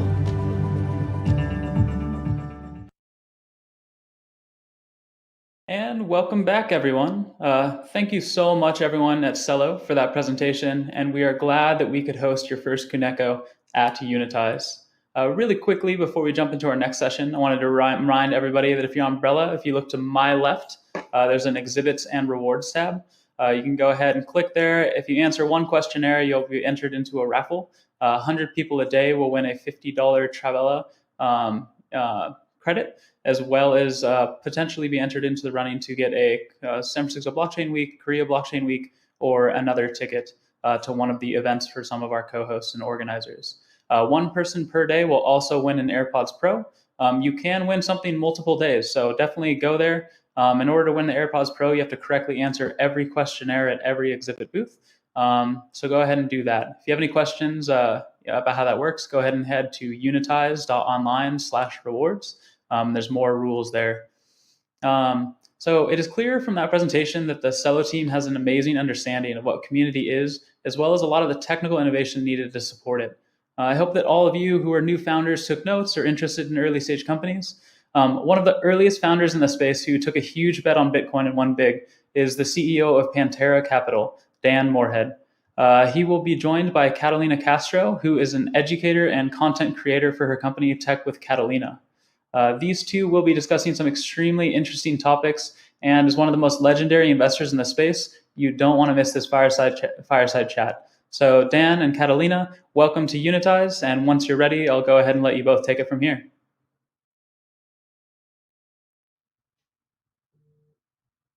Hello, everyone, and welcome. My name is Catalina. I will be the host of the following conversation. I'm very excited to be here today. We have a very special guest, Dan Morehead. He is the CEO and founder of Pantera Capital. Hello, Dan. How are you today?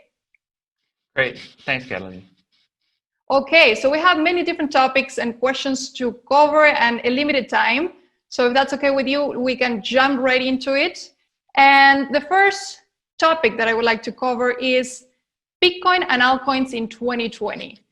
Because back in May this year, you said in one of your interviews that usually Bitcoin performs better than the rest of the market in times of crisis. And now that it's been 4 months since the crisis started, how do you think Bitcoin will continue performing in 2020? And do you think altcoins will start regaining market share soon? Yeah, it's a great question. And in the history of Bitcoin, there have been 7 big bull and bear markets, and altcoins have been part of it for about half of those. And we've seen in a typical crisis environment, Bitcoin typically massively outperforms in the early months of a crisis, especially in a very steep downdraft. There's a flight to quality mentality, people trying to stay in the mega cap of the industry. And smaller things are less liquid, and so if people have to sell things, they go down more. However, in history, it's taken about 4 months until the Bitcoin dominance, which is the share of Bitcoin as a total market share of the entire industry, has typically peaked within 4 months and then gone back to normal. And we've actually just seen that. It's been about 4 months since this crisis started. And Bitcoin dominance peaked in the middle of May, went up about 4 percentage points, and now we're right back to where we started in early March. And it's our opinion that these altcoins, and particularly smaller cap smart contract tokens, are going to outperform Bitcoin over the next couple of years. And again, we think Bitcoin's going to go up a ton, but altcoins are going to go up even more. And the example is Bitcoin's up about 30% year to date, which is amazing, given that equities are down and real estate's down and almost all assets are down in price. But other things in the cryptocurrency space are up much more. Ethereum's up 80%, and then other smaller projects like Augur and 0x are up 100% on the year. All right, excellent. I think that is a question and topic that a lot of people want to hear from you. And the next topic is the current crisis and pandemic. And for this, I have the following 3 questions, actually. So how has venture investing in crypto particularly been affected during this crisis? Has it been positive, negative, and why? Yeah, so financial crises obviously kind of slow the markets down, a lot less transactions happening. But in the long run, it's the best time to invest. And there's a study by Cambridge Associates on the general venture markets, and the return for all the vintages prior to the last financial crisis 10 years coming up to 2008 was about 6% IRR, but the 6 years right after the crisis were 3 times that, so 18% return. And we think that's going to be the same in the cryptocurrency venture space. The crisis itself had a big slowdown. There have been very few transactions happening in the last 3 or 4 months, but the transactions we're seeing and we're doing, and we've executed about 4 since the pandemic started, will probably be some of the best transactions when we look back 5 or 10 years from now. Okay.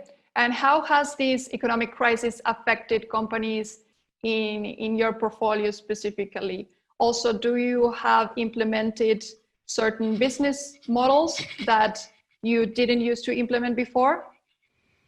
Yeah, so I love that question because it's highlighting why Bitcoin was invented and why other cryptocurrencies exist. Satoshi Nakamoto invented Bitcoin as a response to the last financial crisis. There were big bailouts for banks, and Satoshi wanted to create a currency that was essentially exempt from all the issues of moral hazard and money printing, and would be able to function without these so-called trusted intermediaries that often fail our trust.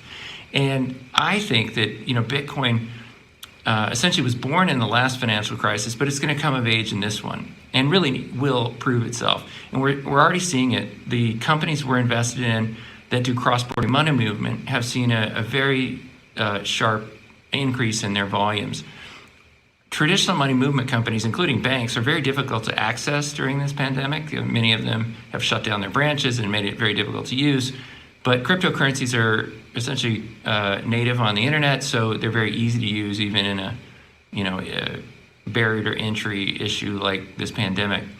And it's very hard to get data on that as a normal investor. So we've polled our own private companies that we're invested in and created an index of 7 of them that do cross-border money movement using Bitcoin. And those companies have seen an 80% increase since the end of last year. And to my mind, that's excellent proof that Bitcoin is really becoming useful and proving itself in this stressed out era that we're in. Excellent. Are there any specific projects that you are excited about for 2020?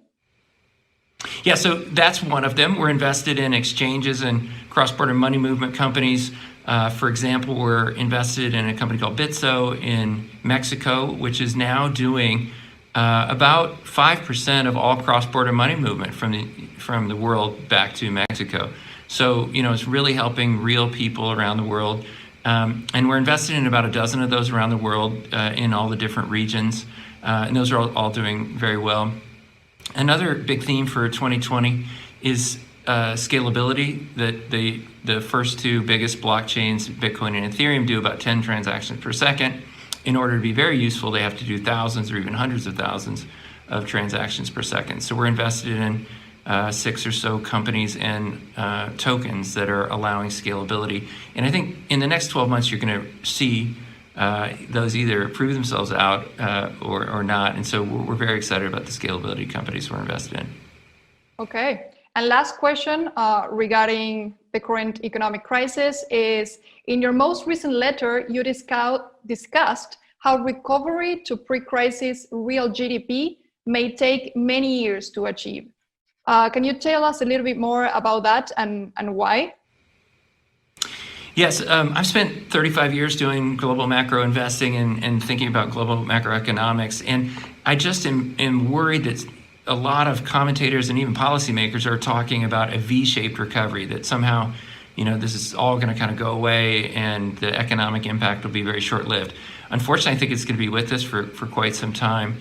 And as an example, the last crisis, 2008-9 global financial crisis, which incidentally was the only global recession we've had since World War II, it took 3 years to recover the level of GDP we had prior to the crisis. This is obviously much bigger, much steeper, and potentially ongoing, either the physical effects of the virus itself or the lasting psychological effects. It's something we haven't dealt with in 100 years. So I think, unfortunately, that means that GDP won't recover its previous high for at least 4 years from now. And the reason that's important for our investing is that means we're going to continue to see more and more financial stimulus plans, monetary stimulus plans, all of which are going to increase the quantity of paper money, which should push up the price of things that cannot be increased, like gold or cryptocurrency. Okay. Now I would like to focus on the blockchain space in particular. And you, with so many years in managing institutional capital in the blockchain space, how have the different avenues for blockchain exposure evolved over the years, in your opinion? Yeah, I like thinking back to the early days that, we were the first investment firm in this space, and we had only one fund, and that fund had only one asset in it. Panthera Bitcoin Fund was a very simple product. And so selling that was difficult. Asset allocators want to build a diversified portfolio with lots of managers, lots of assets. And so with only one manager in the space and only one fund and only one asset, that wasn't a great pitch for allocators. So the huge change is now there's, half a dozen, very reputable firms in this space. Each of those firms has 3 or 4 funds. Each of those funds has 20 or 30 assets in it. So an allocator can now build, a very robust portfolio with several managers and tokens and venture and, some things that are liquid, some things that are illiquid. And so now you can do that. The other big problem when we started this industry 8 years ago is custody. Custody, was, no regulated custodians existed, back then. We then invested in Xapo, which was the largest custodian in the space, and it's been acquired by Coinbase. But still, there wasn't a regulated custodian out there. And now Coinbase is, highly regulated. We have Fidelity, the New York Stock Exchange has created a company called Bakkt that does Bitcoin custody. And then you also have CME and CBOE that do Bitcoin futures. So that was really the last, solid reason why an institutional investor could be worried about investing in this space or not want to bring this to their investment committee. But with regulated custodians now serving this space, it's very easy to make allocations. I think that's why you've seen an explosion in very sophisticated investors like the major college endowments investing over the last 2 years. Okay. The following two topics, I think a lot of people, they make a lot of noise in the crypto space, and I think a lot of people have certain concerns about them. So the first one is, what do you think about central bank digital currencies, and how could they affect the crypto market? Do you think they could serve a certain role in the industry or not?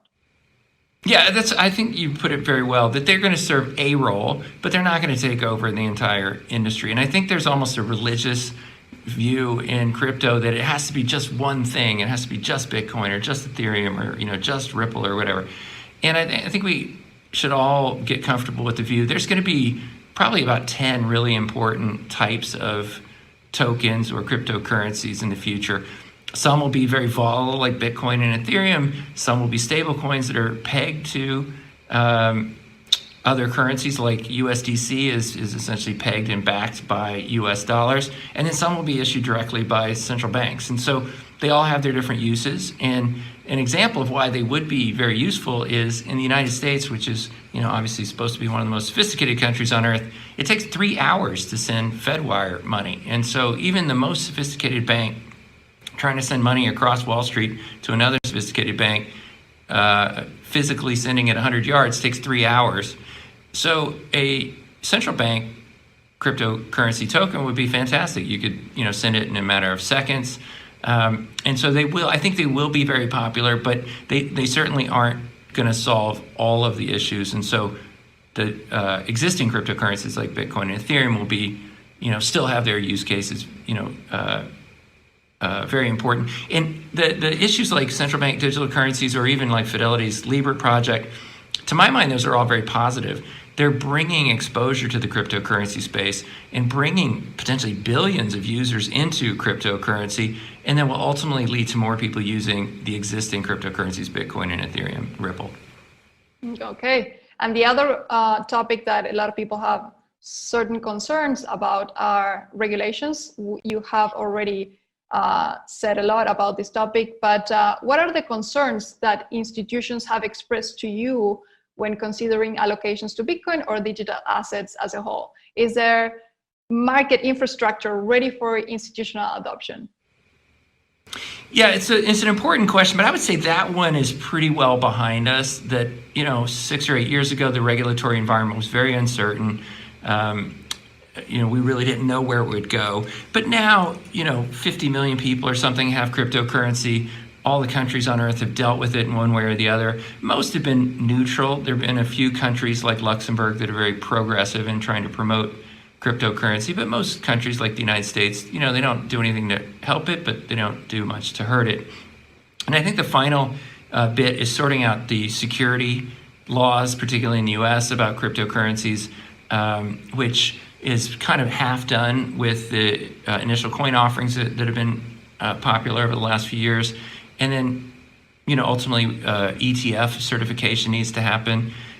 So there's a few small things to be wound up, but from an institutional investor standpoint, I think we have enough clarity that it's an asset class they could invest in and that they could feel confident that, there really aren't any gating issues. And you hinted at one, the market infrastructure, and it's been talked about quite a bit, and even the chairman of the SEC has mentioned supposed market manipulation in Bitcoin.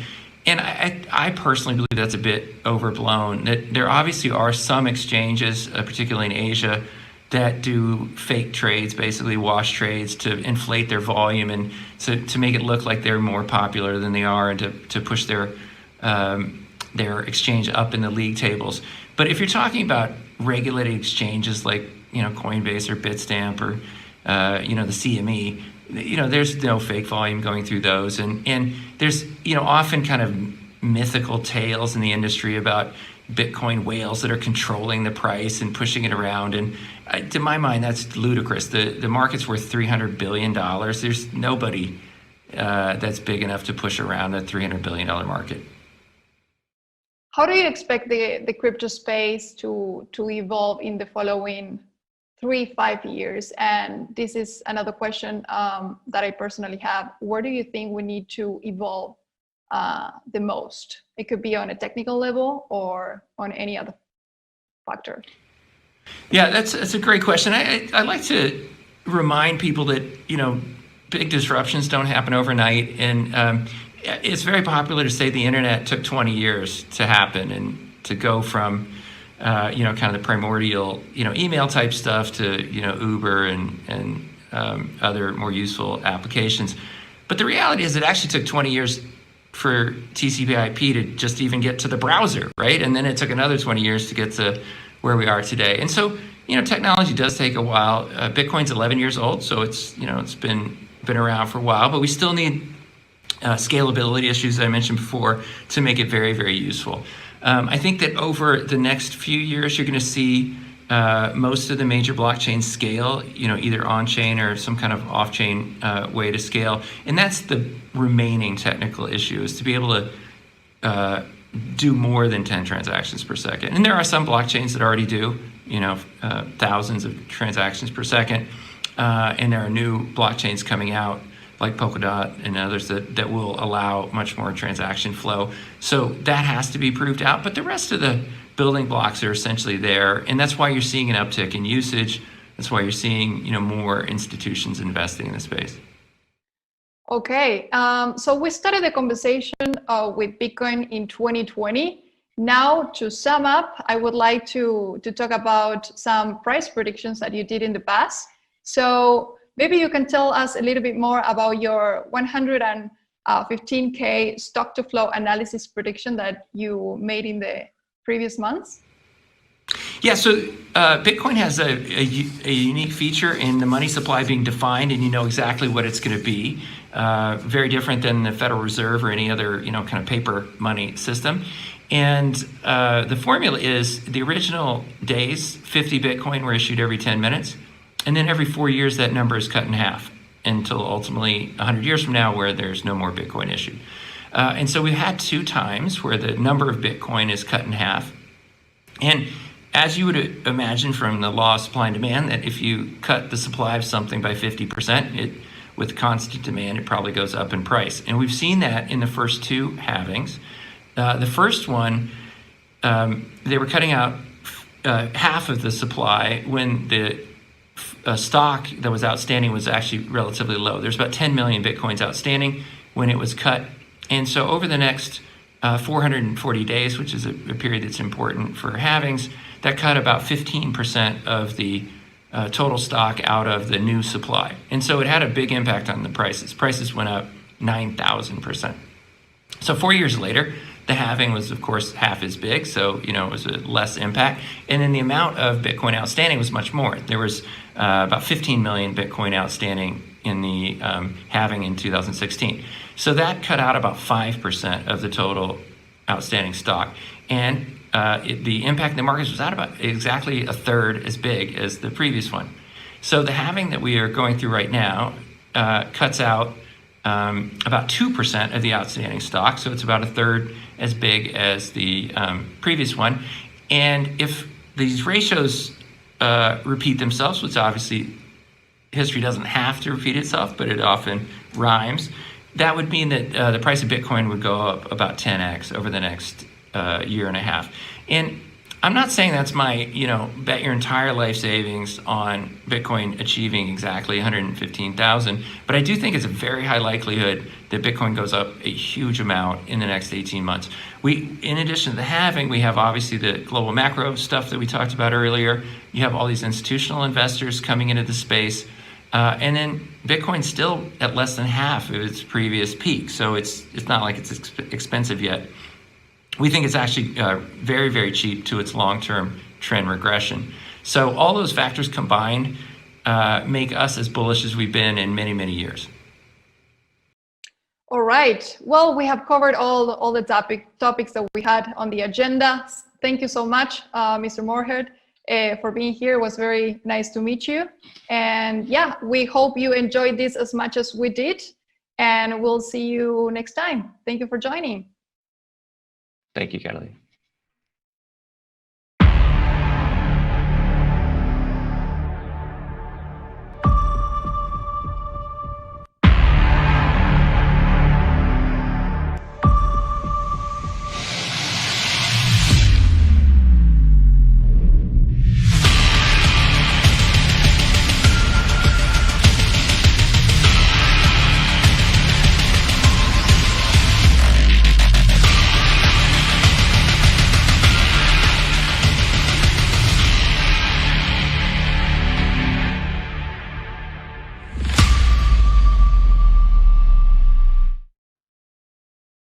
Welcome back, everyone. Thank you so much, Dan and Catalina. It's really great to hear the perspective of the CEO of one of the biggest funds in the space. So while many of these talks have highlighted large funds finding impressive investments, this next discussion is going to highlight you as an individual and how you can get more involved in early stage investing. So this year, 2020, there are now many more opportunities to invest, save, and have control over your finances. Sure, mutual funds and savings accounts are great, but investing in startups directly, adding crypto to your retirement fund or creating your own index fund are much more exciting.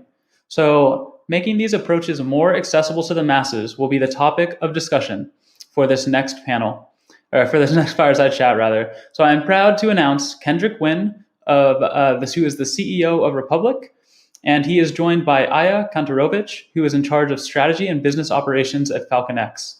These two will be discussing something they have been tirelessly working on, personal finance in the modern world. So as soon as you two are ready, I'll let you go ahead and kick it off.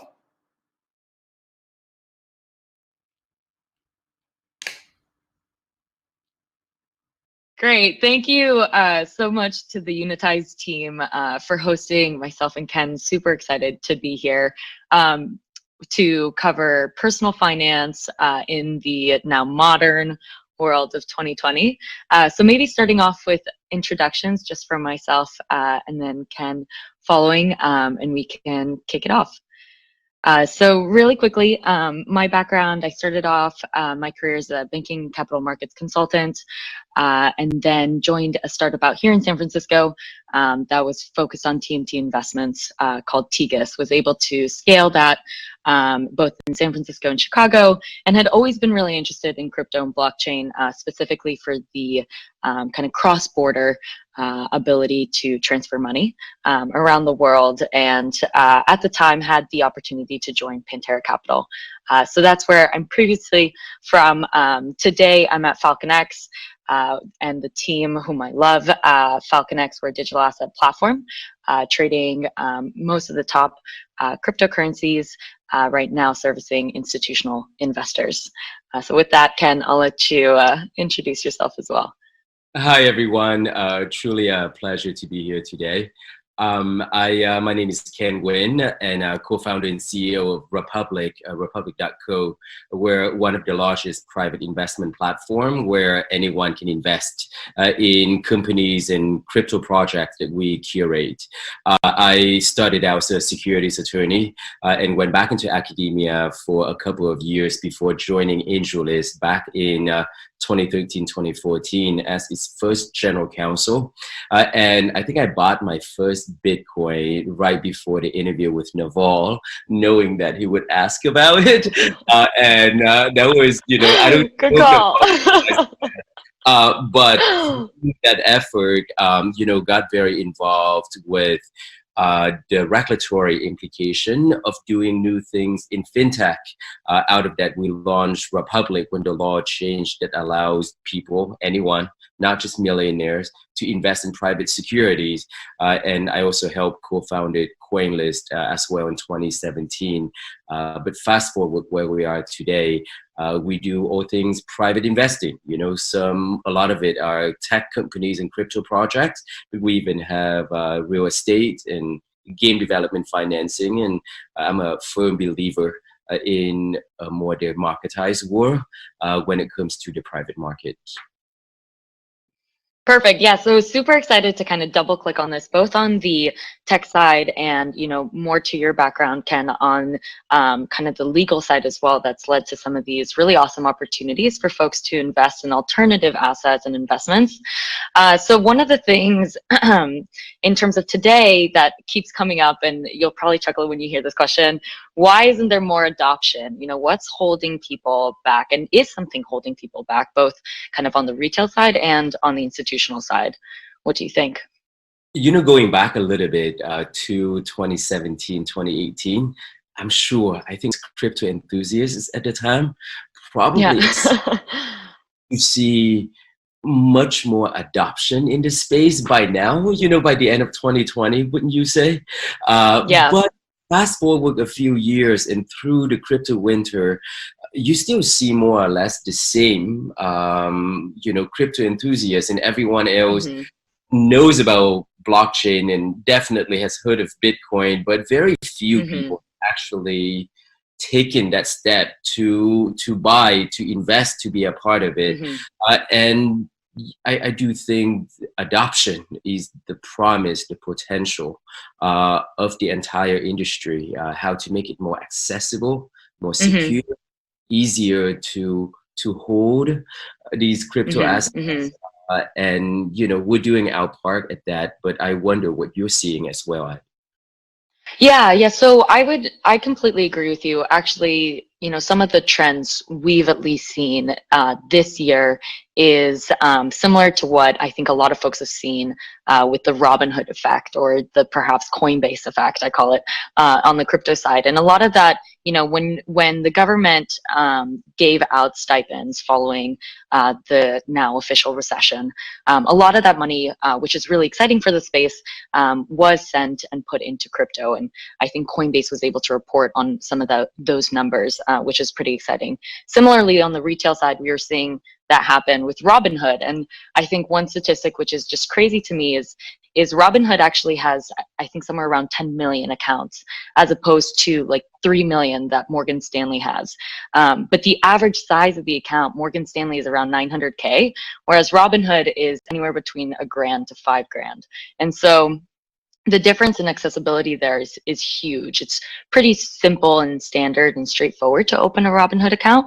It's very difficult to open a Morgan Stanley account. It takes way more clicks. You can lose the person somewhere along the lines.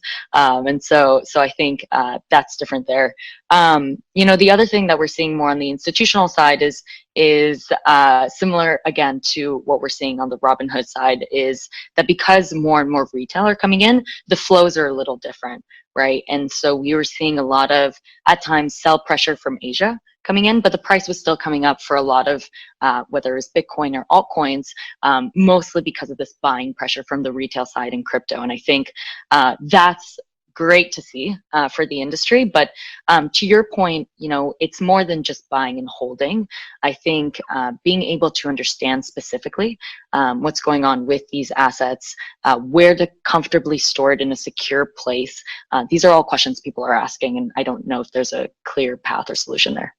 And one of the subsets of the industry, commonly known as digital securities or STO, been very underwhelming or performing below expectation the past couple of years, and I think that's exactly is the problem, the lack of adoption. But on the other hand, I do think that the next wave of or the next 12 months and beyond, people will naturally want to see real value underlying these assets in order for them to get in, meaning the retire dentist or lawyer in Milwaukee or in London, may not just believe in supply and demand and community engagement.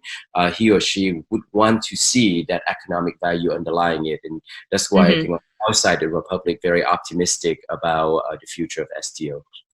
Yeah, no, I couldn't agree with you more. I think, one of the things, and to your point, I kind of boil it down to a few things. The first is what you mentioned, right? Accessibility. How easy is it for people to buy digital assets? Is it, now with the potential news of Venmo and PayPal, hopefully that's really exciting and can open the market to additional retail folks. But right now, I think the biggest players are Robinhood, Coinbase, you have Cash App, all of these who, some of which have also auto deposits, which again makes it much easier. But then the other question is just education. I think, one statistic that is very near and dear to my heart is that women and minorities are actually 7 times less willing to take on risk than men in the markets. And so a lot of that comes with just education in addition to accessibility. And so what would you say? I know Republic takes a lot of pride in both making things accessible and educating folks on the different products that they have on their platform. What would you say to that?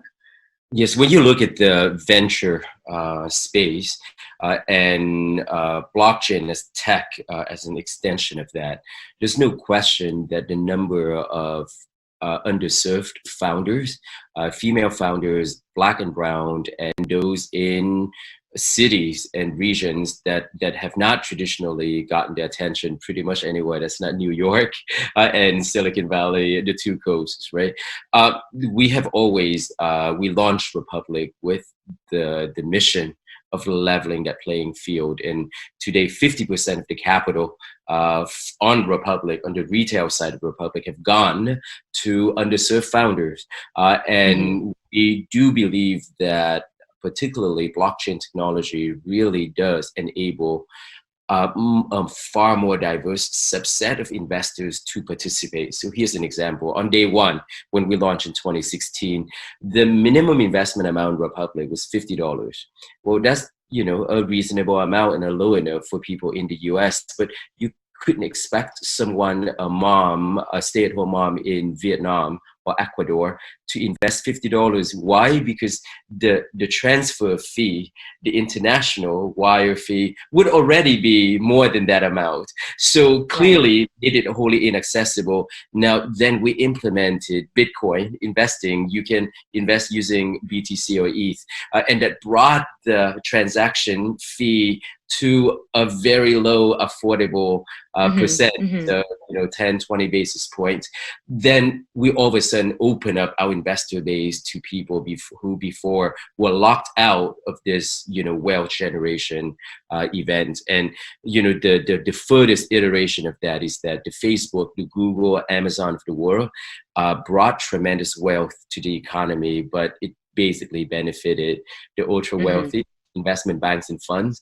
And I think the next wave of technology, of crypto investing, of blockchain, gotta be much more diverse and accessible. And it's a legal hack in order to get that done. And, we now over 500,000 investor community at Republic, but we aim to be, many, many more times that size. Yeah, congratulations. That's a huge feat, especially in this space. And I, couldn't agree with you more. I think we're seeing it on the institutional side as well. So, I would say a year ago, if you were an institution, you wanted to find liquidity, you probably had at least 7 tabs open on your screen with different service providers, all of whom had their own KYC AML onboarding process, which probably took 2 or so weeks. I mean, it was really painful to be an institution trying to trade in this space. And these are sophisticated folks coming from traditional finance who have had years of experience doing this, maybe on one platform with one broker. And so, that gave us at FalconX a really huge opportunity to fill in that gap, to create much deeper liquidity across different platforms to provide. And I think same to your point on the retail side, it's the accessibility. We keep coming back to this accessibility point. It still hasn't been solved.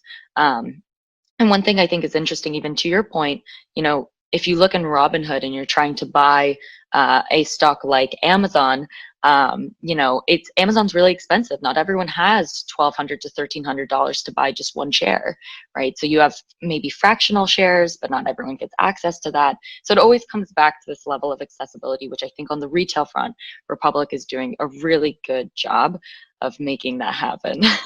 Thank you. And I agree completely. It's all about UX. The friendlier it is for end users, the more you're going to drive adoption. And I think, as we discussed at the beginning of the chat, I do think that's the potential of our industry. What's your take on Venmo and PayPal now enabling people to pay? Yeah. Time for the controversial questions. No, no, I think it's going to be great. I mean, the exposure to the marketplace is huge. It's undeniable. I think, it goes back to your point of UX. If the UX is really straightforward, and I personally think this is something that Robinhood has really struggled with. To me, when you're dealing with finance with a retail customer base, you have to go above and beyond to educate folks, and with the understanding that they probably don't know what the financial instruments they're using actually do and the risks associated with that. And so I think, unfortunately, Robinhood has kind of fallen short on that, especially with recent news. I would hope that with Venmo and PayPal, it depends on the use case. If it's just to move crypto around, that could be interesting. If it's like the Robinhood version, where on Robinhood, you're not actually purchasing crypto, you're purchasing the value of Bitcoin at that specific time. Alternatively, you have Cash App, where you're actually holding the Bitcoin in a hot wallet that you can then move the actual currency around. Cash App is very Bitcoin maximalist, so I'd be really excited once they start to offer alternative coins as well. But it'll be interesting to see what side PayPal and Venmo take. Are they going to take the position of just sending money around? Are they going to take the position of actually creating an investment vehicle where you can buy, hold, store it? All of which, again, are difficult questions to answer. I imagine that it will be some time before they enter the investment world or offer investment products, only because that invites a whole new bucket of compliance and regulatory complexity. That I gather that it's so outside of their business model as a money transmitter, a payment facilitator. Right. Be interesting to see, but yes, the level of regulation and sophistication required to operate in the industry that we are in some way, there's a huge barrier to market in and by itself. Yeah, no, absolutely. I think it's the one thing everyone on this conference will definitely agree to. The U.S., regulatory environment makes it very difficult, I think, to be creative in this space, and so hopefully, I think things will change in the long run. I'm curious to get your take on some alternative investments as well, things that are popping up in the space, whether it's like staking, DeFi. What are your thoughts on some of these new investment opportunities? Republic itself, not to be promotional about, but we're rolling out what is completely new in the industry, is a profit sharing token, but it's widely available to non-accredited investors, which people didn't even know that is legally possible, but it is. And I think the notion of investing into enterprises and businesses that pay out a profit, future revenue, is I think is probably again I think will define a whole new investment asset class for us. And blockchain technology, in so many ways, weaves itself into every single asset class. Fractionalization, automation necessarily means we're going to participate, and out of that, I mean, a function of how the stock market, the public stock market, has managed to be more robust than what people expected a few months ago. I think it has a lot to do with the number of traders that, like you said, now enter on Robinhood or otherwise and trade at a lower dollar volume. But in the aggregation is a lot more capital getting funnel into the system. But man, the next 12 months, I think would be so fascinating to see. I'm highly bullish, but now much remains to be seen, right? Yeah, I couldn't agree with you. And you actually mentioned a point that I think is super important to know is yields, generating a yield down the line. I think, going back to the point we discussed about education, not everyone clearly understands how important it is to make your money work for you while it's just sitting in an account, and what generating yield might be. So it's funny, I have a lot of friends now in just the traditional space who have no idea that they could put their assets into a yield generating savings account versus just a savings account where they generate zero yield. And I think the crypto community is just so obsessed with yield generation, which is great. So, you have staking on one side.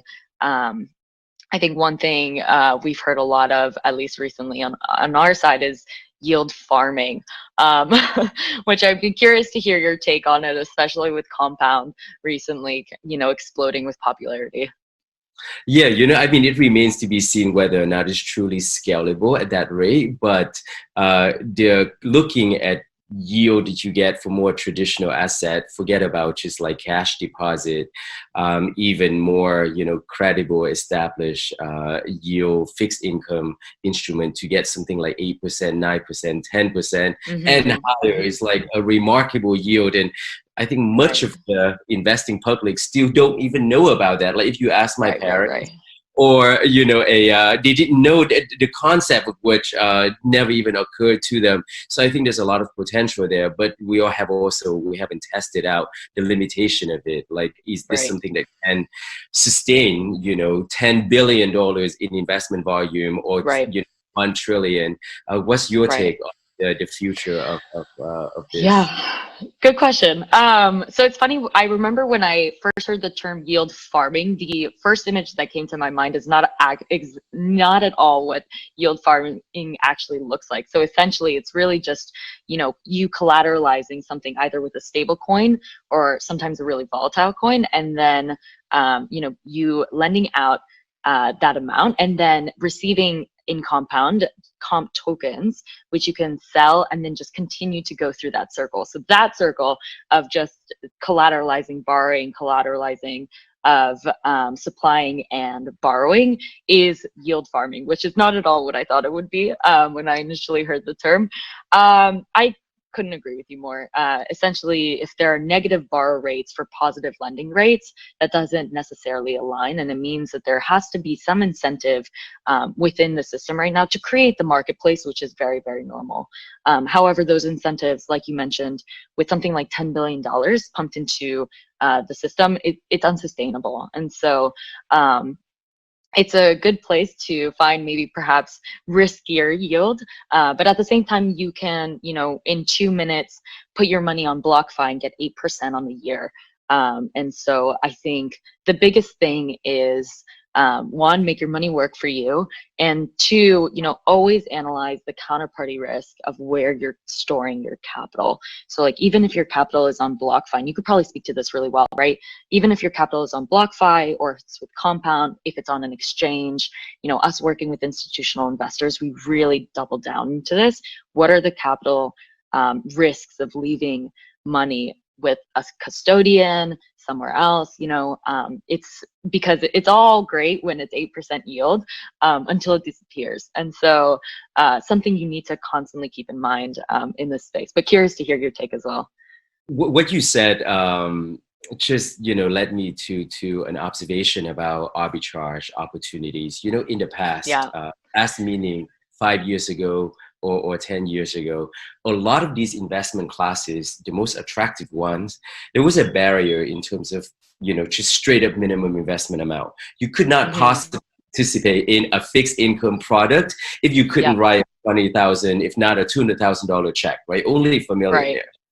And now technology, with changes in the law, pretty much anyone can, like you said, in 5 minutes, invest $200 and still get 8% fixed income, or anyone with $10 can invest in a private stock on Republic, or do an index fund like the Republic token. But the arbitrage here is information, is the lack of information.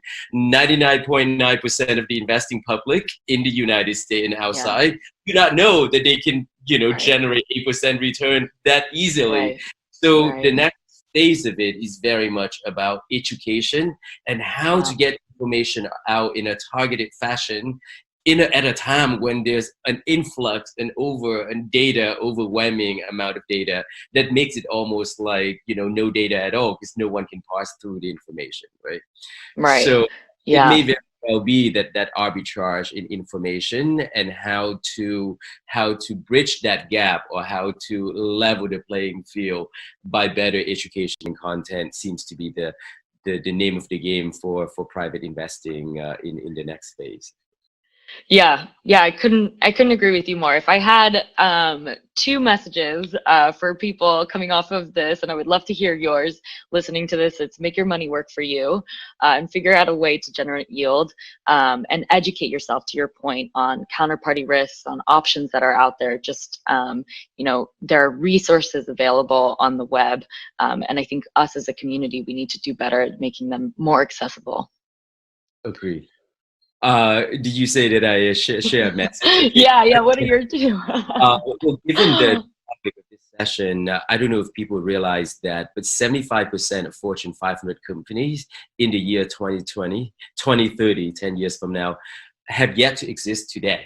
So the companies, the technologies that literally will be defining how we will be living and working in the future, today in someone's garage, and that's the opportunity to be a part of that, I think, gotta start now. So people should look well beyond just the public market. But like you said, it's highly risky. Invest in a way that is responsible, in a way that you can tolerate the risk and assume the risk involved. But to the extent that you have investable asset, I do think that the private market and blockchain or blockchain leveraged private investment opportunities ought to be part of someone's, everyone's portfolio. Yeah, definitely that 1%. Just make it 1% of your portfolio, and we'll all be super happy with that. Thank you, Ken, so much for taking the time, and thank you, Unitize, for hosting us today. Really, really excited to be here. Thank you so much for having me. Thank you, everyone, for tuning in on Unitize. Incredible to have this conversation today and to be a part of the conference.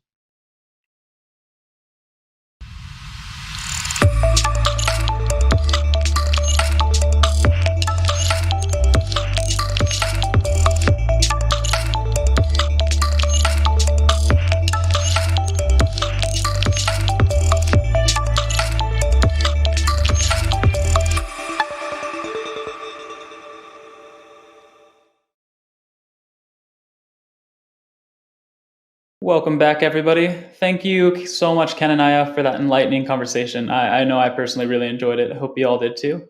And know that in listening to the CFTC and other governing bodies, there is a real interest in getting individuals more access to private investments as companies are waiting longer and longer to go public. So it's really great to hear that companies like Republic are tirelessly working to make that a reality. In 2020, many individuals are finding unique investment opportunities created by blockchain. One of the newest and most interesting verticals that is getting a lot of attention in decentralized finance, a lot of attention is decentralized finance, or DeFi. So one of the companies that is leading the way in this is Aave. Aave is an open source and non-custodial protocol enabling the creation of money markets. Aave protocol has been one of the fastest growing DeFi protocols, reaching 100 million USD in TVL within 6 months of launch. So without further ado, I am excited to announce Stani Kulichov, who is the founder and CEO of Aave. And during this talk, Stani is going to provide some insight into why Aave is growing rapidly and how it will stay competitive during the highly incentivized liquidity area that DeFi is experiencing now. Stani, whenever you're ready.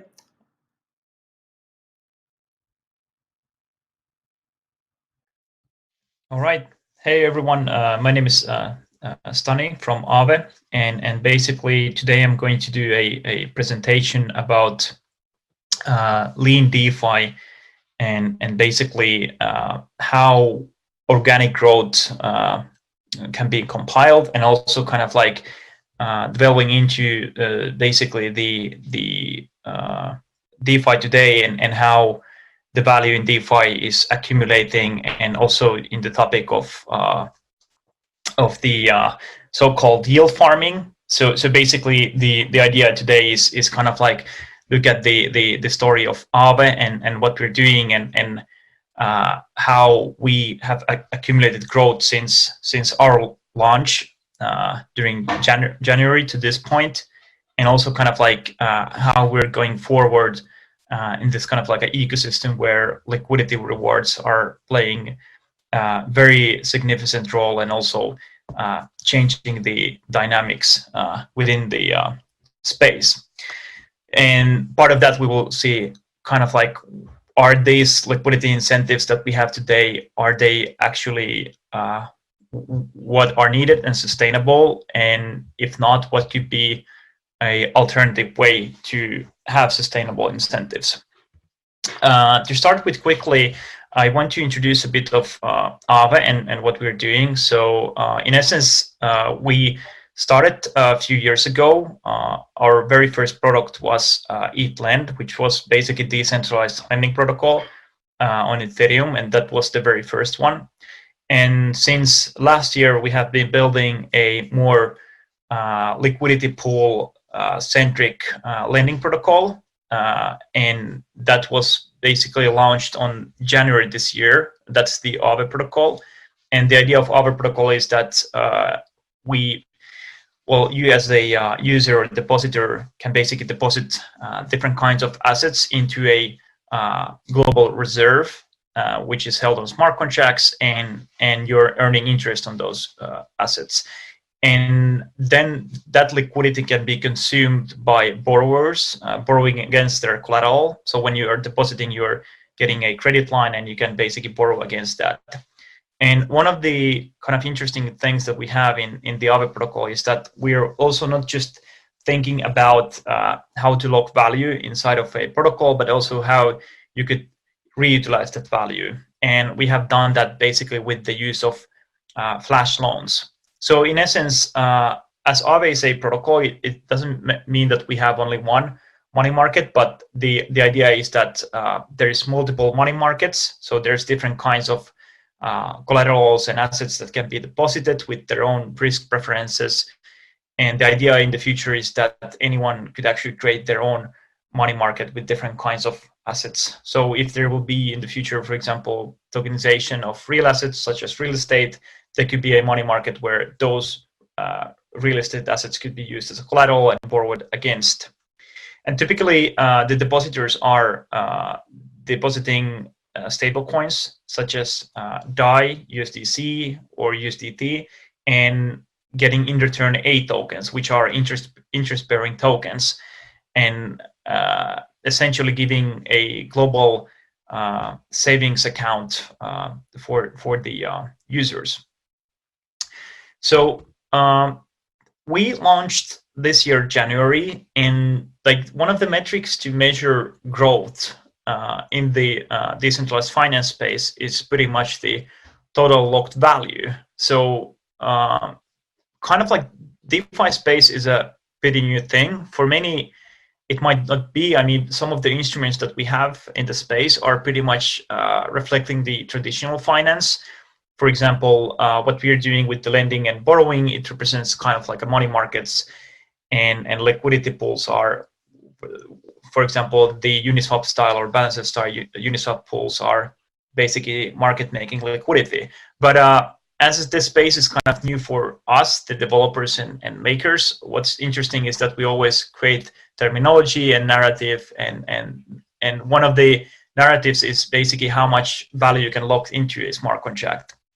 And basically, Aave started with pretty much zero. So every protocol starts from zero, and kind of like our story and growth story basically began in January when we launched, but there was a lot of kind of like brand exposure and getting your community to know what basically you're building and building this expectation. And that's kind of like the part of this organic growth that kind of like many do forget as well. So it's not just basically that you launch in one day and the next day you actually have a lot of growth. It actually has a narrative behind it, and we have built that narrative for a few years.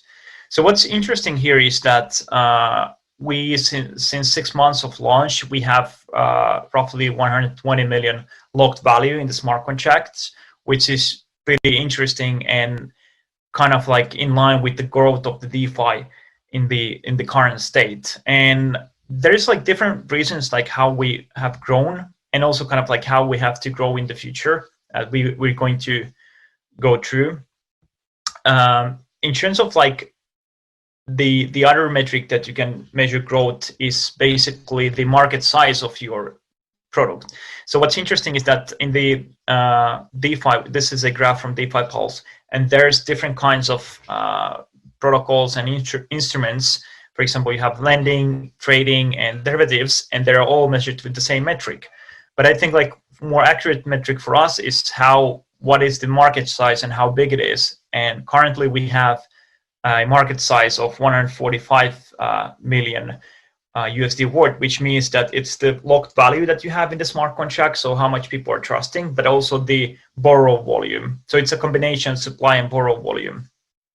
And most of the assets that we have are that basically yield highest interest is basically stable coins. So it's pretty common that you're depositing certain different asset and basically you're borrowing another one. And one of the interesting things how we achieved a lot of growth is that we're trying to be very agile in terms of like what assets we are listing. So we're trying to look different kinds of communities and how those communities have grown their own community and build their own narrative. And that basically gives us, based on our risk parameters as well, but the narrative itself gives us kind of like ability to list very interesting assets that have communities backing them up. One of the examples is, for example, the Link community or our own very own community that is holding the Lend token. And being able to deposit those assets and borrow stablecoins against them brings a lot of value. And that's one of the use cases there. So kind of like what we are trying to do is that we are trying to be very agile in terms of listing and basically looking at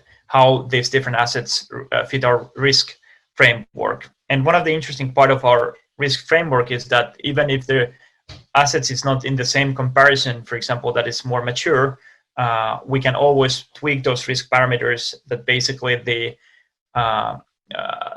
such as, for example, loan to value ratio, or for example, the liquidation discounts that actually they are more secure to be kept in the protocol. So that's like very important part, like how and what helped us to grow until this stage. And of course, one of the coolest thing is that we basically try to, besides listing assets into the main market, we try to create new markets and opportunities. So one of the things is that these different assets, they have their own risk parameters. And basically what we can do is that we can create completely new money market with their own assets, basically with their own profiles. So let's say if we know that you can provide liquidity into Uniswap or Balancer, and you get in return those liquidity providing shares, those shares has value, but on the same time, and that value could be used, for example, as a collateral, but at the same time, it poses a bit of additional derivatives and systematic risk, because basically, if you provide ETH and USDC in 50-50 form into Uniswap or Balancer, what's interesting is that the value is the underlying tokens that you provide, but there's also additional smart contract risk, because you need to trust Uniswap or Balancer as well. So basically what we have done is that we are creating new money markets where we take into consideration these derivative tokens, and we allow users to use them as a collateral. And what that helps us to do is we can grow our locked value, our market size. And technically what's interesting here is that we are actually using the very same infrastructure, the smart contract infrastructure on the main market, and replicating it into a new market. And we only need to basically create new price fee providers that we are auditing with our auditors, and that way we can fairly quickly create new markets and opportunities, and that grows the TVL and user base.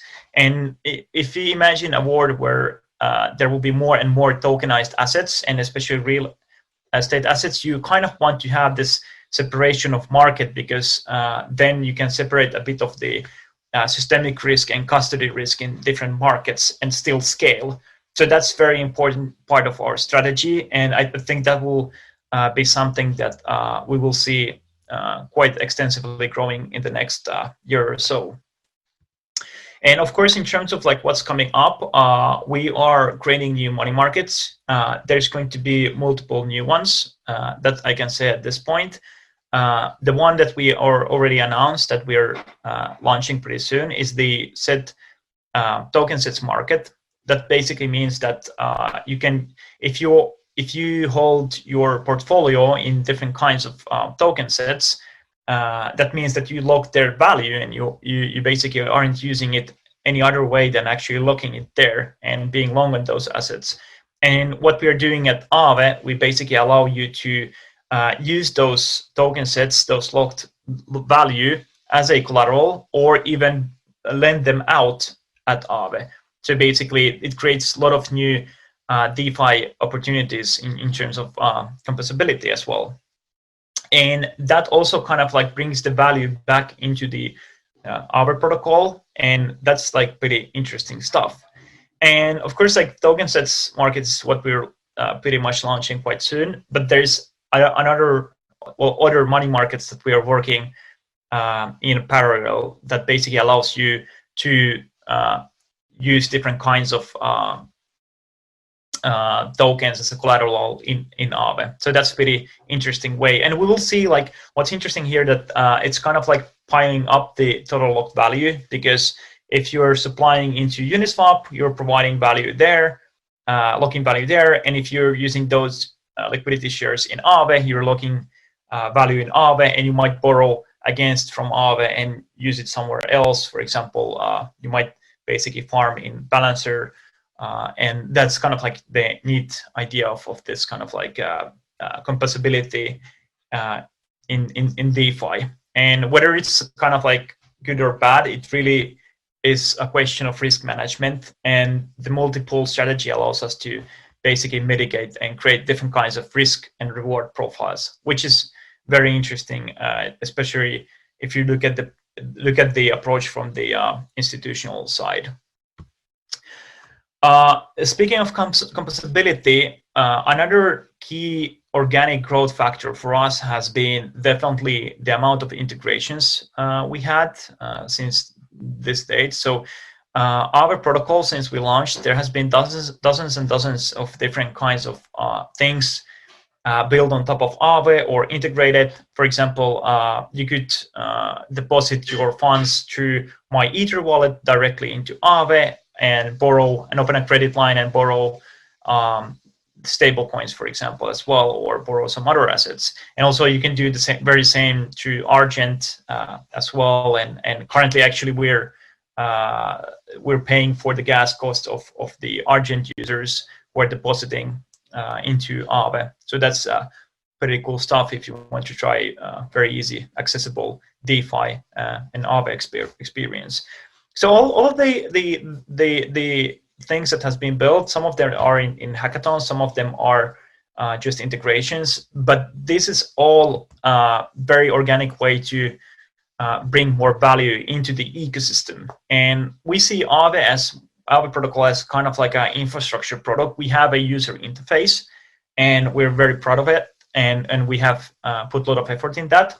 But we also know that like our very major work is actually the underlying system, which is this smart contract system that holds the liquidity, and we're focusing on that. So we're trying to kind of like create an ecosystem where liquidity can be plugged in or plugged out with our smart contracts. And that's why these partners that we have and the project that has been built on top of Aave, these are very valuable for us. And this is maybe one of the key reasons we have grown a lot. So we always kind of say that everyone is part of the Aave fam. And of course, we've seen a lot of more institutional side basically interested in the protocol. And we see, for example, that usually if you are using more secured methods to store funds, such as, for example, Gnosis Safe, what happens is that you're putting a lot of effort in the security, and basically you might be more from the institutional side. And we have seen a lot of growth in the storage of A tokens in the Gnosis Safe. And A tokens is the token that basically interest-bearing tokens that you get when you deposit funds into the protocol. So this chart very much replicates like the growth we had, and we're pretty amazed by this chart. And actually, if you think about like A tokens in general, they're kind of like automated treasury management for you, because you could pretty much buy A tokens, AUSDC or ADAI from the market, or deposit the underlying token to Aave and get the A tokens, and those A tokens are increasing in value straight in your address, which is the kind of like a cool part because of the 1:1 ratio. That basically means that you have already automated treasury management that fights against the USD inflation. So that's a very neat way to handle your treasury, especially if you're institution, or even if you're not, then you don't have time to manage that. It really reduces, for example, your costs, such as gas costs. So yeah, like one of the things when you're looking at organic growth and what you want to achieve, like you really need to think about the users, and that's what we're doing all the time.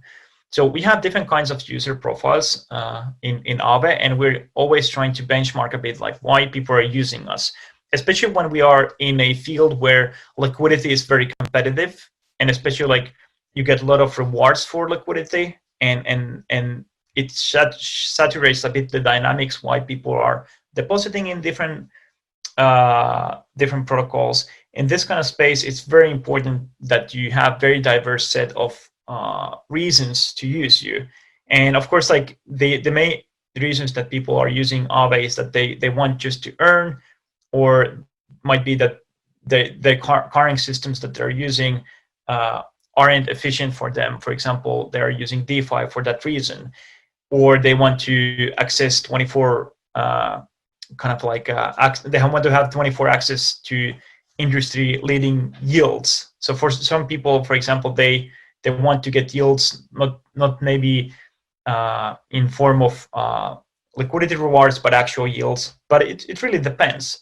And of course, the direct access to money markets and taking liquidity out of there. For example, you might be earning on the earning side, but you might want to sometimes exercise your credit. So some of your users might not just do one side of the market, but might be users who are doing both of the sides. And this is like very key component that actually it's possible to do, so that you can use some assets as a collateral and then borrow against. And that is where we are trying to be very agnostic, that basically whatever supply side there is on most of the assets you can actually use as a collateral as well.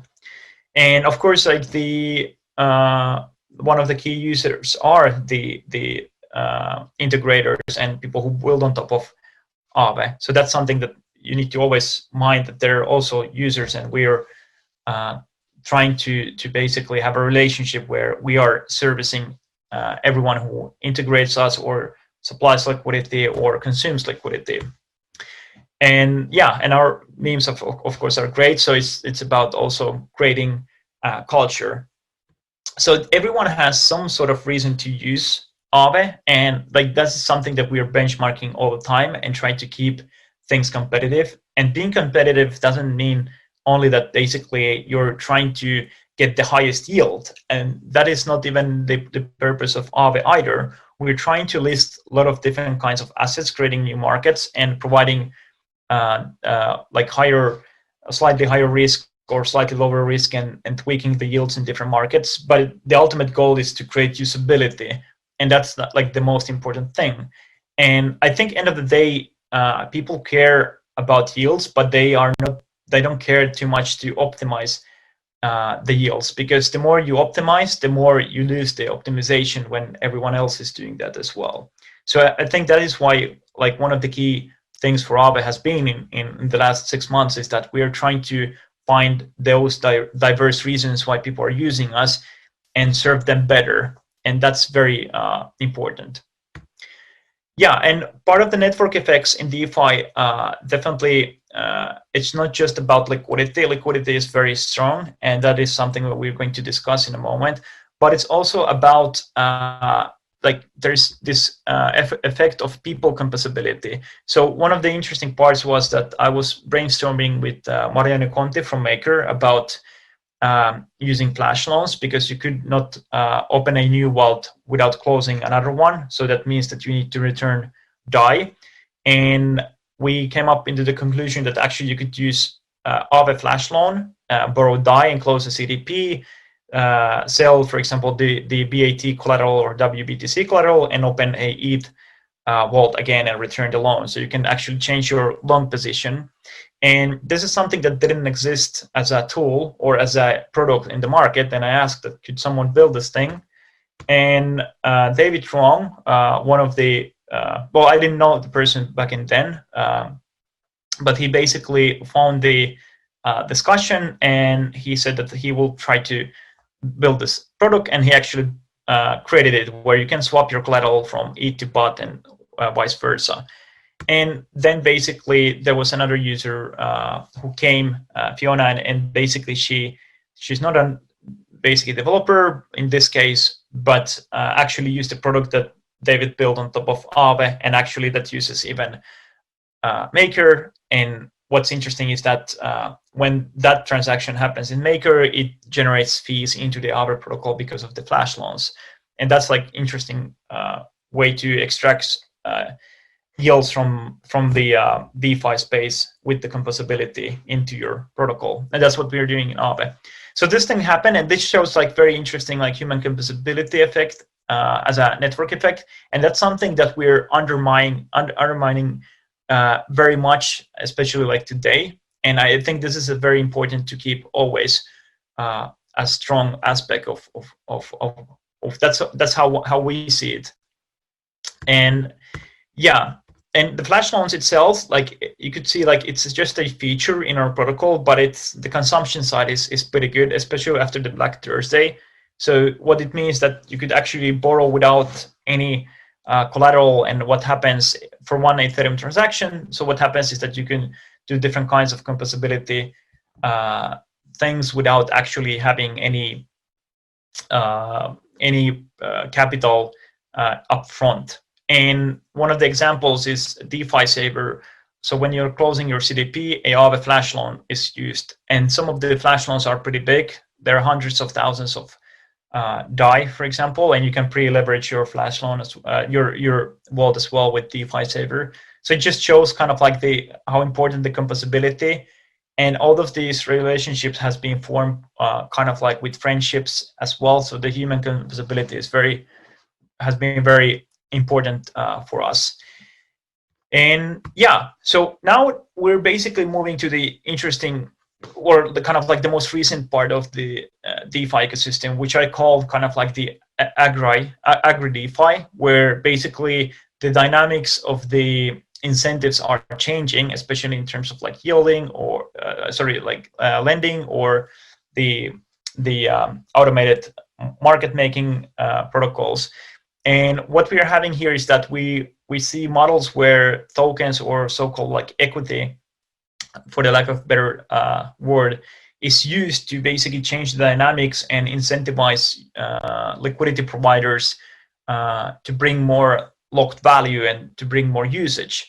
And that has basically formed a kind of like a new hobby in the space, where as liquidity is seen as the network effect, basically the liquidity providers are jumping into the DeFi field, or they already are, but they're getting more exposure and basically farming those tokens by providing liquidity. Now, it has been very interesting because like there's a couple of things related to here is that the farming has been quite extensive and very short term. So like when liquidity providers are coming and farming, especially with large amounts, and we're talking about whales, what basically has happened is that many liquidity providers who started out basically noticed that actually they're not earning that much of this so-called equity or tokens.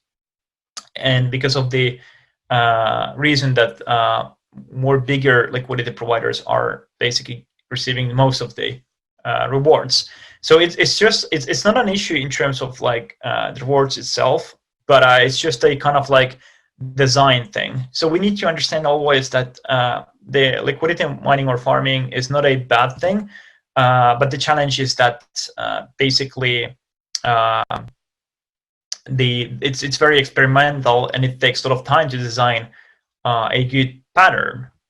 And I think what's interesting about liquidity farming is that it does attract liquidity. We have seen, for example, Compound growing from 100 million TVL to all the way to 600 million. And it basically incentivizes liquidity providers to try things that they otherwise wouldn't try, and maybe some of that liquidity will stay there parked. And it also allows you to incentivize different kinds of assets that you would normally have low liquidity or not maybe that much usage at all. And yeah, and the TVL is pretty important in terms of exposure. I think people look at things like DeFi Pulse and rank different kinds of protocols based on just seeing those numbers there. But there's also kind of issues. It attracts so-called fast liquidity for fast profits. So basically liquidity providers that are coming in and just selling whatever they're earning, because as an LP, that's part of your reward. And if you are not going to be in a long position and you don't have any reason to be, if there's no utility in the token, or basically your vote doesn't have much weight in the system, and if the supply is more controlled, there's less reasons you to keep holding that particular token, especially in high market valuations. And for example, the top 10 farmers are usually farming roughly 70% of all the so-called crops. And basically, that's basically what I have seen in just looking at Etherscan on the yields.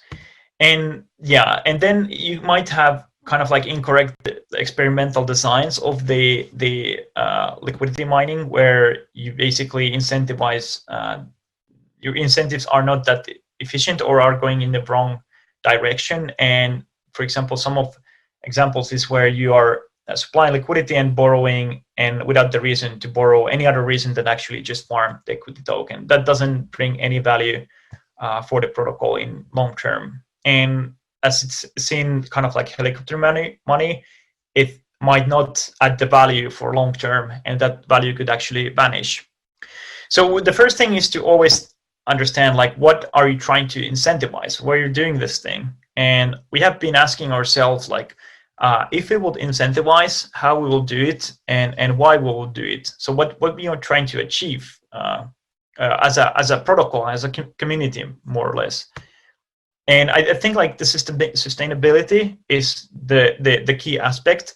So if you pay a token to incentivize the liquidity issues or increase liquidity, like, will it solve anything? And also, like, what are you trying to achieve? Like, are you trying to achieve to get more short-term or long-term liquidity? And this is an important question, because as time passes and the longer the liquidity stays in the system, it basically means that your liquidity acquisition costs are going lower if you are able to get people to park liquidity and being the early adopters in the protocol for taking that risk. So actually, like, instead of rewarding liquidity providers for coming and grabbing and kind of like removing the richness of the soil, you actually need to find out how there are basically they can contribute more into the soil and that the whole protocol benefits. And that's something that we're working on Aave.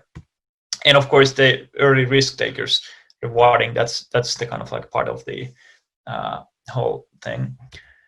Yeah, so it's kind of like, how would you find a organic fertilizer that actually works for your community? There's nothing wrong with liquidity mining, but it's very difficult to craft a system that it benefits your community. And you need to always think your community and ask how those incentives feel like, and find the kind of like a right path. Another important thing is that we always tend to focus on the rewarding liquidity providers, but we don't think that much on how we are securing the systems unless there is an event like Black Thursday or some kind of smart contract hack. So in this case, what's important is that what we have seen in our research is that actually you could not just reward liquidity providers, but you can incentivize the stakeholders of your protocol to stake value into the protocol and basically secure and ensure those liquidity providers liquidity in case there is some sort of like a deficit event. And that way you basically are providing more utility for your native asset, for example, that the liquidity providers are creating. And this is like very interesting way that you could actually combine something that Maker has and something that the recently we have seen. So staking is important because as the TVL is getting high, it attracts more liquidity. The stakes are also high, and if something goes wrong, there's a risk that the whole DeFi will lose its face. In that case, it's very difficult to recapitalize after that. And yeah, once we scale DeFi, we need more hedging and insurance, and that is why having a staking mechanism and way to secure the protocol is even more important than the liquidity incentives. And that creates the utility for the tokenomics, besides the fact that you are able to vote and govern the protocol. And so basically the takeaway of this talk was that liquidity provider, incentivizing liquidity providers, in essence, is not a bad thing. But I think there's a lot of work to do for everyone to basically make it more sustainable. And I'm really eager to see like how the DeFi space will continue with this experimentation. Yeah, so if you have any questions or to ask, you can always ask in the chat box, and I will basically answer whatever you have in mind. This is the Aave team in total, and we're known as the Avengers. And here's a QR code into our Telegram if you have any questions or you want to follow us and ask more stuff there. And besides that, yeah, I think it's pretty much here. And thank you everyone for watching this. And if you have any questions, feel free to ask or reach me out if you have anything you want to ask. Thank you.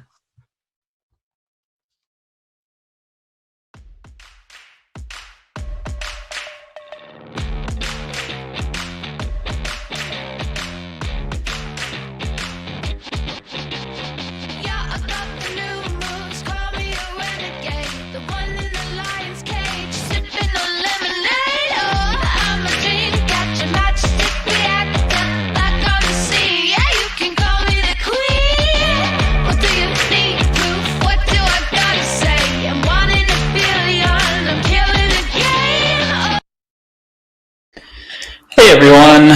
Thank you, Stani. Great to hear about all the exciting developments that are being made and your plans for the future. Decentralized finance covers such a wide breadth of topics, coins, and more. But one of the pillars that supports many of these platforms are stablecoins. There have been quite a few, but we are lucky to have our next speaker, who is the CEO and one of the most largest and most successful stablecoins. Do Kwon is the CEO and co-founder of Terraform Labs, which is the world's largest blockchain payment network. The Terra blockchain ecosystem has grown by leaps and bounds since its inception. With so much growth and progress, I'm excited to hand things off to Do Kwon to discuss mass adoption and the future of open finance. Do Kwon, feel free to start whenever you're ready. Hi everyone, my name is Do Kwon and I am a co-founder and CEO at Terraform Labs. So at Terra, most of the work that we do is focused around usership of cryptocurrencies. So we are one of the many organizations across the world that is looking to get cryptocurrencies widely adopted.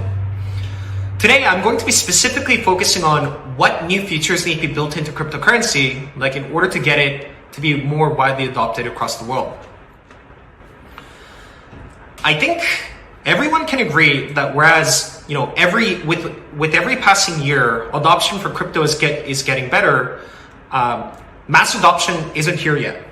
So depending on who you're asking, the number of active Bitcoin addresses ranges from anywhere between 7 to 40 million, whereas the number of active commercial banking accounts is about 5 billion or somewhere northwards of that.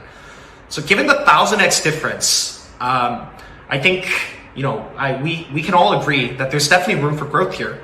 And now let's start to dig into the reasons why mass adoption hasn't happened yet. All types of monies, including cryptocurrencies, is a type of product. And if you view money as a product, it is actually quite simple with just two features. Number one, holding. So you can choose to hold your money in a bank account, or you can stake it in the case of staking coins.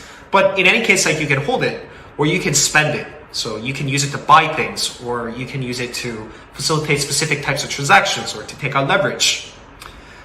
In any case, at a sufficiently highly abstracted level, mass adoption will come when cryptocurrencies facilitate holding and spending better than fiat currencies can.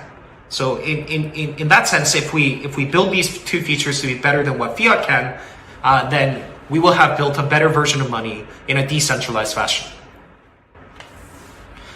In terms of spending, crypto is already starting to prove superior user experiences in terms of payments and settlements. So Terraform Labs, we operate two different payment companies, one in Korea and one in Mongolia. So in Korea, we launched Chai about a year ago, and today it's servicing about 1.7 million active users and is facilitating about $1 billion in transaction volume run rate per year. In Mongolia, we have MimiPay, which is something that we launched about 6 months ago in consortium with a local partner. So that entity is doing about 30 to 40,000 monthly active users and is growing very quickly. So outside of our payment efforts, there is also Coinbase Commerce in the United States that is widely integrated with the likes of Shopify, WooCommerce, and then so on and so forth. I think cumulative volume for that payment service is around 300 million USD. We have WireX, Crypto.com, that facilitates the use case of creating debit cards that can be topped up in crypto. So there's millions of users that are using those different types of services. And there are pretty good reasons why users and merchants are adopting crypto-based payments over traditional fiat payments. So number one, this is quite obvious, is faster settlement times. The average settlement period that it takes a traditional payment gateway to settle is anywhere between 7 to 14 days. And this settlement period is prohibitively long for lots of different payments use cases. So for example, for a ride-hailing service, like a cab driver doesn't have the ability to wait 7 days in order for his ride fare to be settled to him, because he needs that money right away to be able to buy food for his family and fuel for the next day of operations. Same for lots of different platforms that deal with food delivery or SMBs and restaurants, because working capital issues are more significant the smaller that the entities that you deal with day-to-day basis gets, and as you start to penetrate into markets that are outside of the United States and Europe. Compared to this, Chai and MiniPay, for instance, is able to settle in 6 seconds, which is the average block time of the Terra blockchain. So the working capital benefits that you can get from like a 6-second payment service versus a 14-day payment service is obviously very large. Second value proposition is perhaps easier to grasp, which is negligible fees. Whereas traditional payment processors charge anywhere between 2.5% to 3.5% of the transaction value. For lots of different cases in cryptocurrencies, you can charge a nonlinear fee that is quite trivial in most cases. So for significant types of transactions, you are able to create cost structures that are fundamentally superior to what fiat settlements or fiat payments are able to offer with these crypto payment services. We think that this trend will continue. We think that as core technologies speed up and lower the cost of transactions on blockchains, we think that the use cases for spending cryptocurrencies is going to keep getting better and better. I would say that on the holding side of things, cryptocurrencies still has a pretty big problem in the sense that for the everyday user, it is still very difficult to hold Bitcoin. And by this, I don't mean that Bitcoin is not a good investment. It can be a good or even a great investment. But the simple fact of the matter is that the vast majority of the world's population don't have the bandwidth or the resources to be able to invest with their paychecks. So for an everyday user that is planning to the very last dime on how his paycheck should be spent, if the price of Bitcoin even falls, let's say 10% by the time that he gets his paycheck and before he has the time to liquidate it, it means that he has 10% less to spend on his bills, for rent, food for his family. So the cost of volatility there for the everyday user that is not looking to do price speculation is massively, massively high.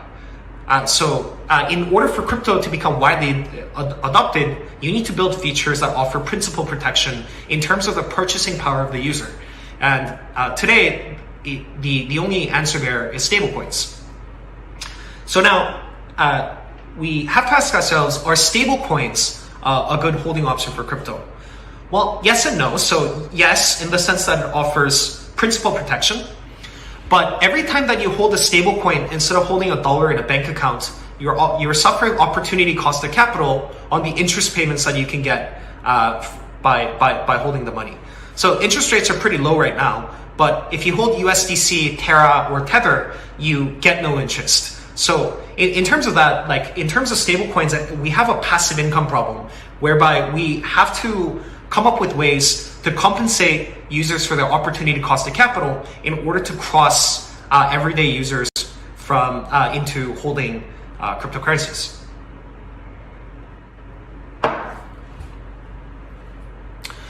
So crypto needs to offer better passive income than fiat to be a better hold to the average user.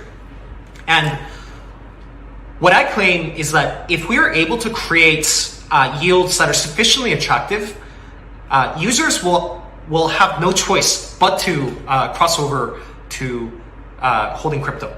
And the reason for this is, if you look at compound returns over a 10-year period for a savings account that offers 0.8%, and then a smart contract that offers 8% annualized returns.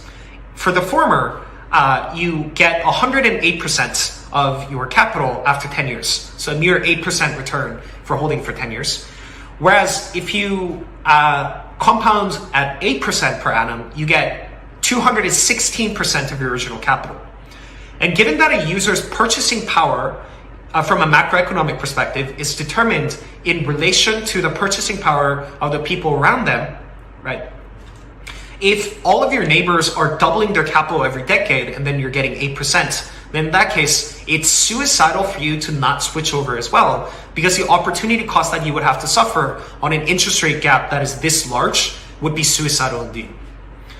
So obviously, that's all good. Now, I guess the money-making question is, how are you able to create this type of interest rate that is both reliable and decentralized for the user? So that's essentially the money-making question. So DeFi lending has provided an interesting part of the solution, right? So we're talking about the likes of Compound, DYDX, that allow users to trade price exposure to assets in exchange for paying interest rates. So to illustrate how DeFi lending works, let me introduce two different people. So Bob, who is looking to get leverage exposure to Ether, and then Sally, who is looking to get passive income on her stablecoins. So Bob is bullish on ETH, so he's looking to take out leverage. He takes out a Compound loan to lock up his Ether and get a USDC loan at 75%, at 75% LTV. And then he uses the USDC that he just borrowed to buy more ETH. So in some case, by interacting with Compound, he's managed to increase his price exposure to Ether to, let's say, 150% of his existing capital. And if he did this recursively, like, he could actually increase his exposure to many multiples from what he had before. So on the other side of the table, we have Sally, who's looking for passive income on her USDC. She deposits USDC on Compound and loans out her coins to the many Bobs of the world that want the leverage. In return, she gets interest payments from Bob. If there are many Bobs and there are Sallys, then the interest rate is high. If there aren't that many Bobs compared to there are Sallys, then the interest rate is low. So everyone in this picture is happy. Bob gets his leverage and Sally gets yield. The problem, though, is that the deposit yield on DeFi lending markets are too volatile. Very few Bobs are willing to take out leverage for a long sustained period of time because leverage is risky and expensive. So it is only used when there's short-term catalysts for speculation.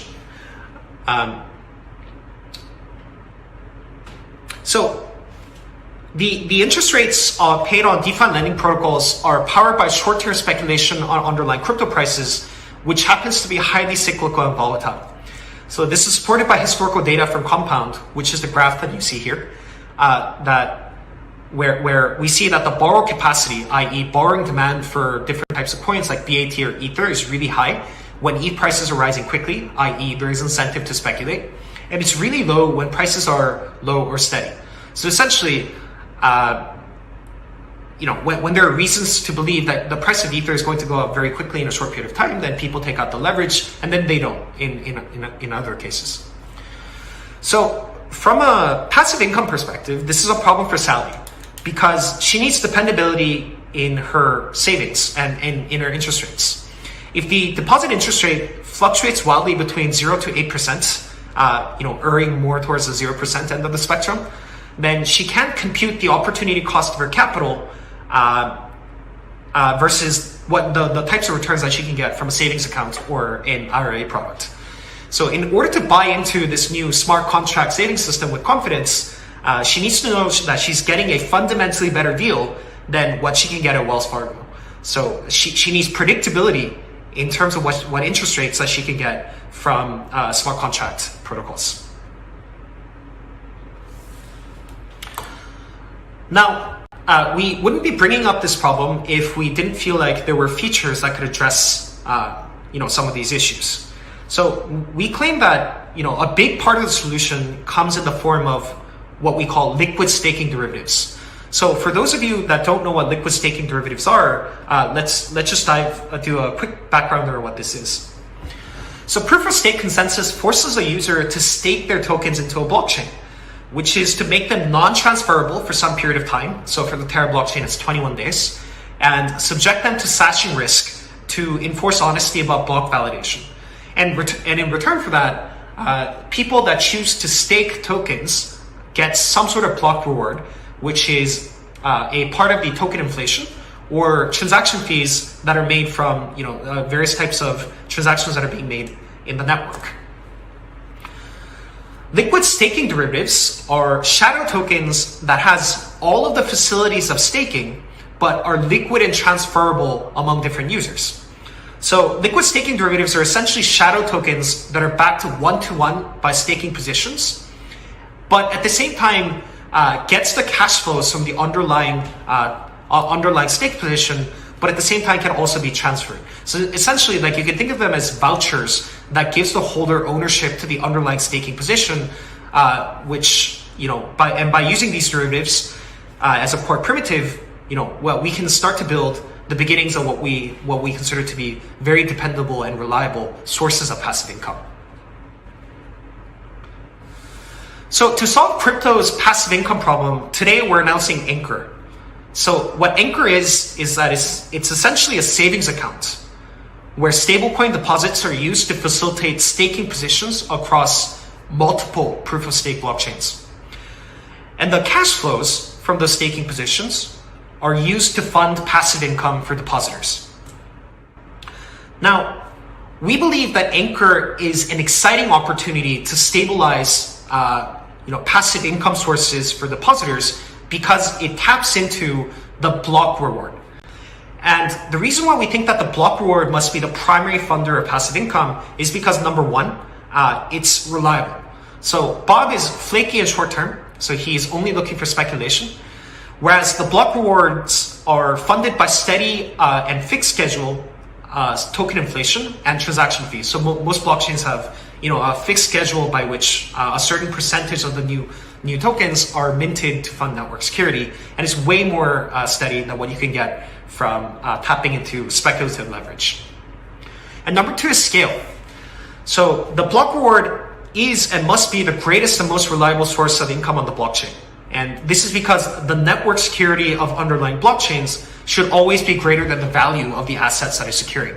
So in some sense, like, if you are looking to create sources of passive income, similar to the way that commercial banks tap to the greatest source of wealth in fiat, which is the federal funds rates controlled by central banking institutions in the US. In order to create passive income on the blockchain, we need to be tapping into the block reward, which is the greatest source of value generation across proof of stake networks today. So Anchor Yield is also powered not just by one, but by a diversified income stream of staking rewards from multiple different POS blockchains. So from that sense, we can benefit from the diversification of those cash flows and offer low volatile interest rates that are attractive on stablecoin deposits. So looking under the hood, Anchor relies very strongly on liquid staking derivatives. From a smart contract architecture perspective, Anchor looks quite similar to Compound. There is still a Sally making her deposits and Bob looking to take out loans.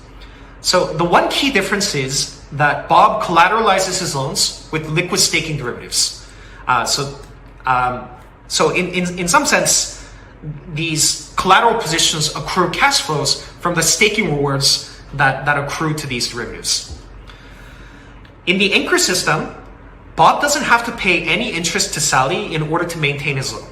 Staking rewards accruing to his collateral pays for Sally's interest, and then the rest is paid to him. As he doesn't have to pay any explicit interest rate, Bob is less concerned about winding down his loan, and he's able to take a much longer term perspective in terms of getting the loan. So the key difference of the Anchor system is that given that the underlying assets are cash flow bearing, the resultant system is much more capital efficient than existing crypto lending markets where the collateral tokens don't bear any cash flow. So that's one of the key differences.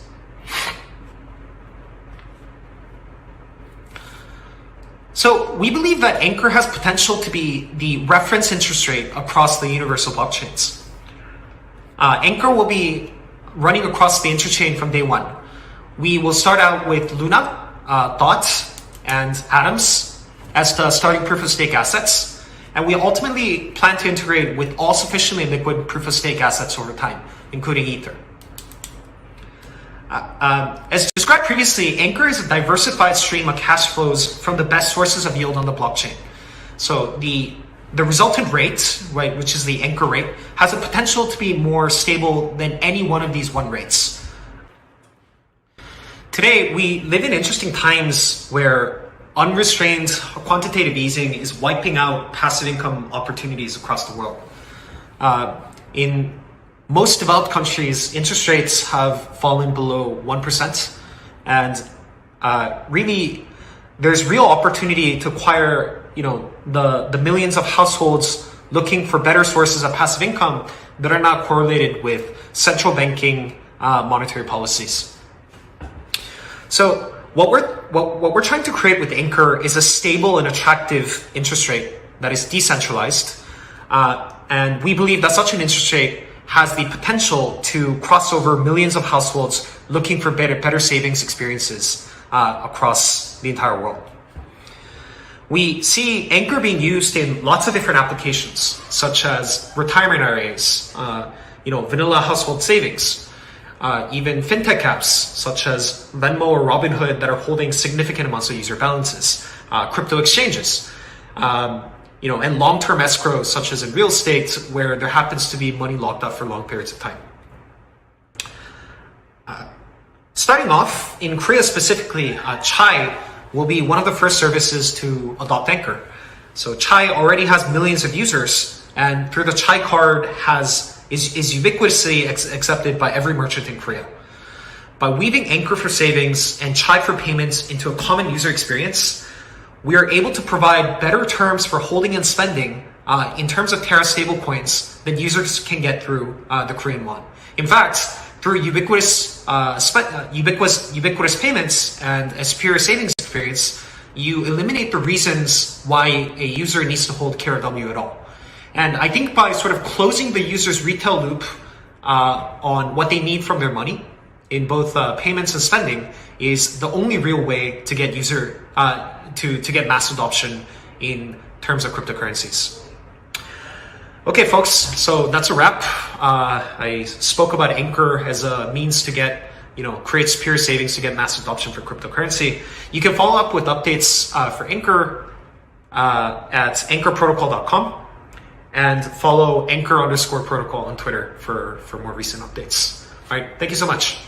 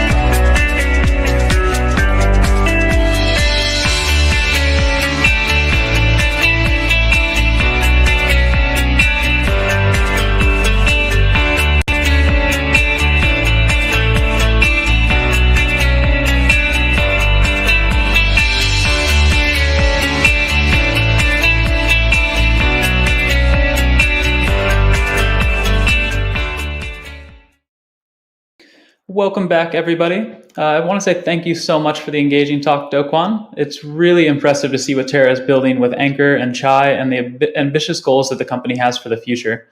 I just wanted to ask a question. If you're in chat right now, I'm curious, what was your favorite talk? What has been your favorite part of Unitize so far? Feel free to kind of give us tips. Let us know what you liked, what you didn't like. We're always open to suggestions to improve over the week. Really quickly, I also want to take some time to remind everyone about our exhibition area and rewards. If you are watching via Brella, to my left, you can go ahead and check out the exhibits and rewards section.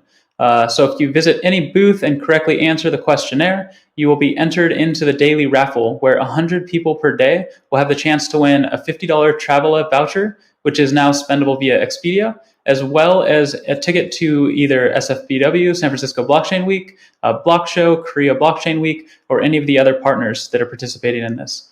If you want to find any more information, you can go to unitize.online and click on the rewards tab on the top right. There's also one daily winner per day. This can be multiple days who will win AirPods Pro. So if you go to every booth in the exhibition area that's participating, correctly answer their questionnaire, you're going to go ahead and get entered into the once daily raffle for a pair of AirPods Pro. So definitely go ahead and do that.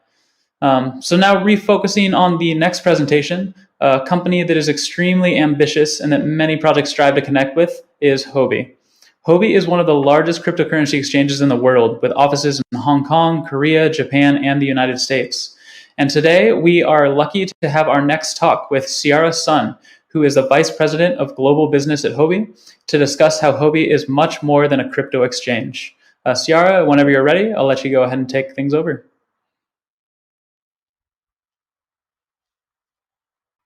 Hi everyone, it's great to kick off the first day of Unitize with all of you here. I'm sure you have a lot lined up throughout the virtual conference, so I appreciate you making the time to be here. I'll spend some time sharing my thoughts on the current crypto landscape through a global lens and then take a deep dive into some of Huobi's fastest growing business line. Some of you may already know that Huobi is much more than a crypto exchange. So I'm hoping you'll learn a bit more about what we do and how we fit into the broader digital asset ecosystem. I also have some exciting news to share with you a little bit in the talk, so stay tuned. So before I jump in, I'd like to share about myself. My name is Ciara Sun. I'm the Vice President of Huobi Global Business. I'd like to start with my background because I'll give you a bit better understanding of how I view the crypto space. So I started my career in the financial center of the world, in New York City, working with multiple companies, starting with Ernst & Young and then Boston Consulting Group. I spent years advising banking and capital market groups for major banks, hedge funds, PE firms, and investment management corporations. And traditional financial services are an industry I understand well. But because I understood the space, I knew there were limitations. Traditional finance rooted in a very old practice and biases, some of which have created a financial ecosystem that isn't always inclusive. There are also a lot of inefficiency and challenges that exist in traditional finance. So I know no industry is perfect, but it often left me wondering what innovations were on the horizon. So it's how I started getting into blockchain and cryptocurrency. So I eventually decided to take the plunge into crypto space and landed at Huobi after a brief look at other exchanges. And having worked with some of the top financial institutions before, I wanted to join a company that not only had the vision and ability to innovate the financial industry, but also have some of the same infrastructure like a global scalable company like others I worked with before. So that's why I choose to work with Huobi. And we move fast and constantly innovative with blockchain and digital assets, but we have many of the protocols and procedures in place that you'd expect from a multinational organization. And this is very essential for Huobi. And we place a very high value on compliance, security, and user safety because we wanted to become one of the leading and trustworthy exchange in the world. So what we do at Huobi, I work on a variety of different stuff. So I started my career with Huobi leading the listing team for Huobi Global, Huobi Japan, Korea, Thailand, and some of the other local exchanges. And then later on, because we feel like we have been working with our partners through different things for our 18 different business units, and it just makes sense for us to provide a one-stop service for our partnership. So we started this business development and partnership department so we can provide a one-stop service and provide partnerships for all of our partners throughout the world. And then later on, because we put global expansion as our top priority strategy for the firm, we decided to start this new business department. It's called the Global Business and Markets, so that we can have global marketing as a separate business unit to better serve our clients from the Western world. And then later on, I picked up institutional sales business unit. So now I manage a bit of a lot of stuff at Huobi, but everything is to trying to serve our clients better around the globe. So first, I thought I'd start by sharing some of my thoughts on where we are as an industry. Hopefully that will be insightful to you guys. So this is a particularly exciting time for blockchain and crypto.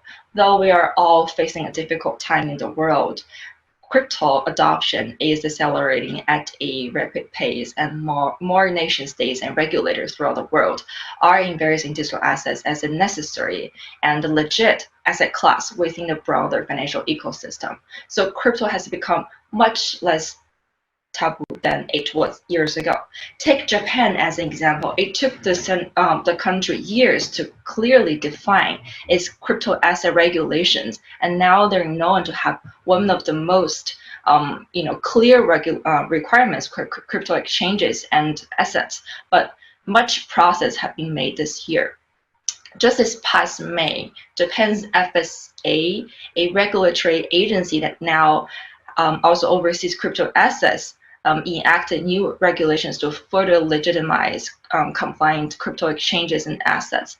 And fortunately, we have been operating a localized exchange, Huobi Japan, and got the first bunch of license by Japan in 2018. And now we're continuing to work with regulators to ensure full compliance with local requirements.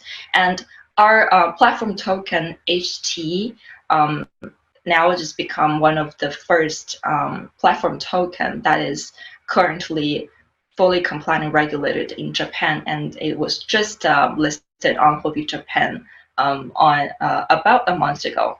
And we're very happy and excited to see that local users in Japan are showing a lot of interest for the HT token, and now HT token can be traded with local currency in Japan.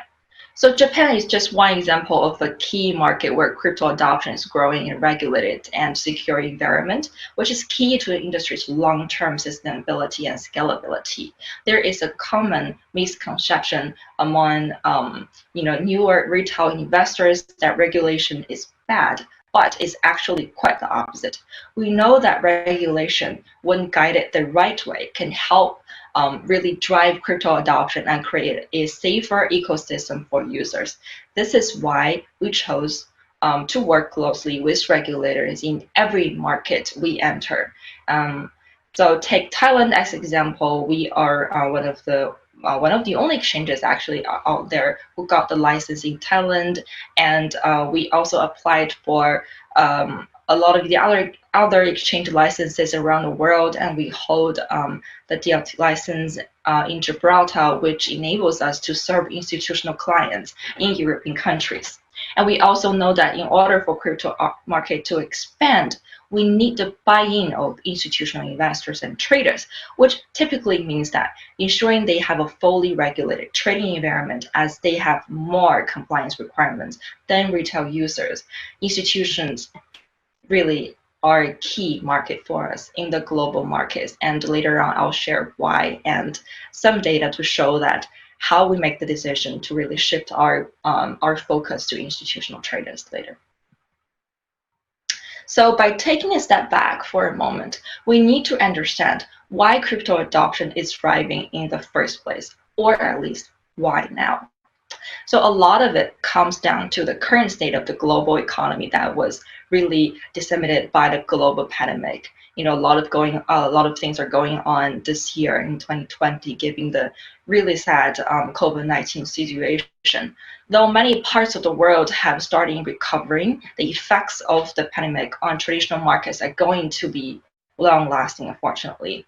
Central banks around the world have printed an unprecedented supply of fiat currency and artificially drove interest rates down as part of quantitative easing. These kind of monetary policy measures come with high inflation risks, and there are concerns around currency devaluation as a result. In this kind of macroeconomic environment, cryptocurrency, especially Bitcoin, is emerging as an alternative asset to help this inflammatory pressure and act as a store of value. One positive indicator of this is the growing interest from institutions, like I just said earlier. We're now seeing more institutional investors turn to Bitcoin as a hedge against inflation and as a good alternative to traditional safe haven assets like gold. So some big name investors like Paul Jones have come out in support for Bitcoin this year, and we also see the growth of Grayscale. It's huge this year, especially on Bitcoin and Ethereum, and we're similarly seeing a spike in institutional trading volume assets, both on our spot and derivatives market. So the other factor is market volatility. Due to current macro events, volatility has become the norm for 2020 in both traditional and crypto markets, and this has been a boon for crypto, particularly on the derivatives market and with institutional traders. Volatility is a very, very natural part of market cycles, and we all know that.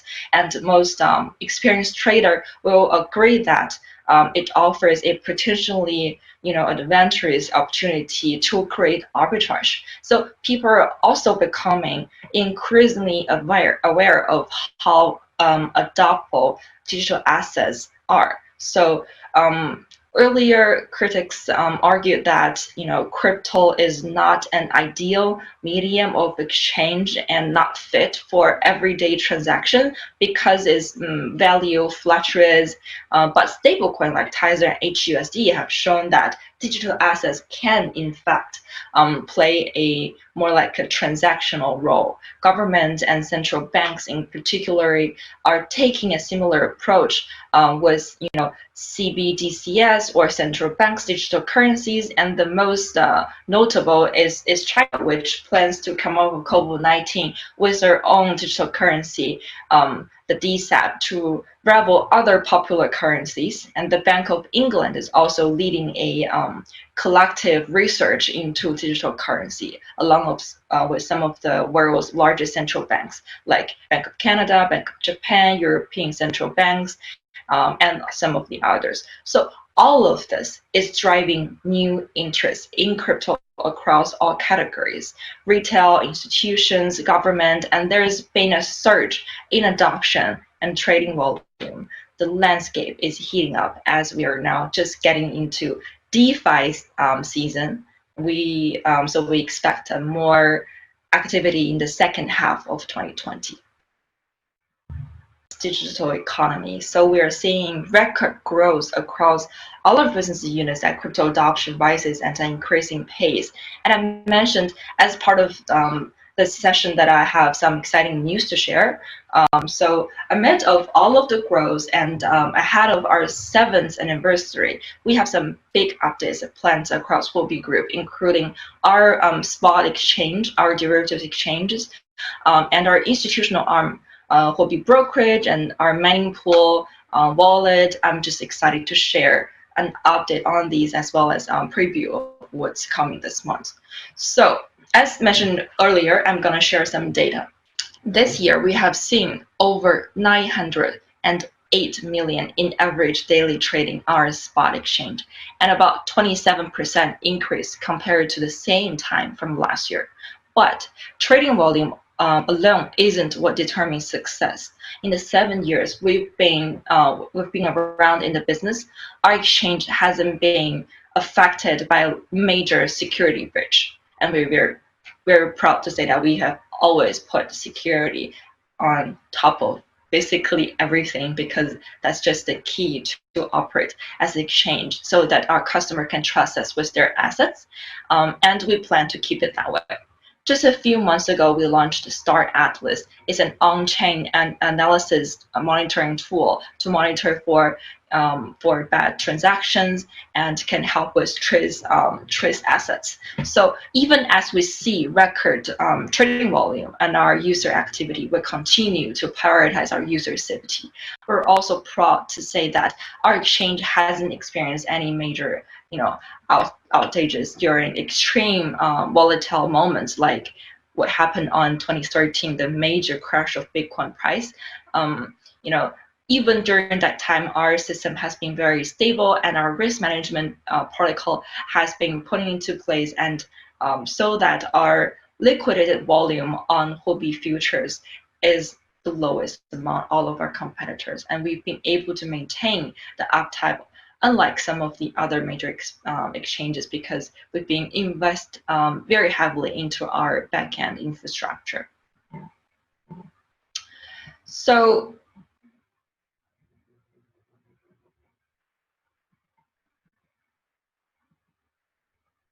on the derivatives side, Huobi futures have seen nearly 80% growth average daily trading volume compared to the same time last year. And derivatives market are most active during times of exchange volatility, and we were able to use it to further improve our user experiences. So in an effort to protect our users' assets, Huobi futures roll out some of the new mechanism risk control to prevent unnecessary losses in time of extreme volatility, like I mentioned earlier.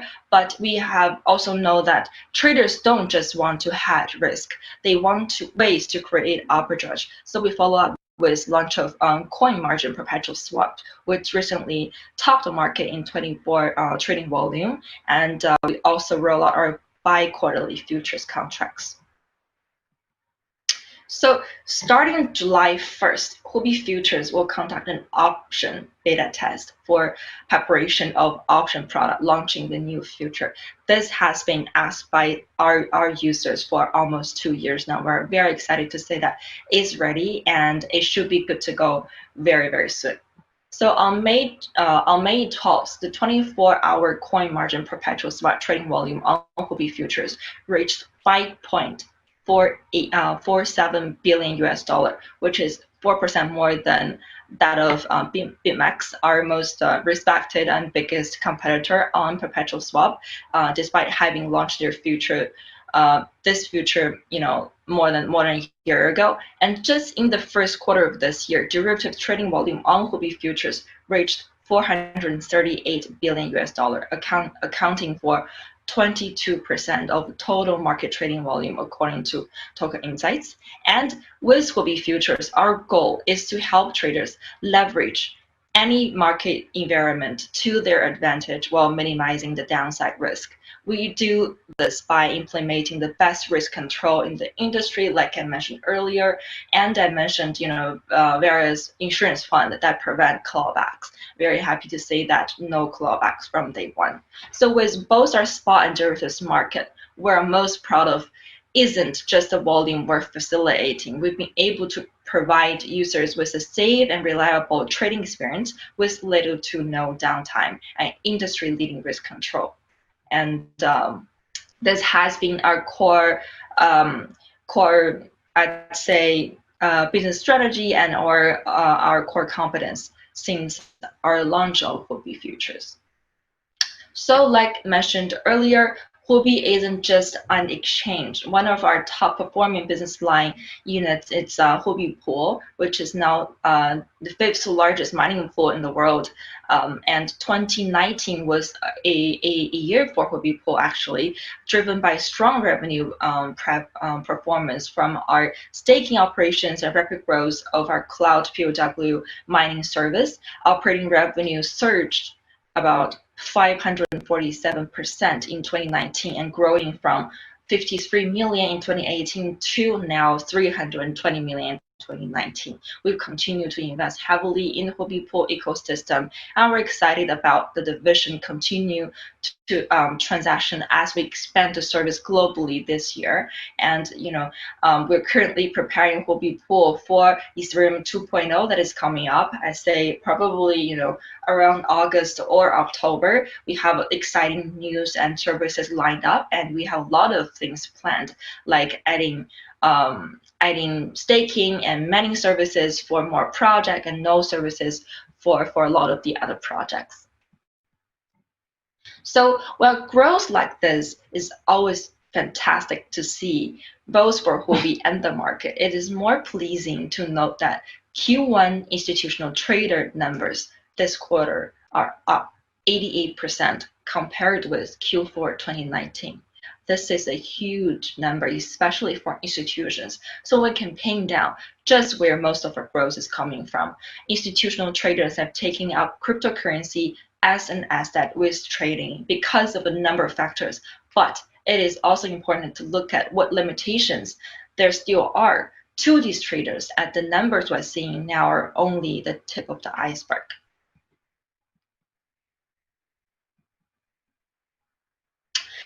One thing more about institutional trading volume on Huobi itself, probably give you a better picture, is that the beginning of 2019, when we first decided to form our institutional BU, trading volume percentage of Huobi institutions only made up to about 17%.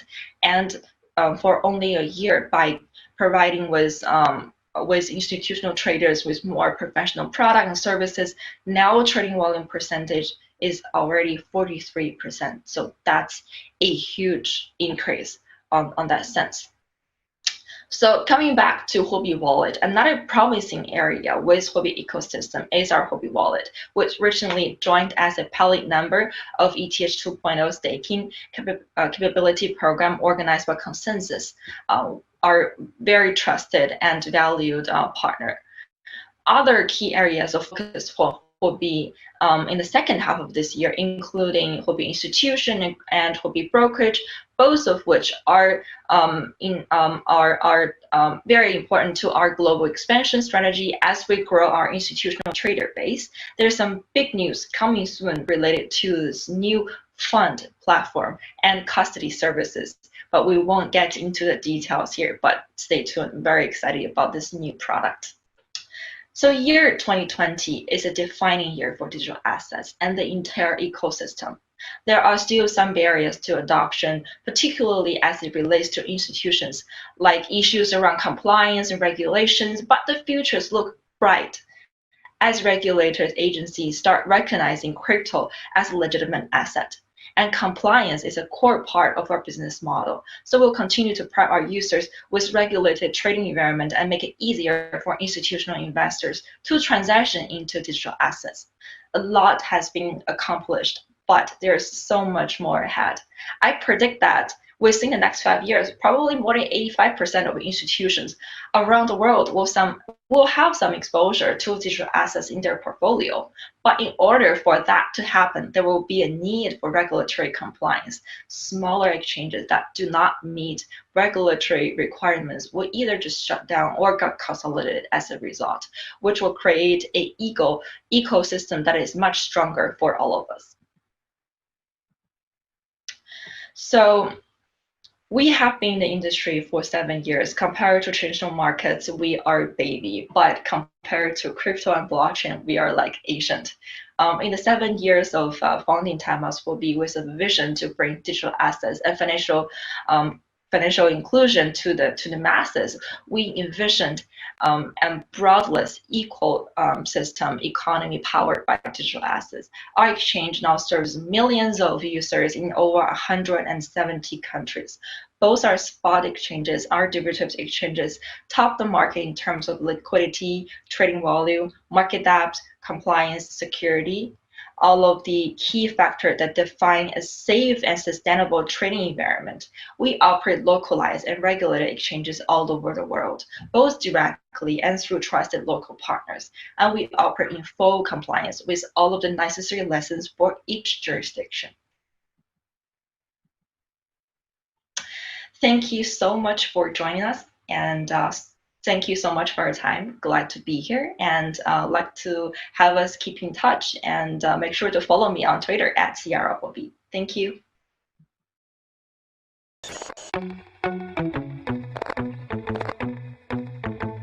What? How? What? Why? They?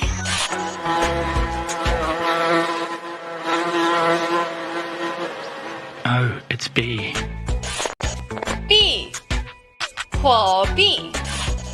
Always open, trade where you want to, when you want to.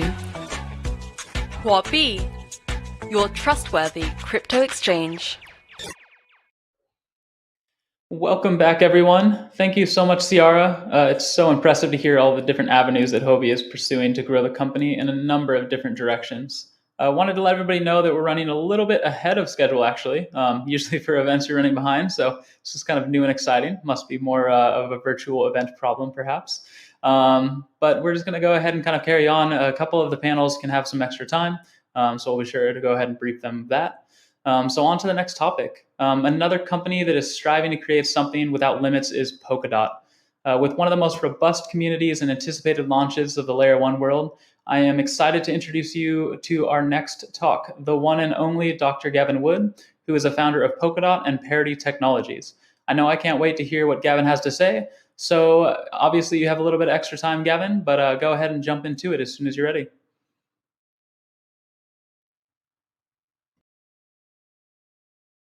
Hello, my name's Gavin.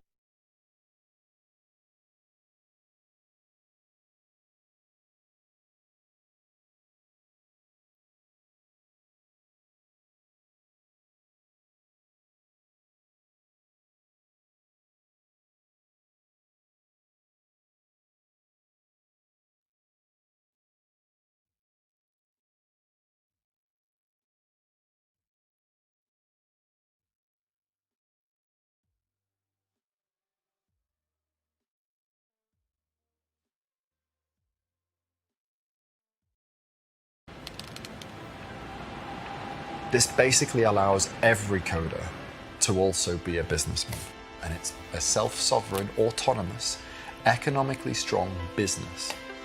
You heard the phrase like, the pen is mightier than the sword. Well, you know, the keyboard's going to become even mightier than the pen pretty soon. The world, in some sense, belongs to coders.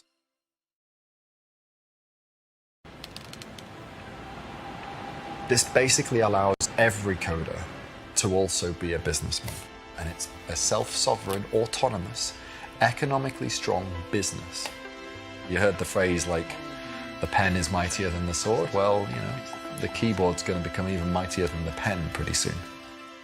The world, in some sense, belongs to coders.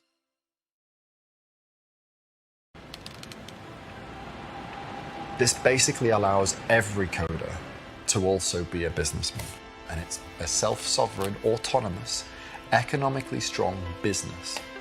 You heard the phrase like, the pen is mightier than the sword. Well, you know, the keyboard's going to become even mightier than the pen pretty soon.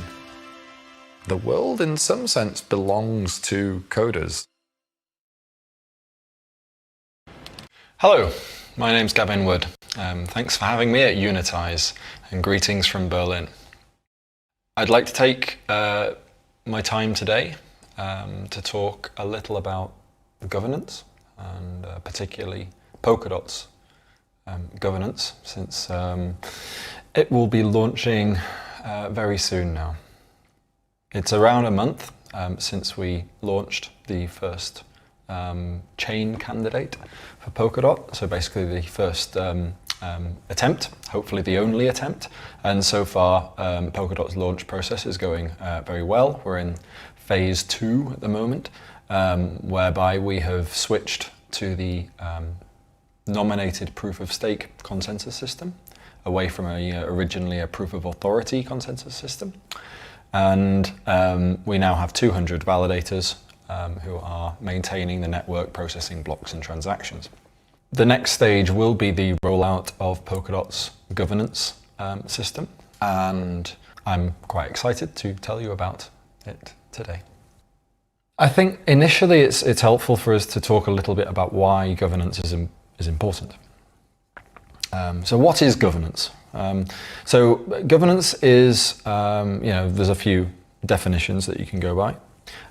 Here's a couple of them. Governance is the way that rules, norms and actions are structured, sustained, regulated and held accountable. That's from Wikipedia. The United Nations, on the other hand, says that governance has been defined as the rules of a political system to solve conflicts between actors and adopt decision. So, in both of these definitions, we see that there's like a system of rules. We talk about rules. Rules about making decisions, with the participants of those sort of decisions being held accountable. So this rules, decisions and accountability seem to be fairly common throughout what the mainstream definitions of governance are. In the context of technology, decisions really tend to fall into the evolution of standards and protocols. There's not that much that can be decided upon if stay strictly within technology. And in the context of autonomous crypto economic systems, then decisions will fall basically to the evolution of the protocol itself. And the rules are, well, because we want to have them be autonomously executed, they're going to be algorithmic, absolute and machine executable. And accountability would be facilitated through machine readable signed statements and transactions. So basically we can form this triad of decisions, rules and accountability by putting it all on chain. Blockchain seems a pretty solid direction to go in for addressing what is generally recognized to be governance. So in short, what is governance? Well, it's the rules over the system rather than the rules within the system, right? And it's really important to understand the distinction between over the system and within the system, right? Within the system is like the rules for, to take a country as an example, like a typical rule of law country. Well, the rules within the system are the sort of rules that say what you are and aren't allowed to do when you walk down the street, in terms of civil contracts, whatever, when you're interacting with everyone else in the world. But the rules over the system are the rules that basically allow us to alter the rules both over the system and within the system, right? So this is like your parliamentary democracy. This is about who are your elected representatives. How do those elected representatives discern and decide new laws? How does the constitution get changed? What if you want to amend it? How do you vote in a president? What's the president? What are the restrictions of the power? How much power does a president have? How much power does Congress have? What happens when Congress and the president disagree? All of this stuff, these are rules over the system, right? Now, it might, we kind of smudge them all together and just call it the law, but actually it makes a lot of sense to think of, well, what part of the law is sort of able to change itself, the law in general, and what part of the law is just sort of by the by, running day by day, bread and butter stuff.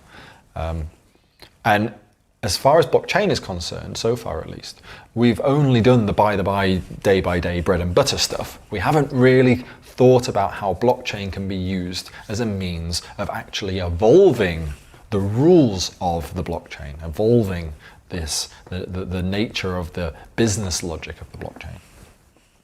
Decentralization and crypto prevent the corruption of these rules, of the following of these rules. So obviously we should use them. Like, it makes no sense to have a system that can follow rules perfectly regardless of who's trying to attack it or corrupt it, and yet not use it for governance. Secondly, decentralized, like these crypto-economic systems, I think will become the new states of the internet, the new kind of nation states. I think they will look much less like dumb assets and much more like real governments, real nations with various apparatus of state contained within them. When Bitcoin came out, there was like the military in some sense, the miners, right? They were providing the security for Bitcoin. They were the ones preventing, like, for example, rogue Litecoin miners from double spending by 51% attacking the Bitcoin chain. And it also had a notion of currency, right? Bitcoin could mint its own currency. So it had two elements that are very, very directly identifiable as a nation state. Well, in my mind, there will be many more than two elements in the not too distant future. We will see blockchain ecosystems, blockchain crypto-economic systems sporting various other apparatus of state. One of the things that these blockchain, these sort of nation states do, they have to keep embassies up. They have to interact with other nation states, right? Because it's in everybody's interest. If I interact with you, we can do a deal, we both benefit against everybody else. The isolationist states tend not to do very well. The trading states tend to do much better. So we need decentralized, we need governance in these decentralized crypto-economic systems to be able to speak for the aggregated state, the aggregated blockchain nation state. I have to manage outward relations somehow. And finally, my third sort of point in all of this, why bother, is, well, decentralized crypto-economic systems, these blockchain economies control huge amounts of value, hundreds of millions sometimes, billions occasionally. These are economic heavyweights, right? And it makes no sense for this huge amount of market capitalization not to be put to use. Yeah, it's like, well, there's obviously some skepticism in some corners about precisely to what degree it's acceptable to put this market capitalization to use. But ultimately, if the point of this system is to survive, then it should do whatever it can. It should use whatever it can use to do that. Now, if we had rules that said, well, actually you can spend 0.01% of your market capitalization each year on something that will help make it more, the chain more valuable, it's a simple business decision. It's a simple cost benefit. Yes, well, if it can make it more valuable than it costs for that 0.01% costs, and that any indirect effects of taking that 0.01% out, of inflating 0.01% would have, then you would do it. Like it's as simple as that. So governance is critical. Governance is basically the means of speaking out as on behalf of the crypto-economic system, as a way of the internal elements, the internal stakeholders of the crypto-economic system coming together and determining what this 0.01% should be. Maybe it's that, maybe it's 0.1%, maybe it's 0.001%, maybe it's 0%, maybe they really don't want to do anything. But nonetheless, it should be a decision made by the stakeholders. It's not enough just to say, well, we decided in our protocol that it will never be done. Because if every protocol does that and one protocol doesn't, it's likely that one protocol will win out, just by being more flexible. Now, in terms of, if we think about autonomous governance, blockchain governance, it's important to remember that just as much as blockchain isn't the same as Bitcoin, autonomous governance isn't the same as coin voting. This notion of like autonomous on-chain governance is not fair to characterize it as simply coin voting. Indeed, there's an awful lot more to it than coin voting, although coin voting may be sort of an initial example of it. So why do we bother with governance? What's the point? Well, it's pretty clear that in today's world, products that can't evolve and adapt and improve, over time become increasingly irrelevant. It's not enough for a product to be a market leader initially. The product must continue to innovate and improve, particularly in the domain of services and software. If we, even when we look towards hardware, we're increasingly seeing products that continually improve. They're usually given more hardware than, or more devices, more components than are technically required for their original sort of purpose. Sort of over-specified, if you like. But the software evolves to take increasingly greater advantage of the hardware components. Now, with software systems, of course, they can evolve into pretty much anything. It's governed only by the rules of logic. And we increasingly see software and service companies push out upgrades and innovations that massively alter the product proposition. So how do we use the blockchain to automate governance? It's non-trivial, actually. It's worth sort of pondering on this.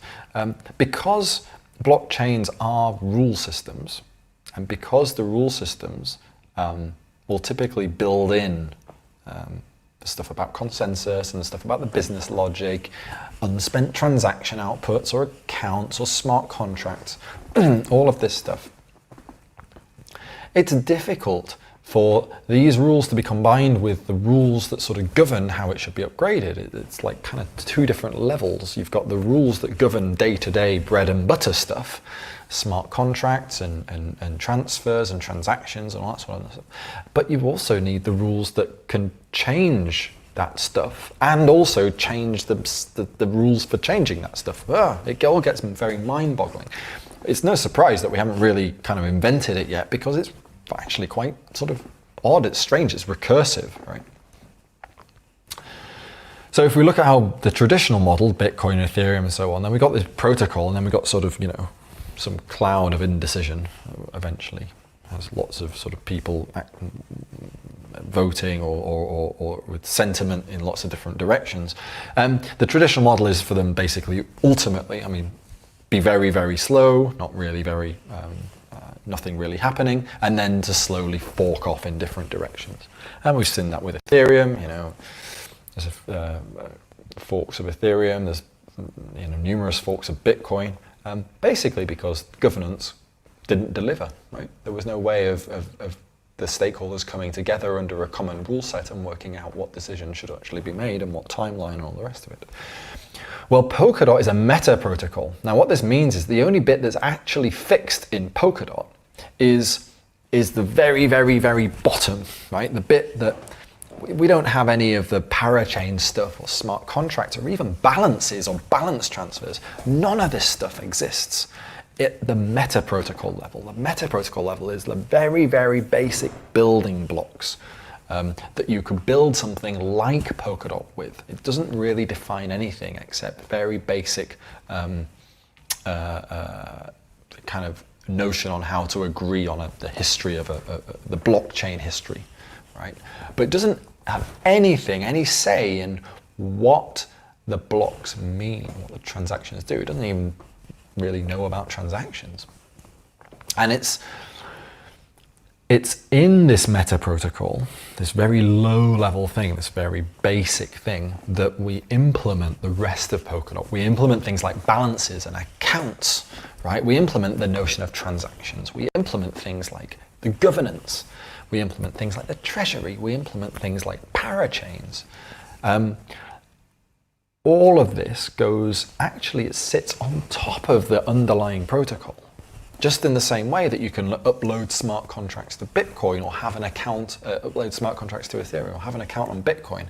It sits inside of this protocol, inside of the outer protocol, the meta protocol, and can be changed by the meta protocol, right? Now it can tell the meta protocol to change itself. So the meta protocol doesn't change, but it doesn't need to change because it's so general, it's so abstract. But the things that make Polkadot actually sit within the meta protocol, and they can be changed, right? So this allows Polkadot to upgrade itself autonomously with completely seamlessly. One block, it's that Polkadot V1, and then bang, the next block, it's Polkadot V2, just like that. No one had to upgrade any nodes. There was no decision on the part of validators whether they should continue validating on Polkadot or not. It was as if by magic the network just decided in and of itself to become a new network, to do new stuff, different stuff.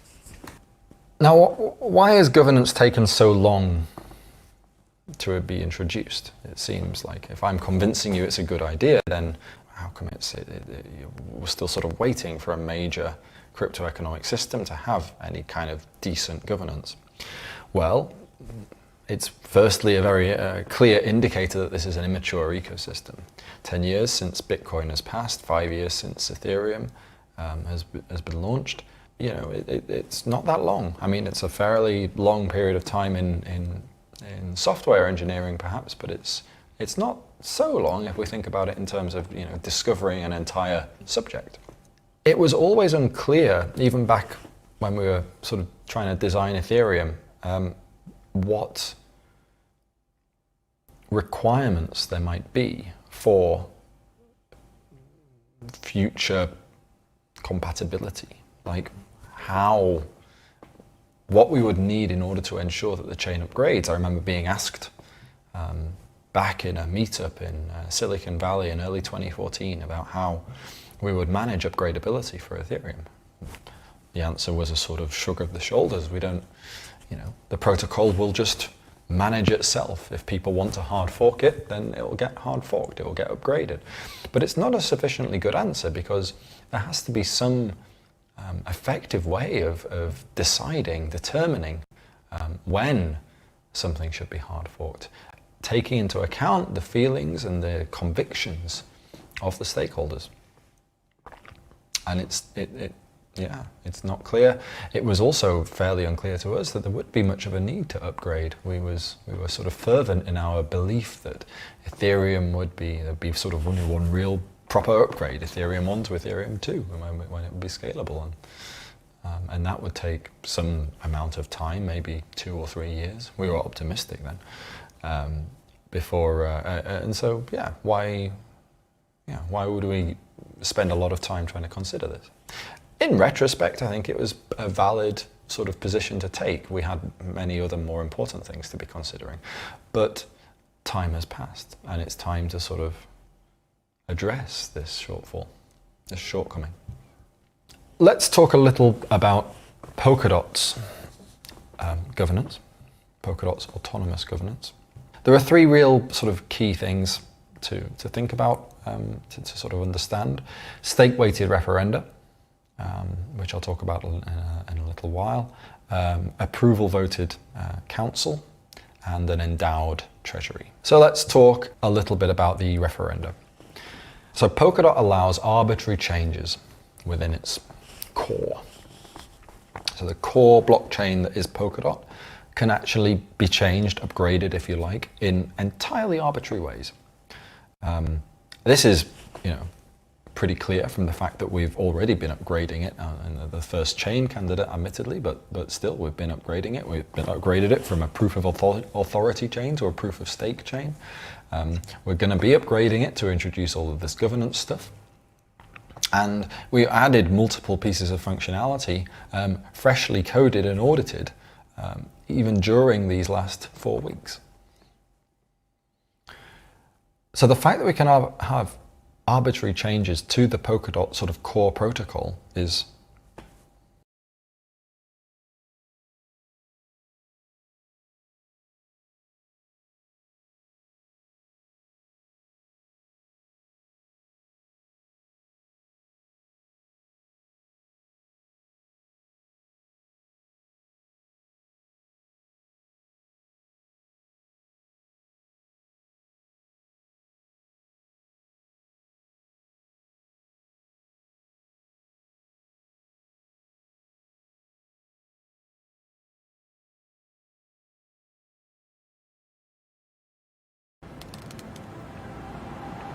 This basically allows every coder to also be a businessman, and it's a self-sovereign, autonomous, economically strong business.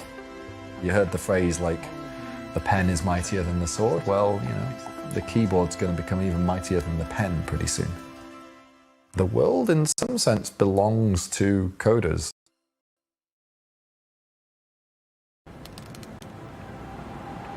This basically allows every coder to also be a businessman, and it's a self-sovereign, autonomous, economically strong business. You heard the phrase like, the pen is mightier than the sword. Well, you know, the keyboard's going to become even mightier than the pen pretty soon. The world, in some sense, belongs to coders.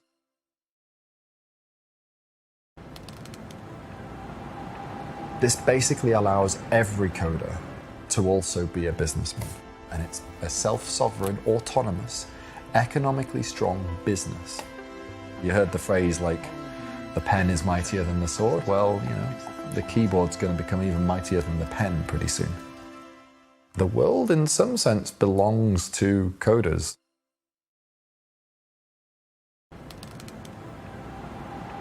This basically allows every coder to also be a businessman, and it's a self-sovereign, autonomous, economically strong business. You heard the phrase like, the pen is mightier than the sword. Well, you know, the keyboard's going to become even mightier than the pen pretty soon. The world, in some sense, belongs to coders.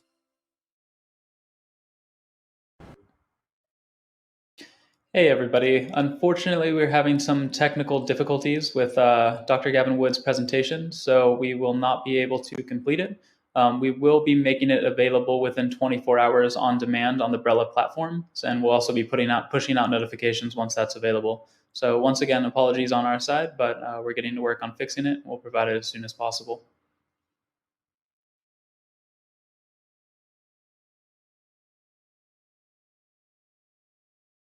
And with that, we're going to go ahead and move forward with our next presentation.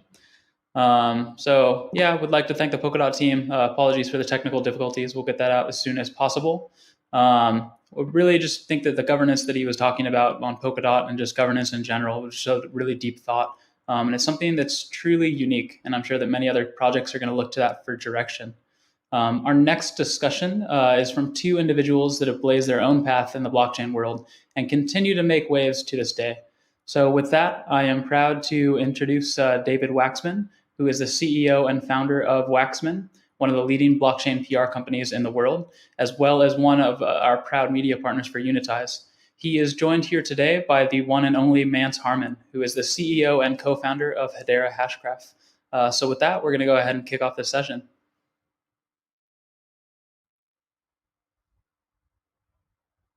All right, welcome to another session here at Unitize 2020. I am David Waxman, and I'm your host today. I'm joined at a fireside chat by one of the preeminent leaders in distributed ledger technology.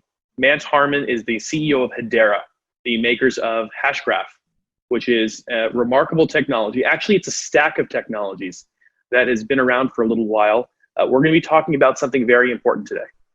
Can decentralized tech, especially the type that we've embraced in this industry, can it actually take on the major players in Silicon Valley, in China and beyond, the centralized entities that today control a huge percentage of our online lives and increasingly the more tangible terrestrial forms too?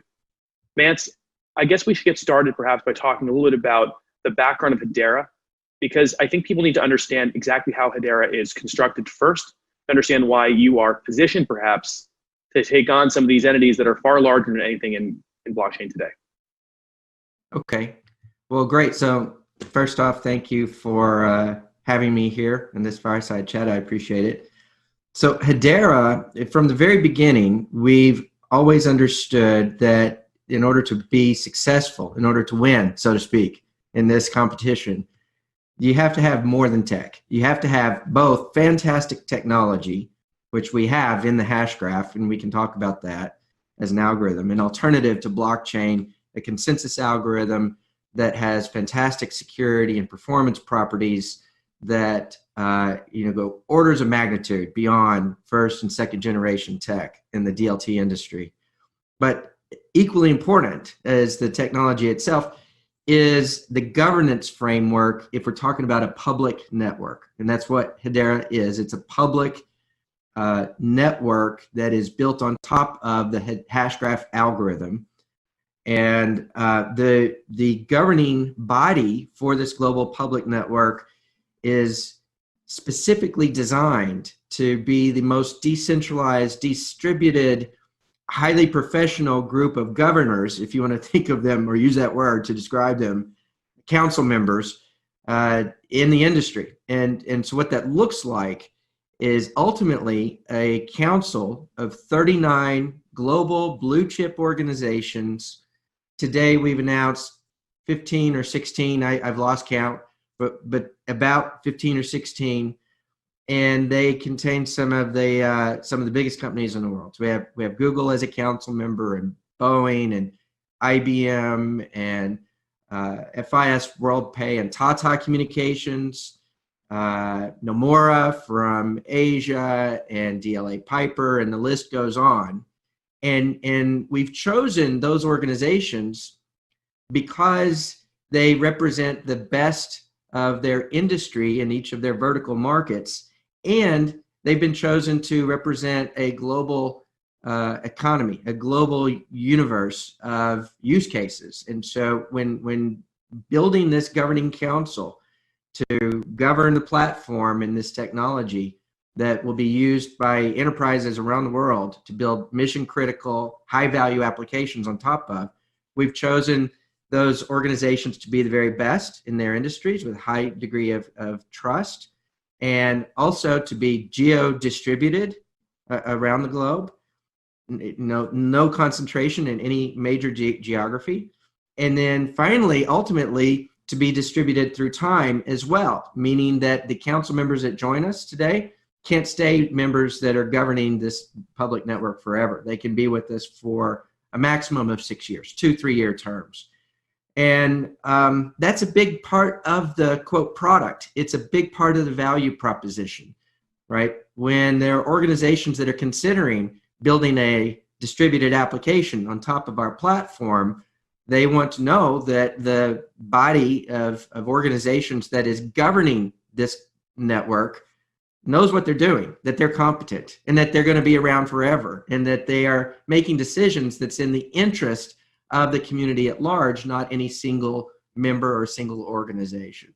So that's what Hedera is. It's a next generation public network. It is in the DLT space. It's not blockchain, it's Hashgraph, and has fantastic tech and this world-class governing council that manages the whole thing. So let's pretend I'm a company that, or let's say a set of developers that wants to potentially build off this stack. I need to know whether or not I'm going to actually build a lasting company built on lasting infrastructure. One of the challenges, of course, that Hedera has faced, and you've gotten a lot of flack for this, is that you're not fully open source the way that other protocols say they are. Sure. Why is that the case? I mean, how can you, how is it that a developer out there, or a series of developers, can build on you and feel enough trust in what they're building on in terms of the Rails themselves? And what does this have to do with it? Yeah. So there are two questions and loosely related. So let's start with the open source question first, and then we'll build to the next. Sure. On the open source question, one of the original design goals when pulling together Hedera back in 2017. So by the way, the tech has been in development since 2014. Software has been being written since 2014. The algorithm, Lehman Baird, my co-founder, the inventor of Hashgraph, started working on the algorithm in 2012 and came up with Hashgraph in the 2015 timeframe.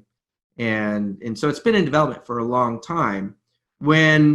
When we decided it was time to consider building a public network on top of Hashgraph, there were a handful of obstacles to mainstream adoption that we identified.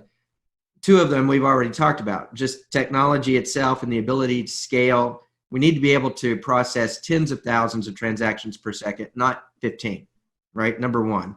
Number two, we needed it to be the best it could be in terms of security at the protocol level. There's a theoretical limit to what you can do in distributed consensus in terms of security. It's called asynchronous Byzantine fault tolerance, and we achieved that. That was the innovation of Hashgraph, is being able to scale and be as fast as it is, while at the same time checking the box of security. Number four in my mental list, number four was governance. And we've already talked about governance and what that looks like for us, and the goal to build a 100-year company. A company is going to last for a century. But the number three on that list was we wanted to make it clear to the community at large that they could have confidence when building on top of this platform that it wasn't going to fork or split into two competing platforms. The issue here is that if you're building an application on top of a public network and it's a public ledger, and the state of your application, let's just make it more concrete. Let's say we're creating a land registry. The land registry is running on top of this public network. The registry itself is a list of entries of land parcels and who owns them. Well, if that public network hard forks into two separate networks, the state of that land registry also splits and it gets copied into the new network. And now you've got client software out there on phones and computers that make updates to that land registry. They're making those updates, calling the same nodes that they were calling before, but now the nodes are split into two separate networks. And so you have two different land registries that are being updated simultaneously. And that's untenable. You know, for any real mainstream hardcore application, you don't want to have the risk that that's a possibility in the future. And so we of course recognize the value of open source and making it possible for the community to review every single line of code. And most of the code base will be open sourced, and we'll be doing that this summer. It's imminent. But the portion of the code base at the very bottom of the stack, the part that is the Hashgraph layer and the comms associated with that across the nodes, it is open review. It will be released as well, so that every line of code can be reviewed and be tracked by those that care about the security of the network and want transparency. But it's not open source. It is it's a different license. You can download it, review it, test it, play with it, but you can't fork the network, not legally anyway.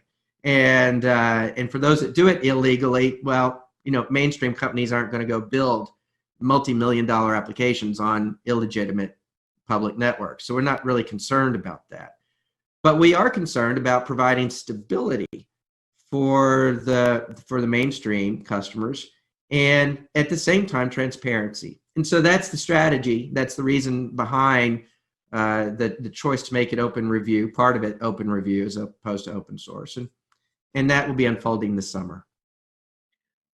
So let me get this straight. We've got a developer here.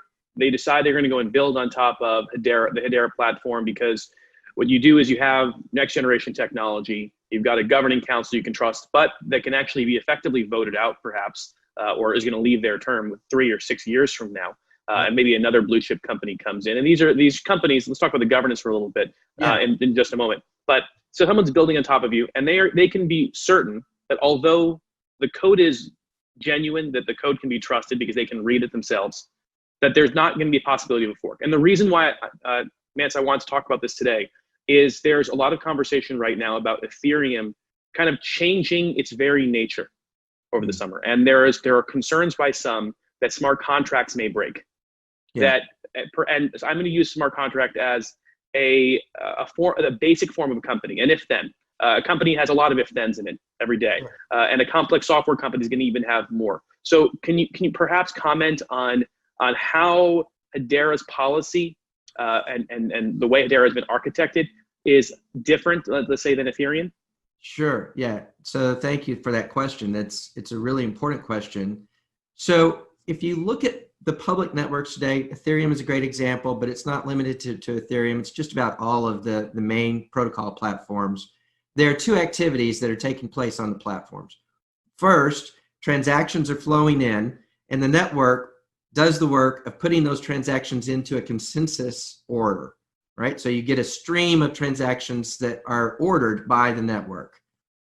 And that's where the distributed trust comes in. You don't want a single party putting transactions in order. You want the community to come to an agreement on the order of those transactions.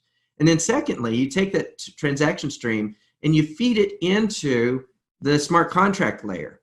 And that's the way just about the whole world works today. And I don't like this model at all for a number of reasons. Number one, the information that is flowing into the smart contracts, if you want the smart contracts to operate on that information, it has to be plain text. It can't be encrypted. So you got a real confidentiality and privacy concern associated with that. It's just like your smart contract is going to take X and add it to Y. Well, it can't add X and Y unless it knows the value of X and Y. And so you got a problem there.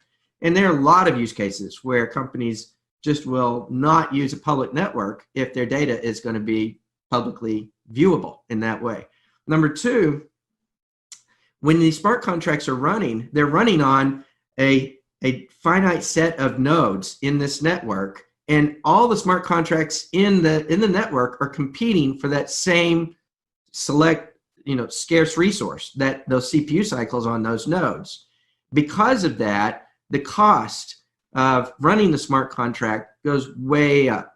And additionally, if you've got really heavy duty applications or use cases, they can't scale. They can't scale in that environment. There's no way they're going to be able to. So what we've done is just recognize this is a problem.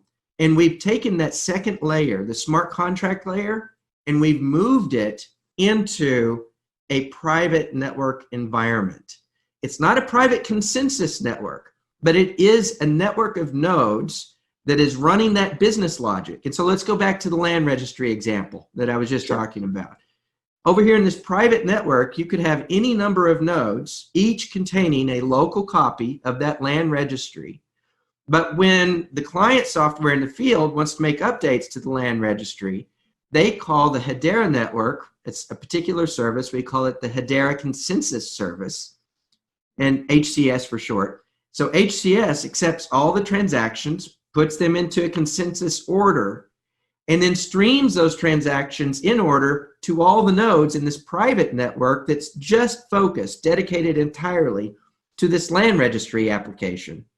And over here in that network, we call it an application net in this case, they do the business logic of updating the land registry and making sure that they're valid transactions, et cetera, but they're private. They don't have the privacy concerns of a public network.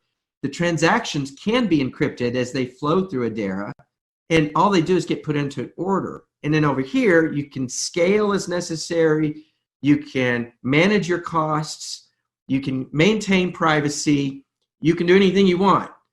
What we're offering is the public trust of a public network as a service. It's okay, so let's talk a little bit about that, man, because the premise of this conversation that we're having is there a competitive advantage to distributed ledger technology relative to what's already out there from some of these massive tech companies? And so what I want to understand is this is going to be actually something that I can build a real business off of? And do I have an advantage using distributed tech versus using something let's call it centralized? Yeah. No, it's a great question. So, I view the world in really two categories. One is brand new business models, brand new technologies where they're starting off and they're going to build a distributed application from the ground up. And the models that you use are perhaps different than you might use if you already have a centralized application, or what you care about is running your business in a centralized environment, but you want the added trust of the public network for a part of it.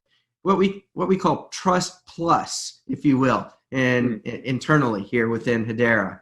And so, yes, there are a whole host of use cases out there, especially around audit and proof of action, being able to prove that you've actually done something in a workflow, taken an action in a workflow for whatever reason it might be appropriate for your business case. But you're running a central organization, a central database, if you will, for your business, but leveraging the public trust to prove to the market as a whole that there are actions that you've actually taken and that maybe the regulators care about. And so the world breaks down into centralized with Trust Plus or decentralized where you have a consortium of organizations that maybe are in part of a supply chain, right? The members of a supply chain, each wanting to have a common view into the same database, quote, quote, in this case, public ledger, all of that being updated and managed and enabled by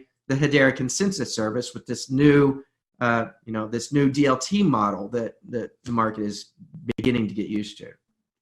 So if I'm let's call it a traditional company right now, I can have a competitive advantage by perhaps leveraging the Trust Plus that comes with the consensus service, right? With Absolutely. HCS. So if you're competing and your customer base or the regulators that you have to do business with or whomever is worried about transparency, take ad tech, for example, right? If you're an advertising agency or you're matching publishers with those that have market space for ads, and there's concern about the veracity of the transactions that are taking place on that platform, then with every transaction, you can use the Hedera network to put a timestamp and provide an additional layer of trust on the product that you are selling to the market. And so that is a differentiating factor over those that don't have it. So yes, those that have centralized businesses that want to add an additional layer of transparency and trust can do so where their competition simply can't unless they're doing the same thing. Yeah. Does Hedera have what you'd call replacement tech for some of the, let's call it, earlier generation technologies? As an example, you have a really interesting, and I don't think this is explored sufficiently, approach to decentralized storage. And for instance, the right to forget which is something people aren't really talking a whole lot about, but becomes a major problem in increasingly surveillance universe that we're living in. Can you talk a little about kind of how Hedera is approaching storage and if that is potentially a replacement tech for off-the-shelf products? Yeah, sure. So we do have a distributed file system that's part of the platform. The services on the platform, by the way, are cryptocurrency as a service, distributed file storage, and smart contracts, Solidity, same tech that Ethereum is using, even though I don't like that model, and HCS, the Hedera Consensus Service, what we've just talked about. The file system isn't really meant to be a replacement for, say, S3 on Amazon, right? That serves a different purpose. The file system here is meant to provide the storage that might be needed for enabling certain functions within your distributed application. You might take a video file and hash it and store that in the file system so that later, if you want to, you can take that same video file, give it to somebody, let them hash it, and compare the hashes and see that the video itself has not been altered in any way, or pictures or documents or whatever it is. But you wouldn't take the whole video and put it into our file system because it's too expensive. I mean, if you think about it, S3 is going to take a few computers or a few hard drives and store information there. The hard costs are the costs associated with those few hard drives. In a distributed file system environment, we're going to have 39 nodes, each running a hard drive, and just the base costs associated with that are higher by an order of magnitude. And so the economics don't work, and it's not intended to be a replacement for that kind of storage. But it is there to enable distributed applications. I'm sorry, there was a second part of that question. I was asking about replacement tech. Does Hedera offer replacement tech with any of the services that you currently offer or perhaps plan to offer? So if it's replacement for the first generations of DLT, oh, you asked about right to be forgotten. That was it in the file system. Yes, thank you. So in blockchain today, when people store something in blockchain, what that means is they make an entry, and that entry is in this immutable ledger forever. In our system, it doesn't work that way. When you make an entry, the entry changes the state of the application of the ledger, and then others, those that are running copies of our nodes, we call them mirror nodes, they will record that ledger forever, and so they can record that. But by doing it the way that we're doing it, we have what we call controlled mutability. So if I'm storing a piece of information in the file system, and the file system, subsequently what we learn is that it's illegal for some reason, or you want to delete that information, then you can go back and you can remove it. There are commands that allow you to delete the files from the file system. What's important is that when the files get deleted from the file system, we can provide you a proof from the community, not from a central organization, but a community attested proof that those files have in fact been deleted. In other words, the right to be forgotten can be implemented in our file system and our network more generally.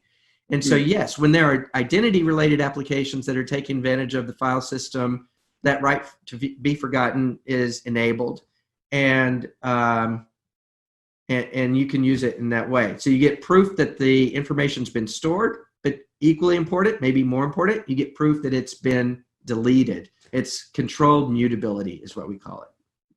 Man, there's a couple of questions that I've gotten that I've got to ask on behalf of a lot of people out there who've been following Hedera. The first question is, what projects or companies within this industry outside of Hedera do you admire that perhaps you've learned a couple lessons from? So yeah, you know what? There is an individual that I do follow that I respect highly, and that's Nhial Ravikant. He's been around the industry for a long time. Fantastic entrepreneur, has done a lot of cool things, and I think we sort of share the same philosophy about how this industry will unfold over time. So I follow him.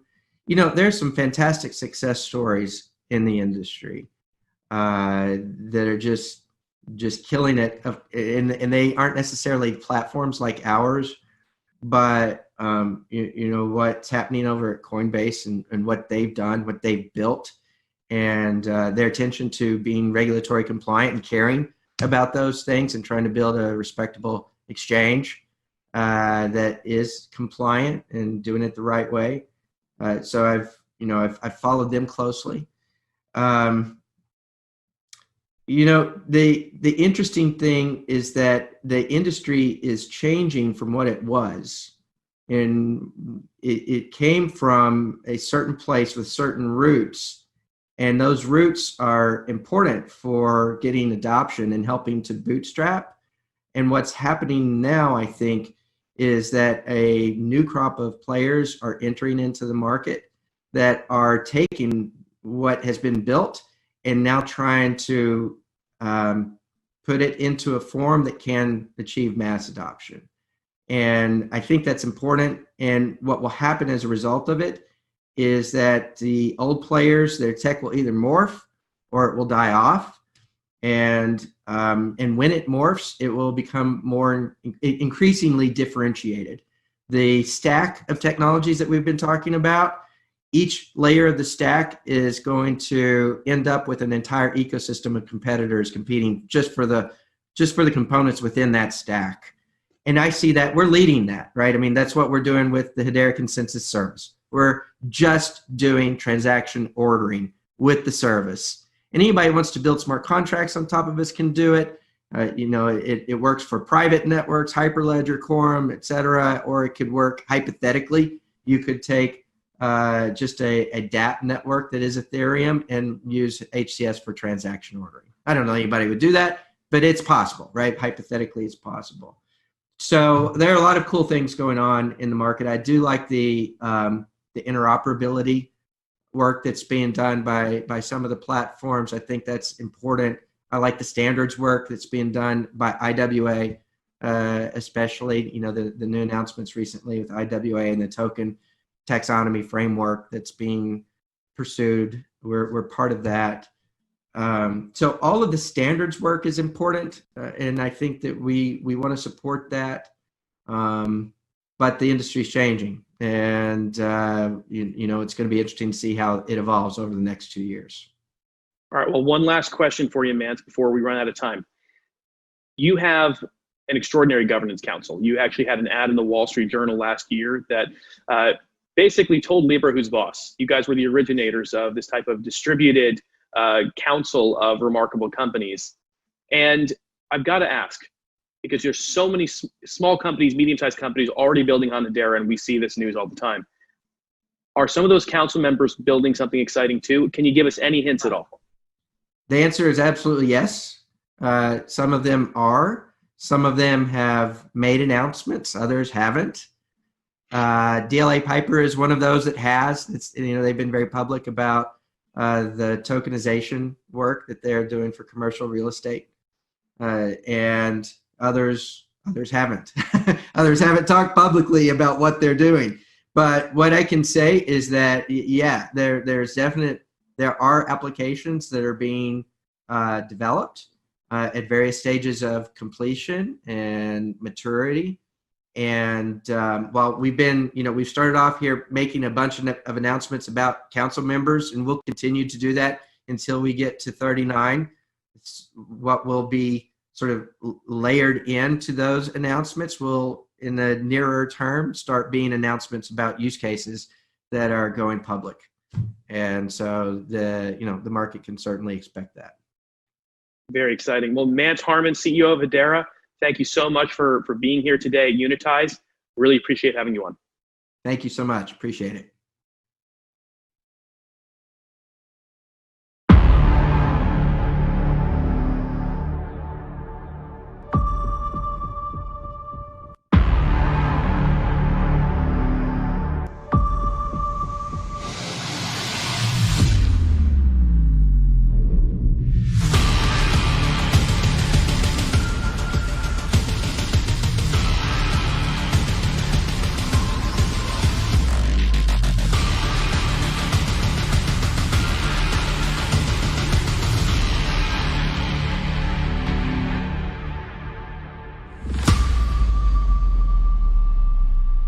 Computer science and the progress that has happened in the last century has given us this huge computational surplus and a great set of protocols and capabilities for creating this security in a new and more comprehensive way in cyberspace.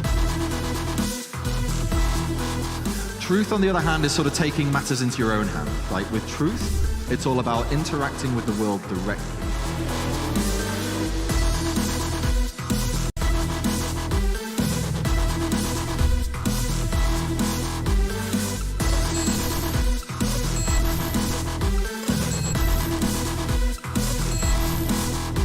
Markets are about story. Great bubbles happen around stories that are really appealing, but also around stories that really do change the world. Right? The internet bubble in the 1990s got way, way ahead of itself, but the internet really changed about everything we did in the world. And so we had the same thing with crypto.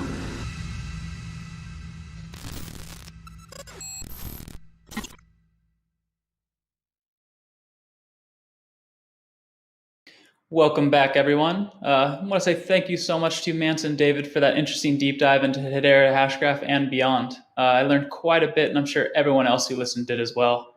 I wanted to take a moment to just remind you that to my left, if you are on the Brella platform, you can find the exhibition and rewards area.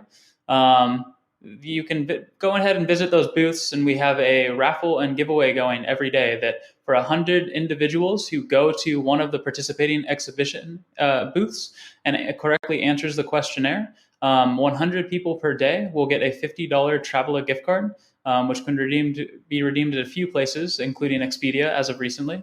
And they will also be given a free ticket to San Francisco Blockchain Week, Korea Blockchain Week, or any of the other Block Show or any of the other participating conferences. Once per day, someone will be winning a pair of AirPods Pro. So if you go to every participating booth and correctly answer the questionnaire, you will be entered into that. So go ahead, enter that as many times as you'd like. You could win all 5 days if you participate every day. So there's no reason to not keep going back to these booths, keep engaging with the exhibition area and answering those questionnaires. I'd like to take a moment to jump into the virtual hackathon that we are hosting. So if you are a developer, be sure to check out the virtual hackathon that is hosted by Gitcoin. You can find more information and register for the hackathon by going to unitize.online/hackathon. This event has large prizes, sponsor workshops, and some great mentors from across the blockchain ecosystem. We hope you'll not only get a chance to build something cool, but also to meet awesome collaborators along the way as you learn and earn crypto rewards. So definitely go ahead and check that out. We have some great sponsors, some great prizes, and I'm sure you'll have a great time if you're a developer. All right, everyone. So with that, we've come to the point in the day where we are having the last presentation of Unitize Global Leaders Day 1. You made it. We hope you enjoyed it. Please let us know in the live chat what you thought of the event and strap in for this last talk. I am pleased to welcome arguably the most interesting panel of the day, which includes Nick Platias, who is the head of research at Terra, Zaki Manayan, who is the founder of Occlusion and Cosmos, Jack Platts, who is a founder and advisor at Hypersphere Ventures and Web3 Foundation, and last but definitely not least, Tarun Chitra, who is CEO of Gauntlet. They will be discussing the Interchain Asset Association, which is an independent membership organization tasked with creating, governing, and de-risking the next generation of asset classes to be built across many proof-of-stake blockchains. So with that, I'll let you guys go ahead and kick it off. Jump into it whenever you're ready.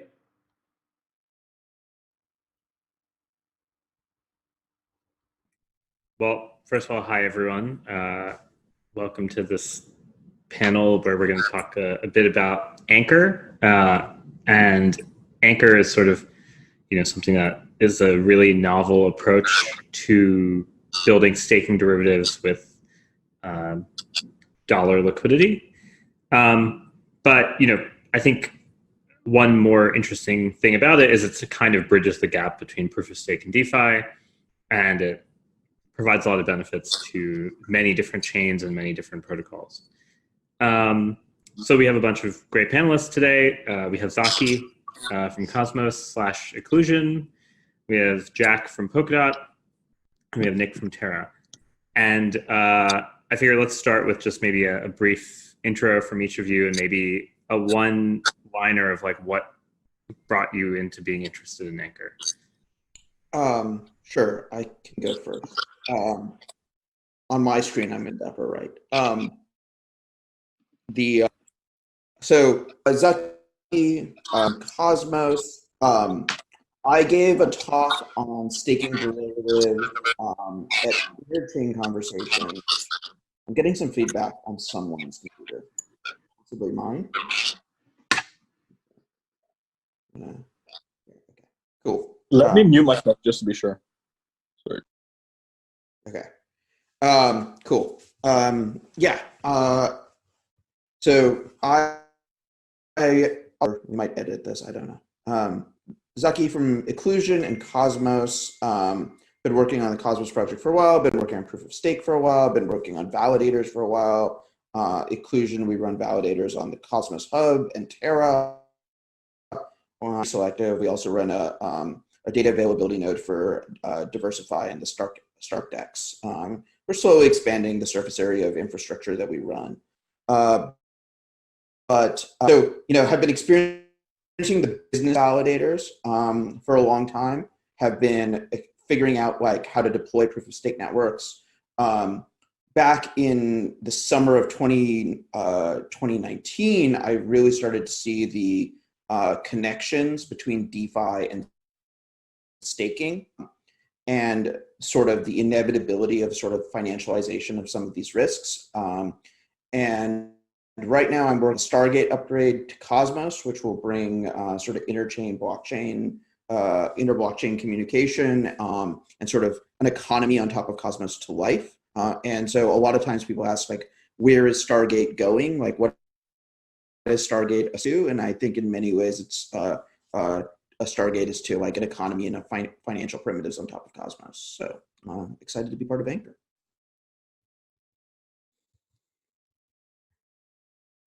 Hey, I'm Jack. I can go next. I work at Web3 Foundation and launching a fund focused on kind of the Polkadot ecosystem called Hypersphere.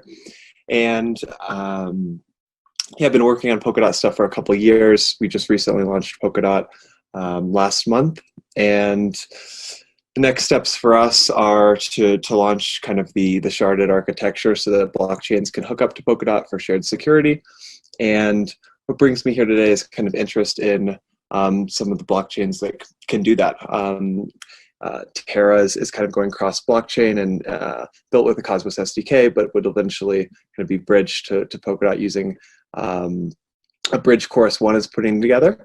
And then we have a couple kind of native shards, one called Akala that is super interesting that also has kind of a staking derivative architecture where you can stake your dots through kind of this specific shard or this specific parachain, and then you receive the L.dot token. So we're happy to see an additional, what in this version is called B assets, which I'm sure we're going to go into.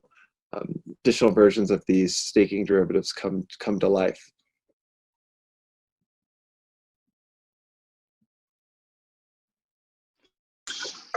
Cool. Yeah, and I'm Nick. I've been leading research at Terra for the past 2.5 years. And a bit of a background about what we've been up to and why we're investing in Anchor and the Interchain Asset Association. So for the first year or so at Terra, our focus was very much on medium of exchange. So we built the chain on Tendermint using the Cosmos SDK, and Terra's being used for e-commerce payments in Korea across dozens of merchants, and we currently have about 1.5 million users. So we've sort of proven the use case to adoption via payments, and recently we've become quite interested in DeFi, and in particular how to make Terra a holding-worthy currency. So something that can give you interest and make it sort of more interoperable with the rest of DeFi. And that's where the motivation for Anchor comes from. Now, pairing this with staking derivatives, the idea has been that basically the ability to leverage block rewards from a variety of different blockchains creates an interesting primitive that could basically subsidize interest for a stablecoin as opposed to purely relying on a market and money market, as for example what you see in Compound. And so very excited to be here with you guys and discuss how we can create interoperable DeFi and eventually make Anchor successful not just on the Terra blockchain but on multiple chains like Polkadot, Cosmos, and so on. Great. And yeah, I guess I think all three of you kind of hinted a little bit at what Anchor does, but I just wanted to give a kind of maybe more direct description. So Anchor is a staking derivative that allows users to borrow Terra USD, which is a stablecoin. It's an algorithmic stablecoin that uses sort of a combination of a seigniorage-like model and a debt instrument-like model, where the debt instrument is the staking currency. And the staking derivative allows you to borrow against your future expected cash flows, which are your block rewards, from a variety of proof-of-stake currencies. And it's really meant to be like a money market akin to sort of Compound, except instead of borrowing against assets you have right now at a over-collateralized rate, you're borrowing against assets you're going to earn in the future. So it's a lot more similar to what exists in trade finance. And so, in that vein, all of you have spent a bunch of time coming at this from different angles. In Zaki's case, running a validator.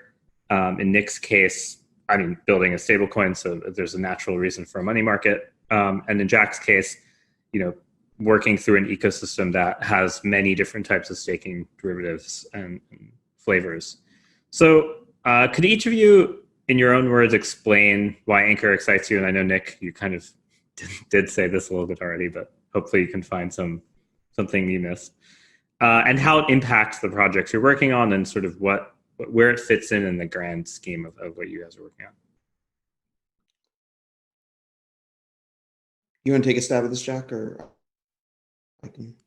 Yeah, absolutely. So from where I kind of spend the most time is in the Polkadot ecosystem. So I can kind of talk about that a little bit more. In Polkadot, it's a proof of stake system, and you stake dots.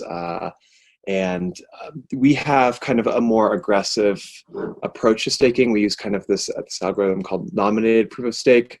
And in that, the unbonding period to get your dots back after you stake them is 28 days. So you go, okay, right, I want to stake 10 dots, and then 3 weeks later you decide that you need those dots for whatever reason. It will take you, upon deciding that you need those dots for whatever reason, you kind of click the unbond button, and then a 28-day roughly clock starts. So that's not exactly great UX if you quickly want to get liquidity for whatever reason that you might need the funds for. So what really excites me about the potential for additional staking derivatives are to be able to get that liquidity more quickly. And maybe you also want to keep your tokens staked the whole time. And staking derivatives kind of allow you still to have that liquidity to do whatever you want, whether it's taking advantage of other opportunities that you have or whatnot. But it's really important that if there are multiple staking derivatives, that at least the ones that are used have liquidity, and that you can people actually accept them. Because it's one thing just to get this receipt or this IOU for these these future cash flows, but people actually have to recognize that they are useful. And I think that's Anchor seems to be taking a right approach here, in that they're doing it across multiple blockchains, hopefully getting network effects from doing that, and then tapping into kind of non-blockchain users. So it seems like Terra's focused on individuals that maybe just have a smartphone, or individuals who maybe are just more used to a regular savings rate that's maybe, 50 basis points or 1%, and you just keep your money in a bank account, and you're used to having a steady rate of return for a year or 2 years or 5 years or whatever, which you really can't get with many other staking derivatives as far as I know. So that's one of the reasons. Hopefully it attracts more kind of mainstream adoption for that reason, which brings more people into crypto, expands the pie, which is good for, I think, everybody here. So one of the things that I think is one of the most sort of drew my attention to staking derivatives almost, and I think is it appears to me that staking derivatives are essential in these now. And the reason why that is the case is because atoms are sort of widely available on many and many of those exchanges will allow you to earn staking rewards just from holding atoms on those exchanges for the period that you hold them until you trade them.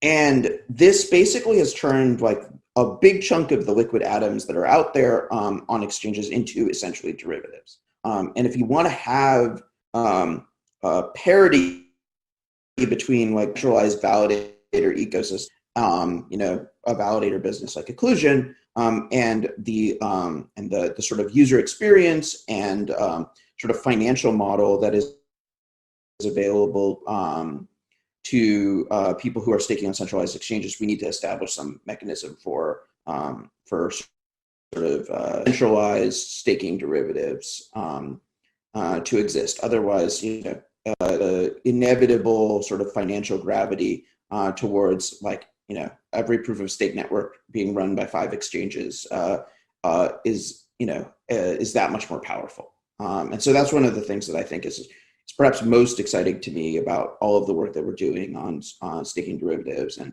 sort of doing this at the scale that Terra is able to bring, and with the sort of asset that is Terra USD. It makes sort of helps actually sort of solve a bit of the challenges that we've always faced in designing these things, which it's actually quite hard to design because of that need for the asset to be widely recognized to get something as robust as that's like competitive with the way a Binance Atom is branded as an atom.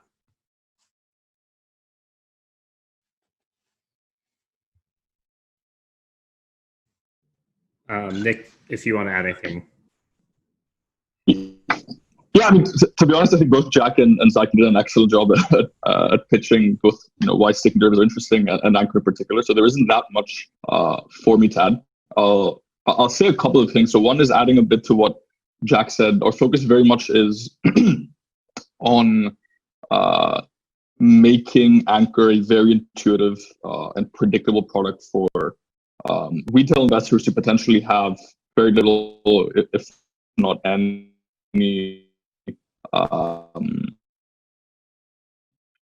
experience and understanding with. And so that's why a lot of the focus is on delivering a stable interest rate. And as Jack hinted, one of the concerns that we've had with protocols like Compound is that they've established very powerful primitives. But if you look at the rate that someone gets, say, on Circle or on DAI and so on, it tends to be quite cyclical because it leverages demand. And so in bull markets, you have interest rates that are increasing and vice versa for bear markets. And so, for a retail investor who's used to, say, a savings account, that's not very intuitive. And so the idea is to basically have a buffer of block rewards, which you can use to subsidize that rate that depositors can expect. And so even if the rate that lenders are, or sorry, the rate that borrowers are paying might move with leverage, those block rewards help you stabilize that rate. And I think that makes it a much more intuitive product. A separate thought, adding to what Zaki said, is I and the Terra team definitely share his concerns around basically most or a large fraction of liquidity of POS assets and Bitcoin, in fact, being concentrated on a small number of exchanges. And I think one particular risk which has recently started being discussed, and I think as a community we need to think deeply about and address, is the fact that as a tiny number of exchanges concentrate liquidity, something that may happen as a sort of unintended consequence of this is having a form of hidden inflation, right? Where, taking Bitcoin as a simplest example, if exchanges allow the trading or withdrawals of more Bitcoin than has been deposited, it's possible that no one will notice, and it's possible that actually, in most cases, they're not going to have a bank run. But this, defeats the very principles on which those currencies are built, and it can break fundamental assumptions. And so I think for Bitcoin, as for proof of stake, and therefore, to Zaki's point, making this a more decentralized process where on chain you can guarantee that for every B Luna or every B Atom, there is a commensurate amount of the underlying token that's locked up. I think that gives confidence to ecosystem participants, and fundamentally it guards the principles which I think could be in a sort of hidden way broken when focusing on centralized exchanges. Yeah, for sure. When you were saying that, I was just thinking about how much people trust the funding rate calculations that they're liquidated on derivatives exchanges. You can't really audit them, to be honest. And I'd say 50% of lawsuits against exchanges tend to be on things related to what you're talking about. So I think it might already be here to some extent, where people only know this when it's too late. So, maybe taking a step back, Zaki, you run a validator. Nick and Jack, you guys talk to presumably a bunch of validators. maybe at a high level, we understand kind of the supply side of the market, which is people who want savings accounts. So they have some funds, they want to earn some interest on it, and they want to do it in a predictable way. But what about the other side of the market, the demand side of the market, the validators who want liquidity? I think it's kind of somewhat intuitive to say, like, okay, from Jack's perspective, 28 days, you're a business, you have to pay Google Cloud or AWS and stuff like that, so you need cash. But, because you've spoken with a lot of validators, could you share some details about what are some of the liquidity challenges you've seen and heard of directly, and sort of at what times do they find themselves really needing USD liquidity? And the real reason for asking this is, this market needs both sides to function for it to be super successful. And I think a lot of people kind of understand the supply side more or less. Like, everyone wants to earn yield risklessly, with quotation marks. But the demand side is it's not as obvious unless you are a validator. So maybe if you guys want to talk a little bit about that. Yeah, I can talk a little bit about how the economics of running a validator appear to work at this stage of the game. Right now, virtually every validator is cross-chain to some extent. So they manage protocol risk to a certain extent by participating in multiple protocols and multiple and typically right now, increasingly, validators have multiple lines of business across multiple ecosystems.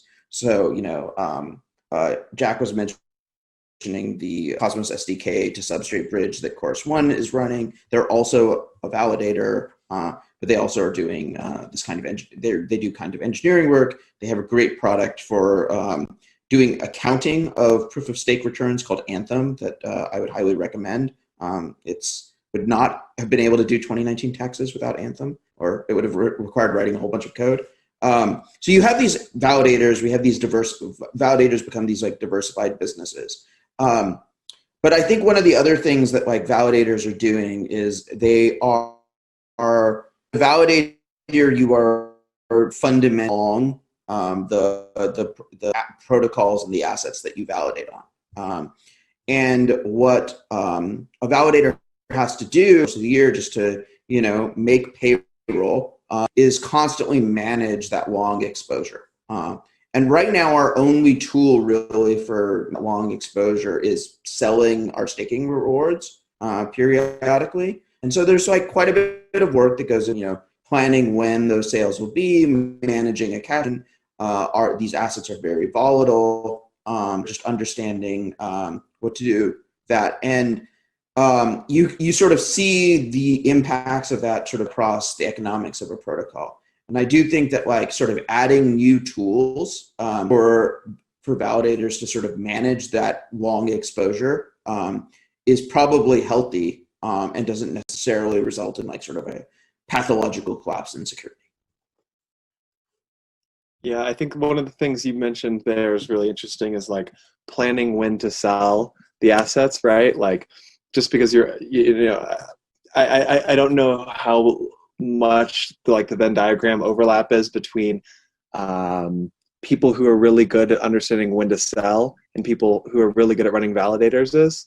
It's probably not that high, especially right now in the game, I'd say. If you're validating on all these networks and you're just getting all these tokens, it's a lot of risk, and you have to be a risk manager and understand you have to be a trader, essentially. You have to be trading these assets. And I don't think many of the validator businesses today are doing that. With the advent of staking derivatives, like the one I mentioned, LDOT, Akala's staking derivative or Anchor, I think that's going to accelerate probably the move to more finance-focused validator groups. But we're starting to see many groups came, to Zaki's point, many groups came and said, hey, we're going to be a validator. This is our business. This is how we add value to the ecosystem. But you're already seeing them having to tangentially go into different other businesses like Cryptium, Chorus One you mentioned.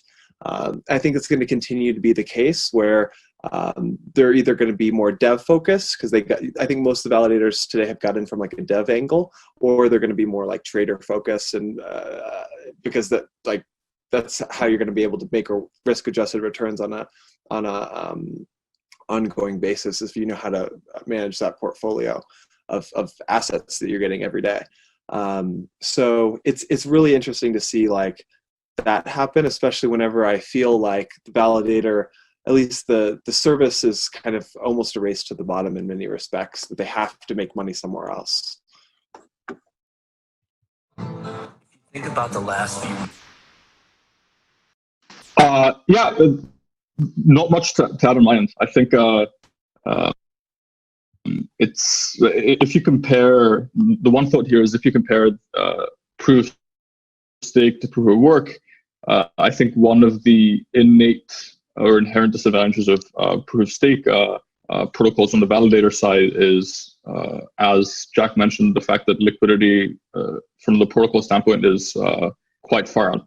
And so if you compare to proof of work, miners have continuous income stream in terms of mining new coins. And so I think staking derivatives could be, from a sort of ecosystem standpoint, a way to equate some of that difference and to help validators have more of that continuous income stream compared to, say, proof of work miners. Cool. And this might be more of a quick question, and to Jack's point, I think I had been on this podcast with a bunch of proof of stake people saying exactly the same thing, which is the first generation of validators are probably all going to die, and but the second generation is going to be a bunch of trading firms, kind of very similar to how electronic markets evolved in the late 90s, where like a bunch of the people who built exchanges died, but then a lot of HFT firms turned into exchanges, and BATS being the primary example, and some of the Dutch Bourse now. But I think that's a very poignant observation that's happened multiple times in history, and so it's kind of interesting to see the analogy kind of come full form. But maybe just a quick hitting question is, given the cross-chain nature and kind of the many liquidity pools that theoretically you can tap, how big do each of you think this pool could get in dollar terms? And do you think it's possible for Anchor to be $1 billion money market?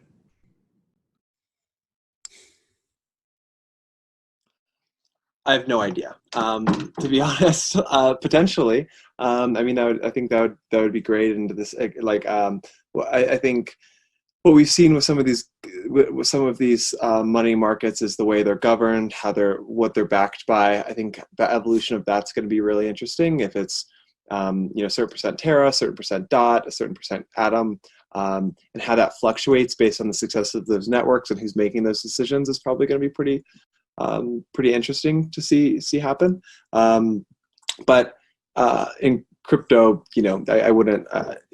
Probably is the answer. I was trying to do a few sort of backup calculations as to kind of like the size of sort of the Atom lending market, right? My guess is the Atom money market could probably be imputed to be $1 million in size right now. And so you might be able to hypothesize that. So the question is really, can we 10x that?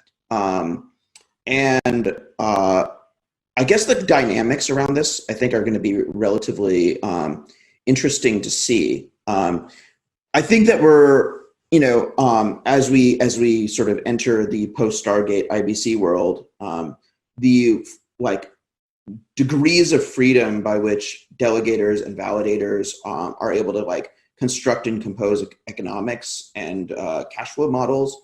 Right now, during the bootstrapping phase of Cosmos, the cash flows are all just speculation on future value of atoms and inflation of atoms, because really the network doesn't do very much yet. We're still in the early days. But post IBC, lots of new cash flow possibilities take off. and lots of opportunities for validators to sort of start differentiating themselves also take off by what kind of services that they provide, that their stake atoms run against, and what sort of cash flows get delivered to their delegators.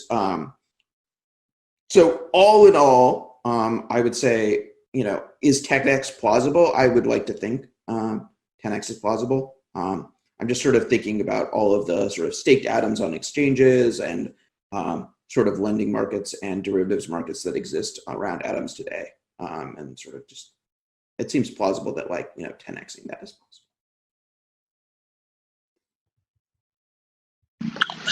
Yeah, so in my mind, for Anchor to succeed and become a billion or multi-billion dollar money market, obviously you need to look at both sides of the market, right? And I think so far we've been thinking a lot about the demand, well, depending on what you call demand or supply, demand side being the demand for interest. And so basically attracting as much retail interest as possible and bringing basically mainstream investors who have little or no familiarity with cryptocurrency, having them invest of their product like this, I think is basically the path to a multi-billion dollar demand side. And then of course on the supply side, for those two to be in balance, I think the key is working with guys like Zaki, like Jack, and other proof of stake protocols in order to be able to pool that cross-chain liquidity and to make Anchor a compelling product for validators across chains to gain liquidity. And I think it's the solution sort of lies in the intersection of those two in order to scale to multi-billion dollar.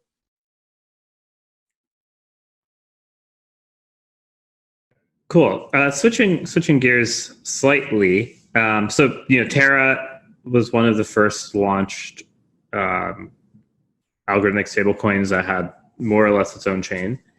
I guess there were some examples that didn't survive, but the first sort of surviving one. And congratulations, of course. But one question kind of related to this is, you're building this staking money market around an algorithmic stablecoin. And so what are the things that are uniquely enabled by having an algorithmic stablecoin as the base of your money market versus sort of a custodial Circle style stablecoin? And there's sort of a corollary question. Do you expect custodial stablecoins to somehow still be necessary? Kind of what's kind of their role in this, if any?